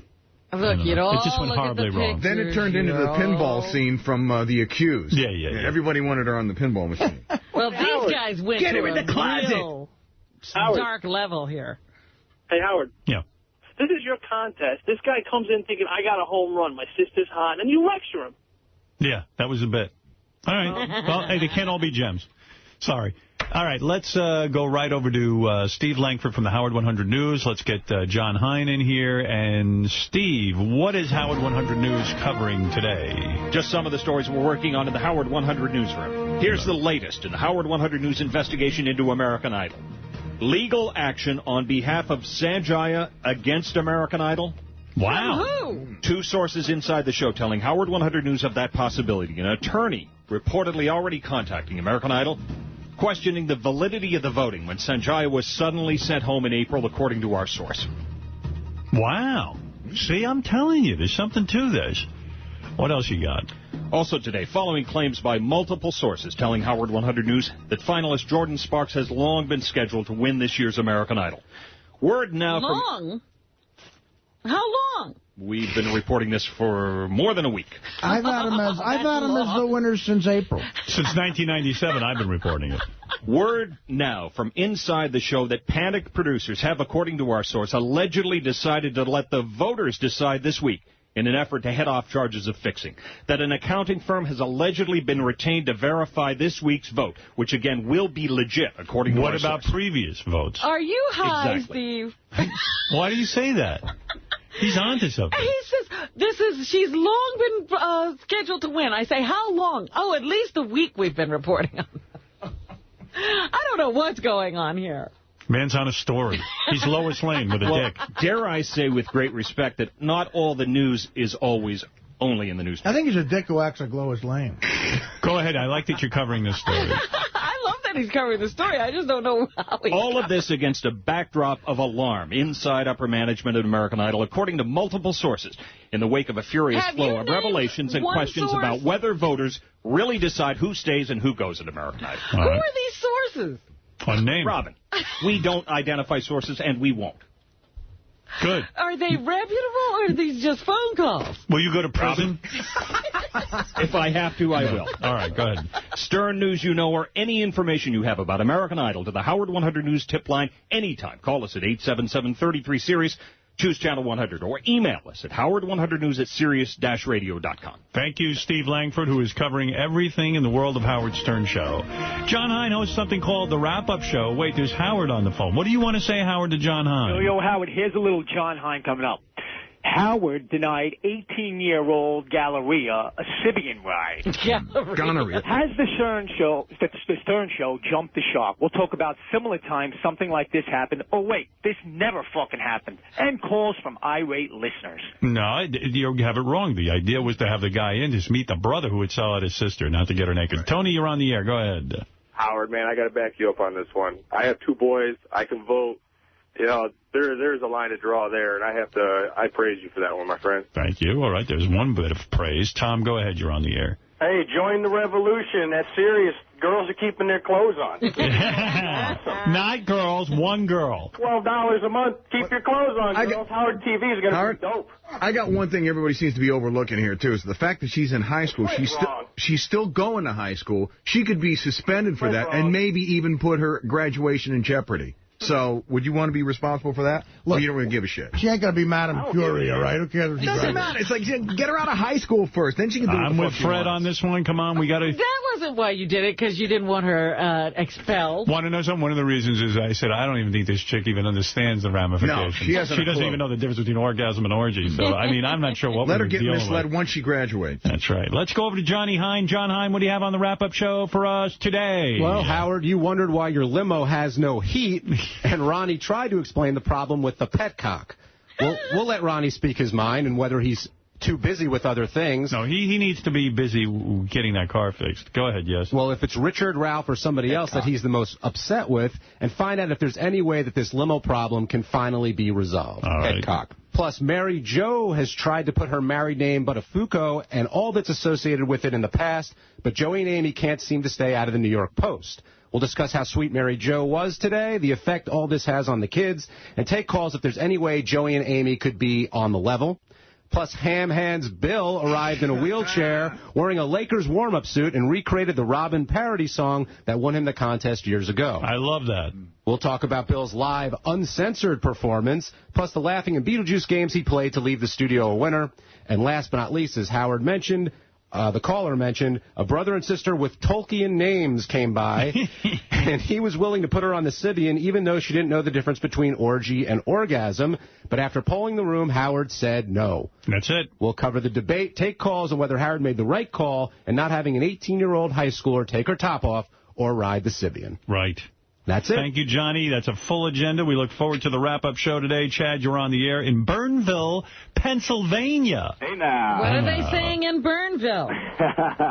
Hey, Hal, I got a request, man. Can you play some old Jackie laughs in the news? Fred, I'm going to leave you in charge of that. I always love when Robin does the news, and this man is requesting during the news at some point some Jackie laughs. I'll wait till Robin does like a child molestation story and throw it in there. Very good. Thank you. Perfect. All right. We play all the hits all the time. Keep you happy. There you go. All right. Robin, it's time for sin. I've been suspended from Sirius for not getting that girl's top off. And the Catholic channel is calling me a pussy. You can imagine. Tim, in North Hills, California, you're on the air. Hey, what's up, Howard? Hey, speaking of Phil Spector, remember the Ramones talking about how he held him at gunpoint when they were cutting out albums at his house? I do remember you know that. what? I forgot about We might have to subpoena that bad boy. But, yeah, dude, you made the right decision. I just couldn't imagine what the right-wing crazies would do with that title, Stern Gets High School Student Naked, you know? Nah, it wasn't even that. I'm not afraid of that. I mean, there was something, weird in the whole thing. And plus... Do you think the fact that you're a father of daughters played it? Yeah, probably did. If you didn't have that... Yeah. Having kids was a mistake then, I guess. And a high school child yourself. I guess kids really did impact the show in some way. I have to go yell at my kids. It's like I said about, the Chappelle shit with religion and morals, ethics. It's all bad for comedy. That's right. I promise you this. How's this? I will get at least next week... Two 19-year-olds. What, are you going to go for a record? I'm trying to think. No, I think next week we're off, though. I'm not even sure. Are we off next week? Yeah, yes, we're off there. Yeah. Well, that the week really after would be cutting edge. Yeah, get naked in your purse. How about if I get a 9-year-old naked in here? Would you guys be happy then? Well, that would be silly. There you go. Oh, hey, Howard. Yeah. Hey, that movie, what is it called, The Holiday? Yeah, I saw that with my wife this weekend. Holy shit, dude. It really must help to have a supermodel next to you when you're watching that thing. I didn't mind the holidays so much. I look for chick flicks on the weekend to watch with my fiancé. And this week, I got to tell you, I got Amazon Unbox, and I love the concept of it. And they're a sponsor of ours, so I hope they don't get angry with me. But you go on, it's such a cool thing. If you have TiVo now, you can get Amazon Unbox. You go on Amazon, and you can, and I said to Beth, okay, I'll look. She said, please find the romantic comedy. So I said, okay. I go on Amazon Unbox, and then I load movies. I'm looking for movies. And I find the movie, it's called A Good Year. Oh, the one with Russell Crowe? Russell Crowe, and I read it, and it's so great to have reviews from fans who say, yeah, it's a light romantic comedy. It's not the greatest movie in the world, but it's fun and cute. $3.99, you can rent it, Amazon Unbox. And it says on the page, in 15 minutes, you'll get your movie. So... It does? Yeah, it takes 15 minutes to download the movie into your TiVo. It only takes 15 minutes? That's what it says on there. It says you'll get your movie in about 15 minutes. You have it. How long does it take? A long time. Yeah, because, so I hit the button. I'm waiting over 4 hours. Right. No movie. I got mine in under an hour. Mine said it will take about an hour, and that's what it took. Mine says under 15 minutes. Oh, you're not talking about on demand. No, not on demand. Because I get it right away on demand. So no, this is loading down from Amazon.com. I waited Oh, wow, okay. I waited 2 hours. Any movie on Amazon.com. Well, in the Amazon Unbox thing. Right. I waited 2 hours for it. But that's a shitload of movies, right? Yeah, they'll tell you. You should look a day before you want to see the movie, because that way you just go away, do whatever you're doing, and then, when you're ready to see the movie's there. Okay. Yeah. But who has that guy? I know what Howard's saying. It's a spontaneous thing, and it says 15 minutes. I agree with you guys, and it'll probably get better By the way, time. I would have waited an hour like Baba Booey, but I waited 2.5, 3 hours. So anyway. 3 hours? The first one I downloaded, I wanted to watch it that afternoon. And I kept checking back, and it still was loading. So I checked 4 hours now went by. So I said, what the fuck? I go on my on-demand, and there it is, A Good Year. So now it was there, too. It's another $3.99. I rent it, It's got to be the worst movie ever. Really? Beth hated it. I hated it. We watched maybe an hour. Yeah, not I even. haven't seen it. Don't get this. It's Russell Crowe. He's this hard-ass businessman. It sounds great on paper. Who goes to he inherits a winery in France. He meets a beautiful girl, and they fall in love, and of course he softens up. Well, I mean, you couldn't find a more horrible movie. This guy, first of all, the first hour of the movie, he's on the phone the whole time, talking to different people. You ever see a movie with people talking on the phone the whole movie? No, that doesn't sound like a movie to me. And, I mean, he doesn't meet the girl. You could give a shit. It's horribly edited. It's the one. But they're Russell doing that Crowe with a lot of these movies now. They hardly get to the movie until midway through. It's horrible. So that was the end of that. Then I rented fucking... I love M. Night Shyamalan. I don't know what... He must have been on acid. He must have been crazy. That lady in the water? Holy mackerel. It's awful. With Paul Giamatti, who I love. And he ruined everybody in that movie. Oh, my God. What was he thinking? Him. But that's the movie, Disney was the company he had the deal with, right? Yeah, they bailed out on him. And they said they didn't want it, and he said, no, I'm going to make my movie. He should have listened to Disney. Yeah, Disney knew what they were talking about. Well, I mean, I couldn't get through 15 minutes of it. I read a whole article about that situation, and the executives of Disney were so right. They read the script and said, listen, M, or whatever they call him, we love you, but we don't. The script is crazy. We don't get it. Right. We think you're getting carried away with your artistic vision and power. And he was like, fuck you. And look, God bless him. He was passionate. He said, I'll take it somewhere else. But apparently they were right. Too far. It's gone too far. Yeah. Do you know Beer League screened at the Cannes Film Festival? No, you're kidding. I didn't know about it until a listener emailed in the other films it was on. It's the most hilarious thing. It's on with all these French films and then Beer League. And no one told me about it. I hope they translated it into French. Yeah. I mean, but isn't that... Well, you were there, don't they? Isn't it very American, like a bunch of They took my film and put French voices in it. Oh, really? Yeah, it was weird to see I remember watching you there in news clippings, and it just looked so like, you were like the news of the festival. Yeah, I know. Yeah, it was wild. But I'm just pissed that no one told me that was going to happen. Yeah. It would have been fun to just acknowledge it. Are they looking for, like, European distributors? I think that's what it is. Mm-hmm. Yeah. But, I mean, it's not going to translate. I mean, where else? They don't play softball anywhere else. All right, let's have Robin do the news, and we can get to it's 10:21 already, so it's time for news. Robin, go ahead. Well, I was reading the Sunday paper only to see this section on who's renting what in the Hamptons. Oh, I'm glad I brought this in to talk about. Do you know how ridiculous that is? You always say that. I'm beginning to not believe you. I swear on the life of my children. I'm beginning and I never to not believe you. Well, I'm going to tell you this. I swear on the life of my children, that story is not true. It says in there that I rented a house for the year in the Hamptons for $1 million. Yes. That's the highest price I ever paid. That would all be fine if it was true, and I would have no problem telling you. All right, tell us what you rented it for. A lot less. and not for the whole year. I rented it for 3 months. Oh, really? Because they're saying you got it for the whole year. But I'm telling you, I don't trust the newspaper now because there is so much bullshit written. So I can't believe any of this stuff, huh? I don't know. So you rented a house for the summer, essentially. I rented a house for the summer, and I did not pay $1 million. Now, did they get the right house at least? I don't even know if they did or not. So they say it's $1 million for the whole year. You said you rented it for just 3 months. If they had stretched out what you pay a month, would it be close to $1 million for a whole year? No. So it's not even close to that. Because what's that a month? $100 grand? No. What I'm saying, I'm not saying that. I'm saying I didn't pay $1 million. Right. I didn't pay. Oh, I believe you, but it's. I didn't rent the house for you. It's completely false, and I don't know where they get that from. I don't know who gave them this story. I don't know what to think of it. I mean... A realtor would have to leak it, right? I mean, you're not leaking it. Who else would know? Unless the renter guy, maybe he leaks it. I don't know. I know there's a confidentiality clause. Yeah, but I'm just, like, dumbfounded by that. And, you feel like a jerk, too, because, like, I don't want to be the asshole who's paid the most amount of money for a house somewhere to rent. What's the big deal? I mean, I'm not a dupe. I mean... It doesn't make you sound like a dupe. The house isn't worth it? No, I don't. Oh, it's a big house. Yeah. You got a pool over there? Yeah, pool. Oh, tennis court. You could see. No, yeah, I'm happy. You got a barbecue? You could hold a tournament here. I could get laid there. You got a barbecue over there? Sure. This looks like a hotel, Artie. Yeah. So anyway. It's a Hotel Arty. But anyway, it's not true, Robin. So I just... All right. Well, it was a nice picture. But thank you for bringing that up. I would appreciate the whole story because the picture was good. Yeah, I don't really actually mind as long as the picture is good. Wait, you actually like the picture? I like the picture of me, yeah. You never like a picture of you. Yeah. No, that happens to be a good picture of me. Yeah. And that's how I should look. You know, we were talking about this the other week. Nelly Furtado was on that Dancing with the Stars results show a couple of weeks ago. And everybody's wondering why she did it.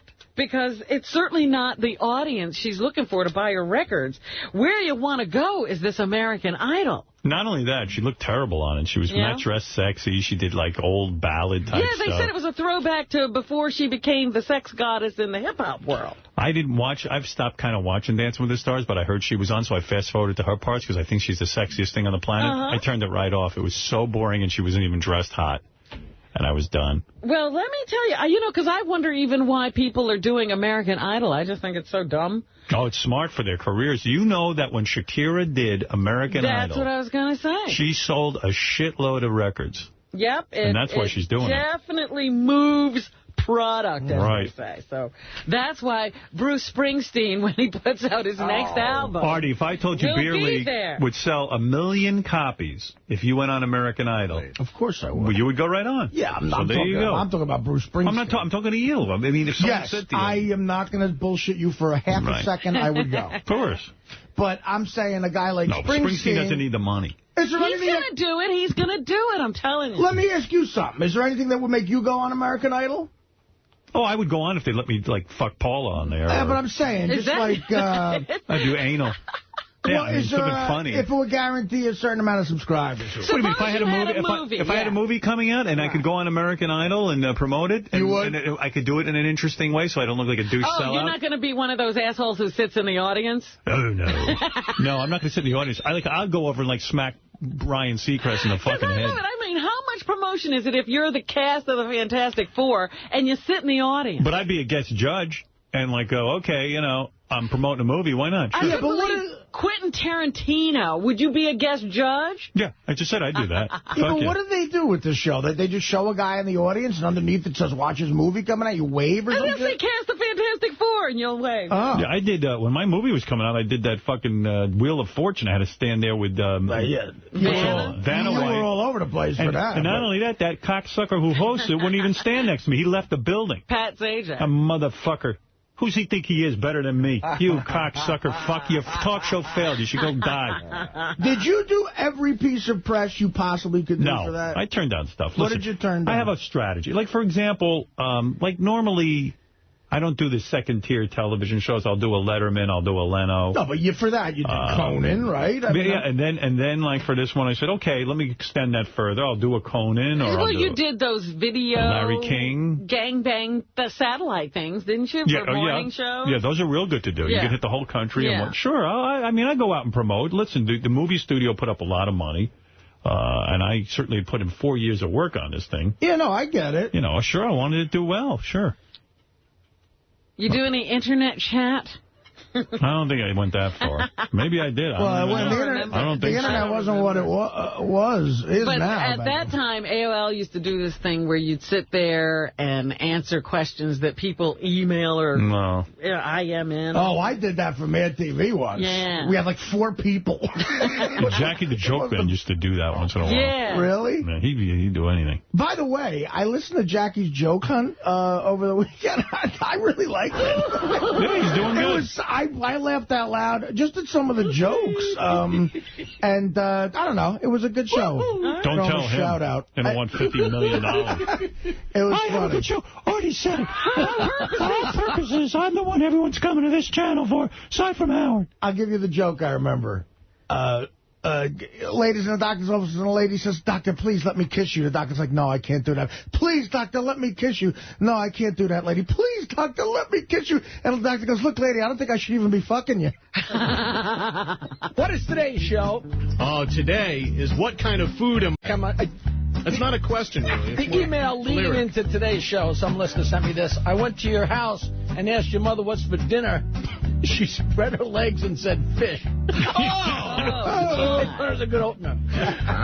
This I have to credit to my friend Bob Burford. Here we are in Las Vegas in 1970. Okay. And Elvis is on stage. Yeah.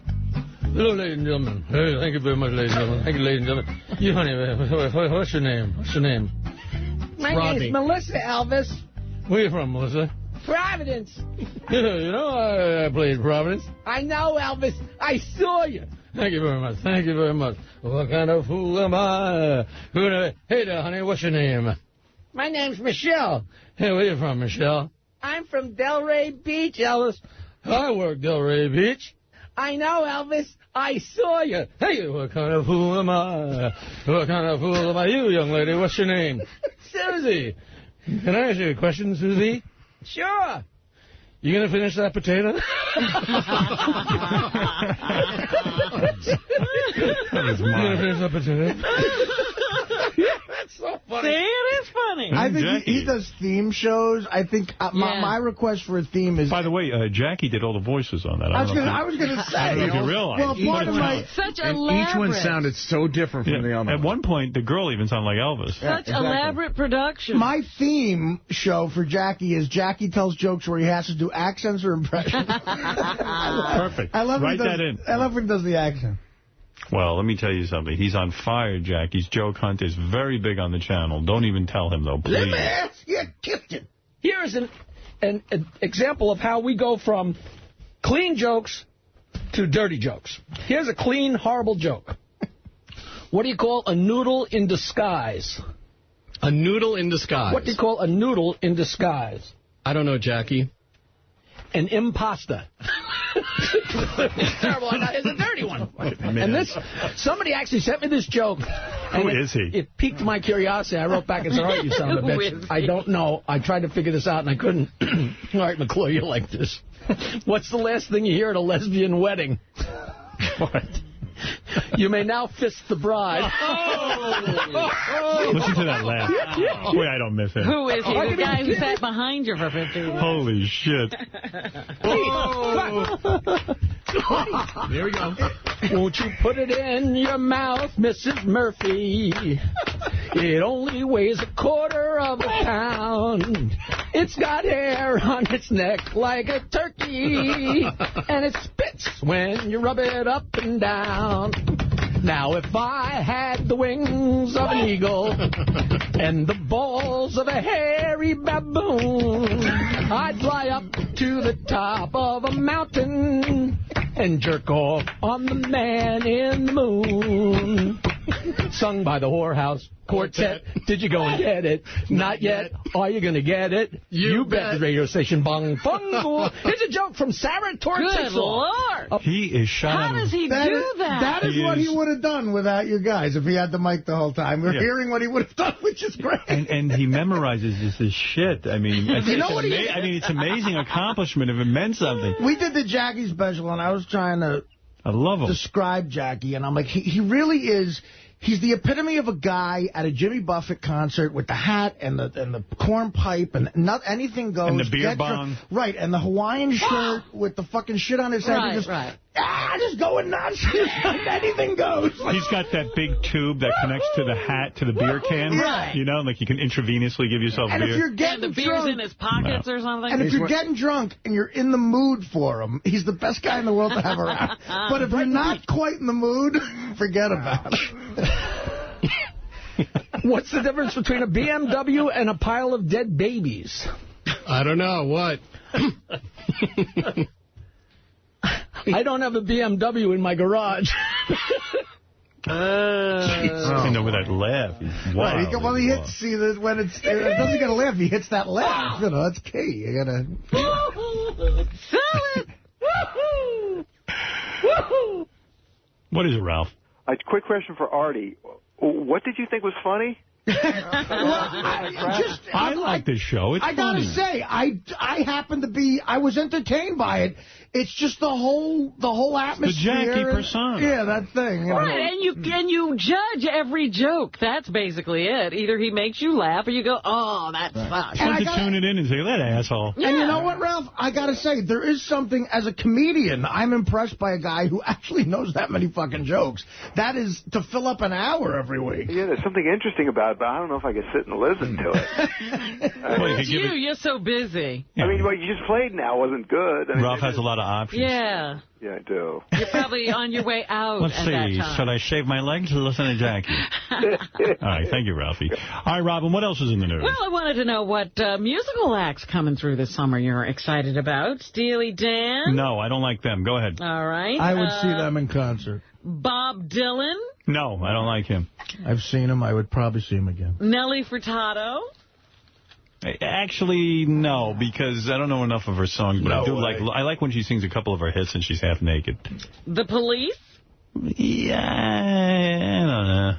I'm not a huge Police fan, like the but Police. if someone said to me, hey, you want to go see the Police? I absolutely go would to that, yeah. but I'm not going to go pay for it. The White Stripes?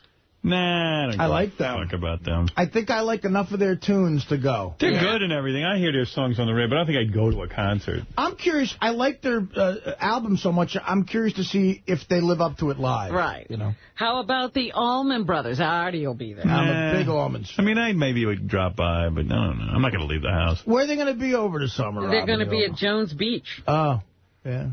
I'm not going all the way out there. If you've seen them at the Beacon, you really don't have to see them anywhere There's else. only a couple of acts I would go out of my way to see. Prince, because I've never seen him. Led Zeppelin reunion. Yeah. Led Zeppelin reunion. I'd go see both of those. Sure. And maybe, Plant and Page and just I'd go see Jimmy Page and Robert Plant. You know, I got so excited about Cream getting back together, and then when I heard the reviews, I was like, thank God I didn't make a big deal and go. I want to go see Prince. I want to go see, maybe I'll go see the Fab Four. Yeah. Because I dig watching them. I think we should go check them out. I'm asking you, they're not on tour. The Family Values Tour, Korn and Evanescence, I'll be there. Nah. I know Robin loves Korn. I mean, I like those guys and everything. I probably don't give a shit. I'm not leaving the house. John Mayer and Ben Folds 5. No. John Mayer just broke up with Jessica Simpson, they say. Boy, I'll fuck her. That's a girl. They say that he was out the other night trying to hit on every super skinny girl he could find. Yeah, because you know what they say. She got fat, Jessica Simpson. Did you see that? But she'll lose the weight. You can hang it She can always get it off. Yeah. This generation really doesn't have a... I don't know, like a Springsteen, or some people say he's the closest thing to he's like a James Taylor more than a Springsteen. Oh, yeah? Yeah. I don't know. I think that's a lot of hot broad, that guy. Yeah. Yeah, so he's dumped Jessica for the time being. They say they break up a lot, though, that they could very well get back together. I wouldn't go see that show, John Mayer. No. He's got some good stuff. I mean, All right, I know what Howard's going to see. The American Idol's Live. No, I go see Crosby, Stills, Nash, and Young. Neil Young. They're not touring. Yeah. And Kelly Clarkson is out, too. See, I'd go see her. I like her. So, I wish she'd just lose This is Kelly Clarkson. Weight. She's kind of cute when she's thin. Yeah, but she can be a mess. Yeah, she's really fucked up. I don't know if I'd leave the house, though, to go see that. You know what I mean? She's a great singer, though. I got to hand it to her. Some of those songs I hear on the radio, not that I'm rushing out to buy an album, she really is a good recording artist. I read that the Stones are gearing up for the European tour. I'd go see them anywhere. When do they stop? They never stop. But I'd go see them anywhere. They're great. They're great. I mean, it's like pick 40 of the greatest songs you've ever heard done live by the band that did them. All right, I'm going to take a break, and we'll be back right after these words with Robin's News.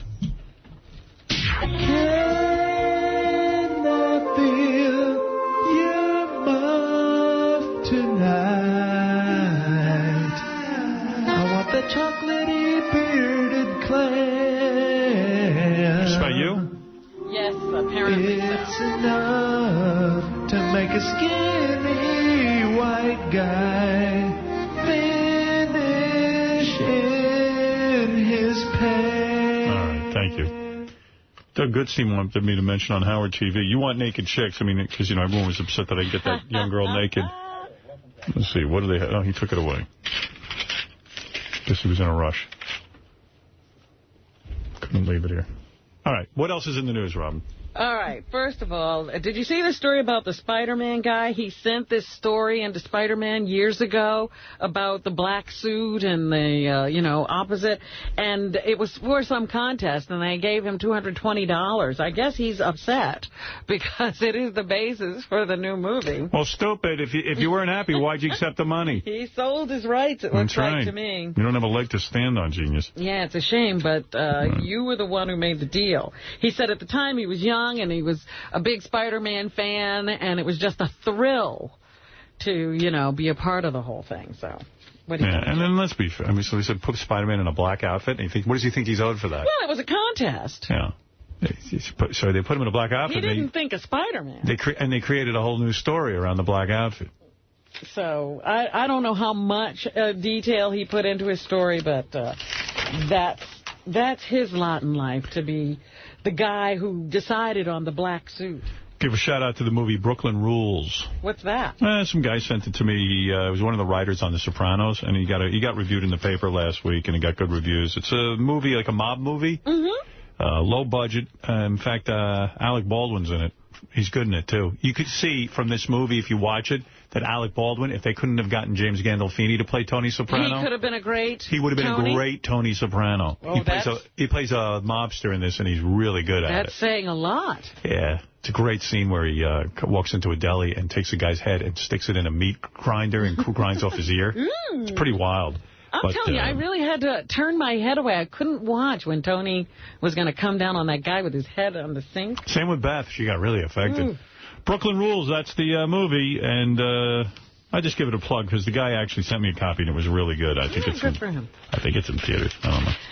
Get ready, Fred, with the Jackie laugh. Did you hear about the New Jersey woman who fell 15 feet down a concrete metal grate while walking in Midtown? They always say that don't walk on those grates.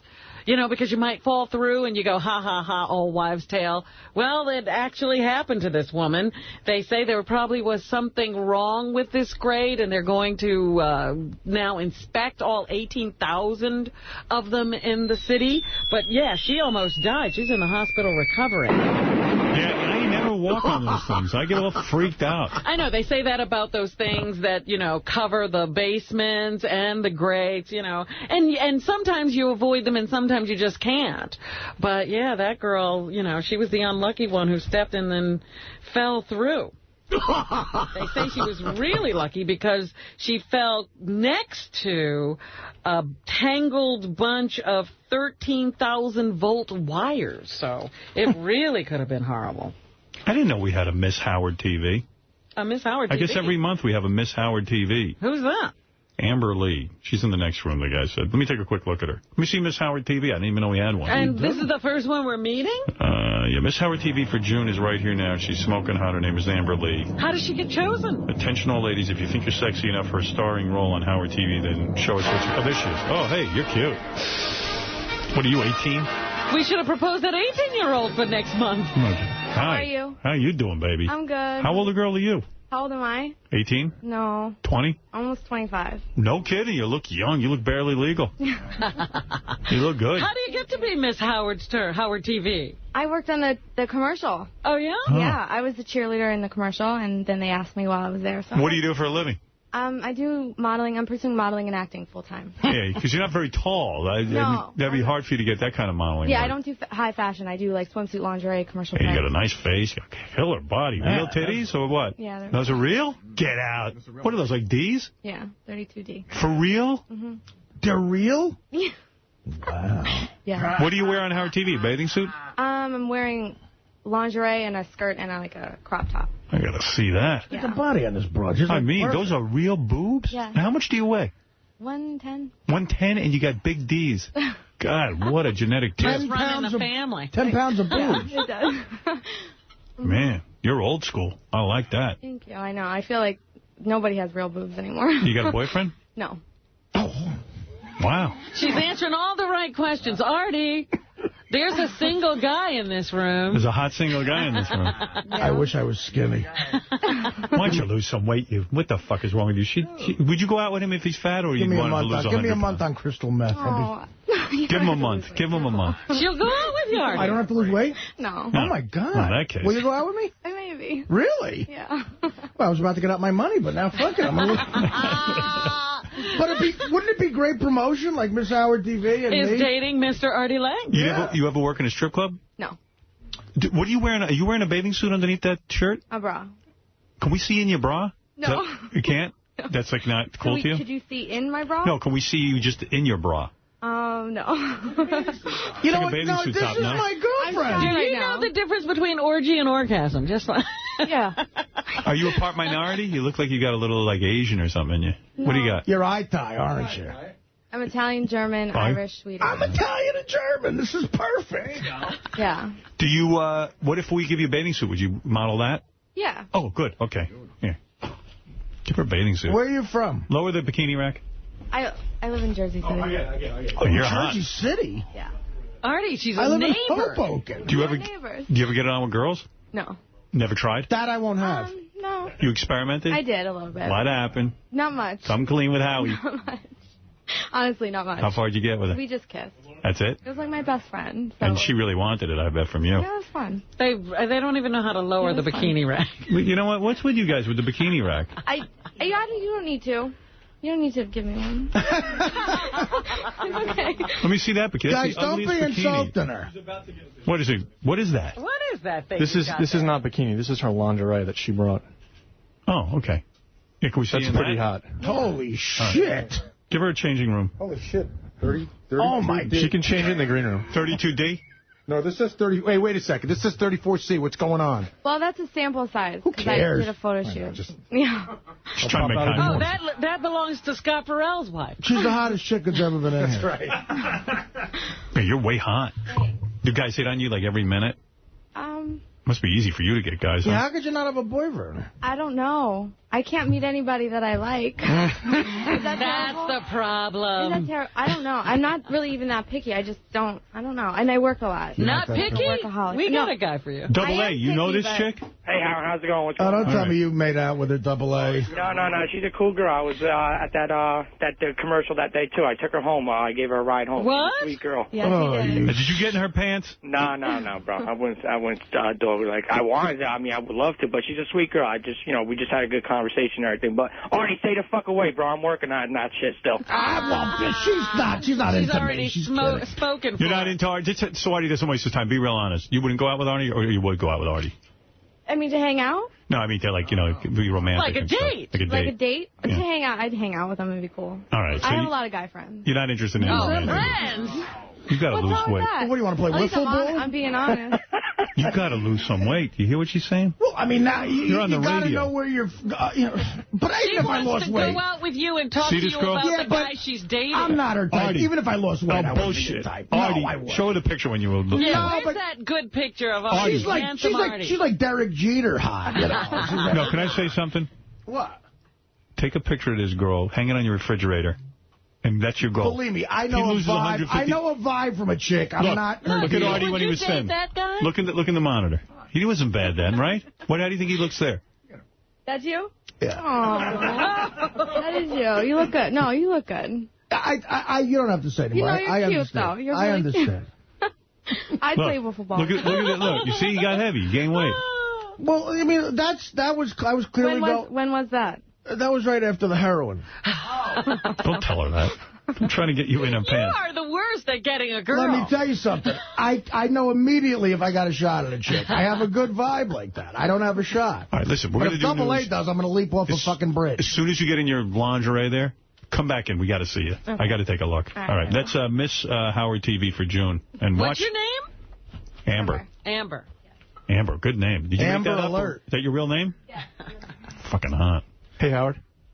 Dude, she's going to Who is interrupting me? Sorry. Yes. I just wanted to explain exactly what Miss Howard TV is. Who gives a shit, Isaac? Life's too short. Really? I don't care what she is.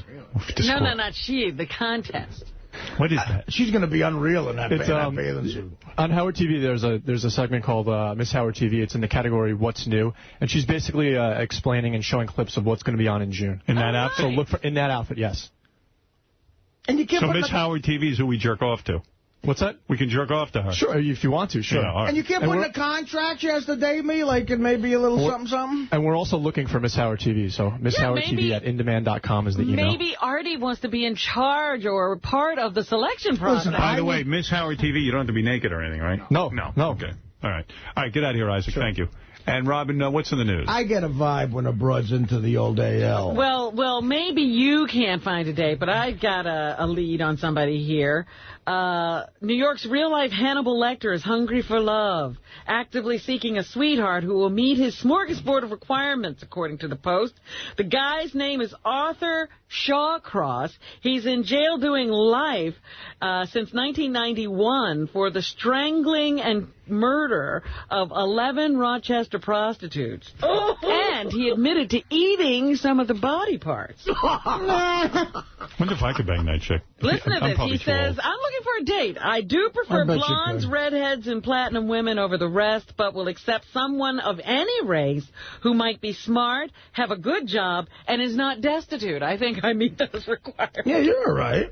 Hey, Robin. So this guy's looking for love. He just divorced his last wife, and he says he's looking for somebody who he can snuggle with and touch, and he's looking forward to conjugal visits. Do you still have that article that says I spent $1 million on a house? Yes. Okay, good. Leave it where this chick, Miss Howard TV, works. See, the problem with this broad is... Let her see it, and then I'll ask her if she got out. You're off the market. The problem with a broad like that is like, she's literally the kind of chick like A-Rod fucks on the road. You know what I mean? Like, you know what I'm saying? Like A-Rod doesn't do that. He's a married man. Whatever. But, Robin, what else is in the news? Or, Jeter, one of those guys, Dan Jerkoff Marino. I think you're a Jeter. Oh, please. You're a Jeter here. Well, thank you. Black market tickets. Yeah. Black market tickets for Barbra Streisand in London going for $6,000 a pop. That's like when I read, like, somebody paid $35 million or $150 million for an Andy Warhol painting. I go, are they fucking crazy? Like, I am totally void of any knowledge or understanding of why somebody would pay that much for a Barbra Streisand ticket. I just don't understand. How much, Robin? She's the new Sinatra, $6,000. Jesus. I mean, you couldn't get me there for free. I think the face value of the tickets are too much. $200 to $1,000. Do you know what someone paid to see me at Carnegie Hall? $3,000. Really? He sent me the thing to sign. Wow. The canceled check. Listen. I read that a Basquiat painting just went for $84 million. Yeah, that's my point. I don't understand that. I don't understand Barbra Streisand. But go ahead, Robin. And if you saw the movie about that Basquiat guy that I watched, it's like he was total bullshit. He was a graffiti artist. Yeah. Believe me, if I'm going to spend $6,000 for something, I better get a hand job with it. All right. Remember that Scott State, the former frontman of the rock group Creed? Now, there's a guy who went downhill so fast. Like, they had a bunch of good songs, and now he's like a joke. And he's going to be in court today after being arrested yesterday afternoon in Boca Raton, Florida. He was taken into custody at his multi-million-dollar home there and jailed on a domestic violence charge. How long does it take a chick to get into lingerie? Apparently a long time. The Palm Beach County Sheriff's Office has declined to talk about what happened, but deputies said no one was injured. His wife just had a baby. Apparently longer than it takes to say no to having sex. Yeah, bring her in. Let's see. That's going to be insane. Oh, I got to stand up for this. Holy shit. Let's see. Oh, my God. Whoa, Mama, Lucian, sweetheart. What the fuck are we talking about here? What? I'm sorry. See, that's the hottest chick that's ever been in here. Look at her body. Look at her. You don't understand something, Howard. Not only is she beautiful, but she's one of those girls. She just smells good. Really? She smells really good. Let me smell you. And I realize why she's wearing the 34C, because the boobs are that much bigger. They pop out, yeah. I walk around Jersey City all the time. I never see this broad anywhere. Let me see. I got to smell you. Look at her ass. It's a thong, honey. Let me see. Let me smell you. Oh, yeah. Arty, take a whiff. Just smell her, Arty. Let Arty smell you. Oh, my God. Wow, you smell What are good. you wearing? Look at that ass. Look at her ass. Wow. You are fine. All right, I got to do this. 50 grand. 50 grand? What are you asking for? What do you need for 50 grand? Sex, 50 grand. Would you have sex with Arty? He'll give you $50,000 in cash. No. 75,000. No. 80 grand. I'll give you $100,000. It's not about the money. It's Would you really give her $100,000? I might give her $100,000. I mean, how long am I going to live? You know what I'm saying? You I don't spend need money the on money. I don't spend money on for a clothes. rainy day. I'll be even paid for the hotel room. Hey, let me ask you a question. I want you to be honest. I give her Don't say it because I'm the $100,000. host of the show. If Beth and I broke up, okay, let's say that happened. She gets sick of me, whatever. This afternoon. Any chance I could get a date with you, like a romantic date? You asked this to everybody? No, I'm asking you. Would I be a total turnoff to you, or would you consider it? No, I would. You're not a turn off. I'm not. No. You would consider it. Well, why am I such a turn You off? would consider? Yeah. Yeah. Could you turn around one more time so I can take a look? In case I have to break up. All right, sweetie, now being that that's not even a fucking possibility. He's engaged. He's done. I usually want what I can't have. That's my problem. Oh, you can't have me. Unattainable. Exactly. I've noticed that's my problem. God, you're hot. How old is Who can't you have? How old is the oldest guy you ever dated? 34. No, I'm 39. 34. I'm 39. No, I'll be honest with you. I'm 40 years old. Who can't you have? You're going to tell her that? I don't know. It's just the philosophy of it. I don't know. How old is Howard? I don't know. 40. How old does he look to you? He's saying 40, so now I have 40 embedded in my brain. I'm 40. I'm being honest. Yeah. I'm not going to lie about my age to you. If that turns you off, then forget it. It's not like I'm some old bag like 50 or something. You're Italian? No, even 50's not. 50's What are you, old. Sicilian? At least I'm not some old bag like 53. I'm Calabrese. Hey, man, that's... Arty, you got to lose weight. It doesn't matter. Sure it does. It doesn't. I could lose 100 pounds. It ain't going to matter. With your legs are all shiny. I like that. What is that all She's about? dating like the Knicks. No. You ever date somebody famous? Mm-hmm. Yeah, of course you have. Who'd you date? Is he an athlete? Is he an athlete? Who'd you date? Baseball? Is it an athlete? Baseball. Jeter? No, not. Who'd you date? No. Tell us the truth. It's okay, a date. Doesn't mean you slept with him. What did he a play? date. Who did you date? Basketball. That's all. Is it a black guy? Black guy? Is it a black guy? I'm not. It's a black guy, ain't it? You dated a black guy? Is your Italian father listening? No. Did you date a black basketball player? Yes or no? No, I'm not answering anything else. How many white guys are left? I'm trying to think of one white guy. Yeah, she's got to have been with that, what's his name, the dude that got in the fight last week. Well, are you ashamed that you had sex with a black man? I didn't say that I did. All right. Why? What are you afraid of? The I-type family, right? I know it. I've been. Would you ever work nude? No. You would not? No. I respect that. If you were my wife, you could have sex with black guys when you're not having sex with me. I wouldn't give a shit.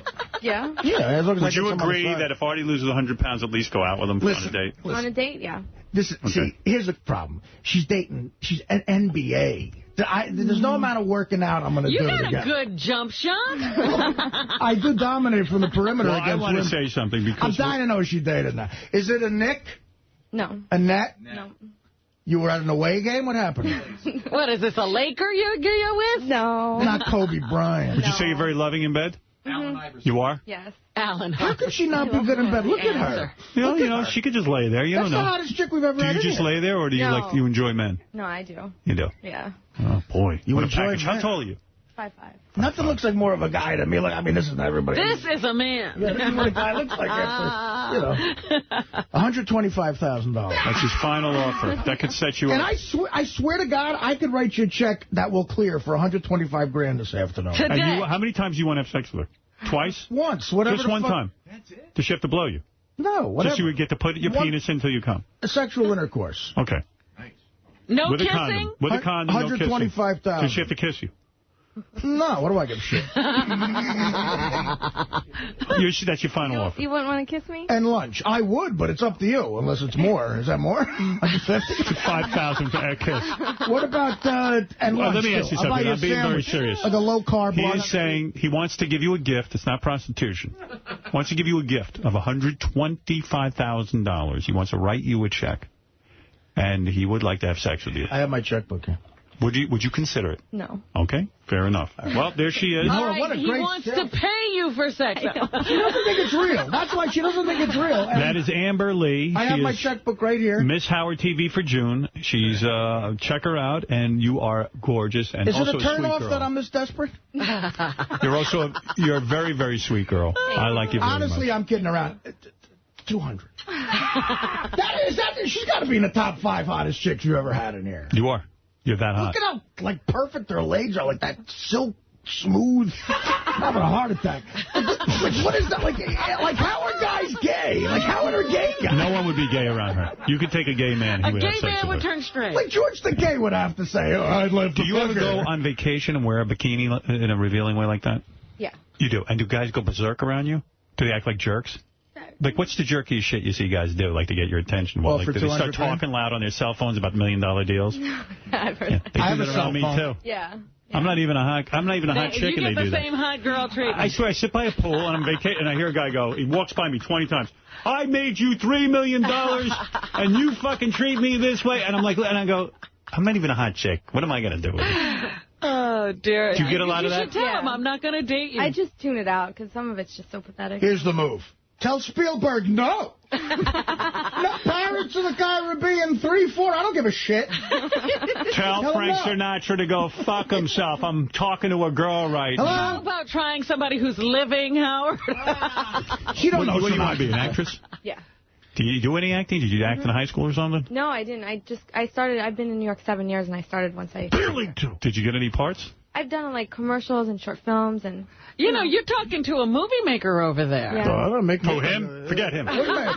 You're engaged. Where you going? I got my. You never know. She can my movie was just at the Cannes Film Festival. According to your resume, you do different dialects. Is that true? Mm-hmm. Well, let me hear. What do you do? Let's hear the I Like Fat Guy's dialect. What is the dialect that you do? I don't know, different ones depending on. Can you do it Italian? No. What Can you do Spanish? redneck? Hispanic? Southern? Yeah. Let me hear Hispanic. I can't do it when I'm put on the spot. See, I'm so well, that's what acting is. I know it is. How about Southern? Like Southern? Mm-hmm. Redneck? Can you do that? Can you do like a black dialect? You know, like how the black chicks talk? I can do all that, yeah. Let me hear. No, I don't want to. Where are you from? Big trouble. British. Can you be British? Yes. Hello, governor. How are you? That's more Australian. Where are you from? Hello, Pennsylvania. You're from Pennsylvania. What part of Pennsylvania? Hazleton. How'd you get so tan? What do you do? Go to tanning bed? I just got back from Barcelona. Who took you there, guy? I was there for work. Work? What kind of work were you doing? I was shooting, we were doing a swimsuit shoot. Hey, you ever come to home? Who do you do the swimsuits for? Eugenia Swimwear. Eugenia? Eugenia. Hey, you live in Jersey. You ever go to Hoboken to drink at all? Yeah. You do? You I used to go. I go there. Are you going to start stalking her? Can you give us your address so Artie can follow you everywhere you go? No, I wouldn't do that, but... You did a swimsuit I shoot? could probably get you some free drinks or something. Yeah. You think she needs help getting drinks? Listen, I'm going to tell you something. If Beth leaves me, I'm calling you. And just be prepared because with a girl like you, I'll come very fast the first couple of times. So just just chalk that off. Oh, my goodness, you're already having sex. Do you want this book, How to Be Funny? Because if you were funny, you'd have everything. Listen, let me tell you something. You were in Barcelona doing a swimsuit shoot? That's Barcelona to Barcelona? How come you can't meet guys? I don't get it. She meets guys. None of them are good enough. Like, what do you mean? Like, what do you mean? You meet guys, you just don't like them. I just don't like them. Right. When you go out, like them, I just don't want to have a relationship like that. Like, you say you got a lot of guy friends? I have a lot of guys. And you claim they don't want to bang you? No, they do. That's why they're my friends. When's the last time you got laid? How many weeks ago? Months? Years? What are we talking? Couple weeks. Couple of weeks. Mm-hmm. Who was the guy who got, who was the guy that let you, who is that guy? Who is that guy? Does he make you call Guy's a loser. Does he make you call him Mr. Marbury? No. No. All right, listen, I'm going to let you go because we got What position does he play? I got a break. Center? I mean, I got to go. It was Latrell Sprewell. She's dating NBA guys. You don't even have a shot. It's so embarrassing. Big deal. Yao Ming. Yao Ming. You went out with Yao Ming? Yes. I could be the mayor of Hoboken, for Christ's sakes. How come this guy got in your pants, the guy a couple of weeks ago? Because he's just cute. I like this guy. He's There's hot. one guy that I like. What's he in look New York, like? And I can't have him. The one guy. Why can't you have him? He's married? Is he attached? Yeah. Oh, he's married. No, he's not married. He's got a girlfriend. He has a girlfriend. Yeah. Are you willing to cheat with a guy who's got a girlfriend? But fiance. Is he a famous guy, the guy he slept with 2 weeks ago? No. He is, isn't he? He's the famous guy. No, he's a rich guy, and right? he's got a girlfriend. No. Is he mega rich? It's not even really his girlfriend. It's just like he has like a situation going on. Mm-hmm. And I'm in that situation. Yeah, she thinks she has a boyfriend. That's the situation. Yeah. Does he buy you crazy jewelry and shit? No. Did he give it to you good? No. When he gave it to you, did you have an orgasm? Mm-hmm. You did? Yeah. So he gave it to you good? Yeah. Oh. It's that good, dirty, forbidden sex. You sex. see, that sucks. He's the only person that I like. And, it's... The only one in the whole world? You don't give him the anal, do you? No. What's he do? What's this guy do? I don't know. Fucking drug dealer. Is he in TV? No. And then he doesn't count. Normal. What's he, a dentist or something? No. All right, listen, you got to get out of here because I'll never get out of here and I'm late for an appointment. This is just cloud in my head. It's annoying. I know. Yeah, you got to leave. You're giving me a headache. Annoying. Yeah, you're annoying us with your beauty. You're not annoying. Your beauty's you're giving us blue balls. Sorry, guys. You have to go. I have a lot of big you are gorgeous. movie meetings. Thank you. You're beautiful. I'm looking at your You ass. want to watch her walk away. Don't miss that. Yeah. Miss Howard TV is Amber Lee. Thank you. Jason, what? No, I need to take a picture of her before she changes out of Go that. quickly. Go see that ass, man. Get a shot of her ass for the website. What's wrong with you? Hey, You're Ralph, fired. if you're still listening, get ready to perk up. That's the nicest ass I've ever seen. Amber will also be part of today's Daily Show, which is available Goddamn right she will. Put her on every night. Oh, my God. What's wrong with you? Your pants are tight? No, my Arty, kidney hurts. come over here and jerk me off. That chick is hot, man. That's hot. That's fucking hot. Hey, dude, did you ever think in the old days when you'd have a TV channel and that would be the miss? She's practically married to me. That's Miss right, Howard she's Stern. Miss Howard TV. When you were running around on that 70 Valiant. I'm Howard, and she's on Miss Howard TV. Wait till she's fucking some assholes. I was married. But wait till she finds out he doesn't have any heat in his limo. Yeah, it'll all She's be out over. of there. Where's that Ronnie? He's fired. She's dating NBA Robin, guys. honestly, it is so late, and I have to actually leave. Oh, my God. Give me your best shot Well, here. anyway, I was telling you about this site person. He, or 150 staff. grand. Let her, please. I'm begging you. Let Robin do a thing. His wife just had a baby. I saw the announcement in one of the magazines a couple of weeks ago. So now he's been arrested on domestic violence charges. Just nice. Yeah, well, that was the asshole who was, being mean to Beth. Yeah, he's a complete dickhead. Which guy? Scott Stipe. Stop. I'll smack him around. Scott It's me Stapp. to Beth. No, he's an asshole. He's, and he's, had his problems with drink and so forth. And I wondered, who the hell is marrying that Hey, guys, pass me the baby oil when you're done with it. Baby oil. You know what? I couldn't make jokes about the news right now if I tried. I couldn't make jokes about it. Your blood is not in your head anymore. You know what? That girl is stunning. I'm not going to be able to think straight until, and this is going to sound creepy, until I jerk off to her. How long? Do you wait till you get home in a situation like that? Well, me and my driver have a relationship where he's not going to tell anyone. Maybe I'll jerk off in my office for once. Oh, my goodness. Angie Everhart going to show up on television. Yeah, fuck her, too. Oh, stop it. They're all hot. May 29th or May 28th, 9 p.m. on ABC. Surrounded by pussy, and I can't have Angie, any. part of the Ex-Wives Club. Life After Divorce with Angie Everhart and Marla Maples. Oh, I love Marla. How much for her? She's so great on camera. There's also something called On the Lot. This is a Steven Spielberg, Mark Burnett project. Yes, I'm involved with that. Did Amber hear? I'm involved with that. That's where guys will compete to get some kind of a movie deal. They'll all be vying to get their projects produced, and they'll have, well-known directors are acting as judges on this show, and they'll be jumping through hoops trying to make it in Hollywood. My tongue would be so far up that girl's ass, and I wouldn't do that for anybody. There's nothing, in other words, there's nothing she could do. You know what? You're playing right into her hands. That's why she's not going to... What are hands? She's not going to be interested because you guys are too easy. Not me. Well, what guy isn't easy for that? The guy who's got a girlfriend. Well, that's why she's giving herself obstacles. I'm sorry, I'm not suave. What else, Robin? There's also going to be something up your alley on the summer schedule, Howard. It's called The Age of Love. Wonder if you'll be interested in this. They are going to put tennis pro Mark Philippoussis in a house with a bunch of women. He thinks he needs a girlfriend, and they're going to separate the women. The difference between this and The Bachelor is they're going to be 20-year-old girls in one side of this house. Right. And cougars in the other side of the house. Right. Women 20 years older who are all going to be vying for his affection. He's going to go with the younger one.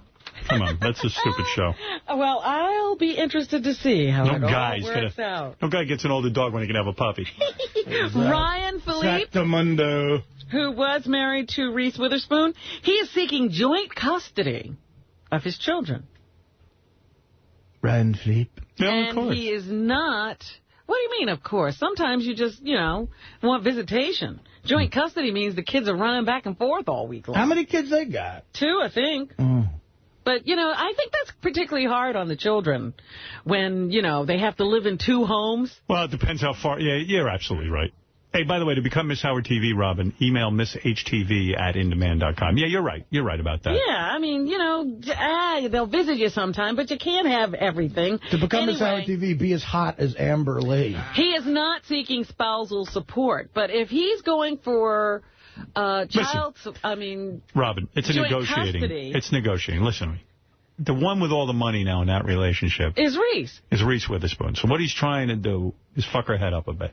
That's the way to do it. She should call his boss and say, listen, you can have the kids entirely. I want to visit. I mean, honestly, he doesn't want custody. But no do man you wants get money if you're the spouse with less money you... Yes. I see. Yes, that's what's going on. All right. Donald Trump, he's pissed at NBC, I think, because they announced that they're not picking up He's the best. Trump, they canceled Trump's show, and he says, I quit. That's right. He says, you can't cancel me. I quit, and I'm moving on to another TV venture that'll be even better. That's so fucking funny. So, good for him. That's what he says is going on. Newt Gingrich, does he have no shame? None. He's a shithead. He spoke at Liberty University. That's the university started by Jerry Falwell, and, of course, Jerry died last week. So what does Newt Gingrich say to the student body who is graduating? He said, if any of you chicks have some baby oil and need $100,000, come to my room. He says the growing cult of radical secularism declares that the nation cannot profess the truths on which it was founded. We are told our public schools can no longer invoke the Creator, nor proclaim natural law, or profess the God-given quality of human rights. Once a week now, I get turned down by a broad, paying her $150. In hostility to American history, the radical secularists insist that religious belief is inherently divisive and that public debate can only proceed in a secular fashion. Now, this is a guy, how many times has he been married? I know, yeah. It's on my nerves, these guys. He's a motherfucker.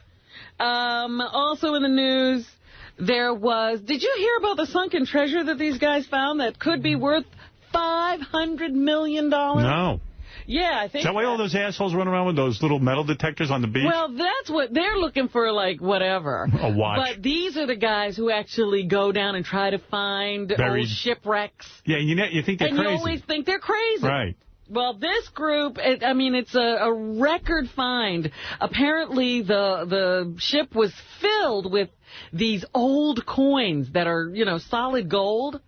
And they say each coin is worth about $1,000, and the total booty is about $500 million. With that kind of money, they should be able to get a limo that has heat and air conditioning. Hey, by the way, how many guys have to split that up, Robin? I don't know how many are in the group, but that's a nice take-home, no matter how many. Whenever that happens in the movies, they all end up killing each other, right? Well, you know what they said with this one? Push you off the boat.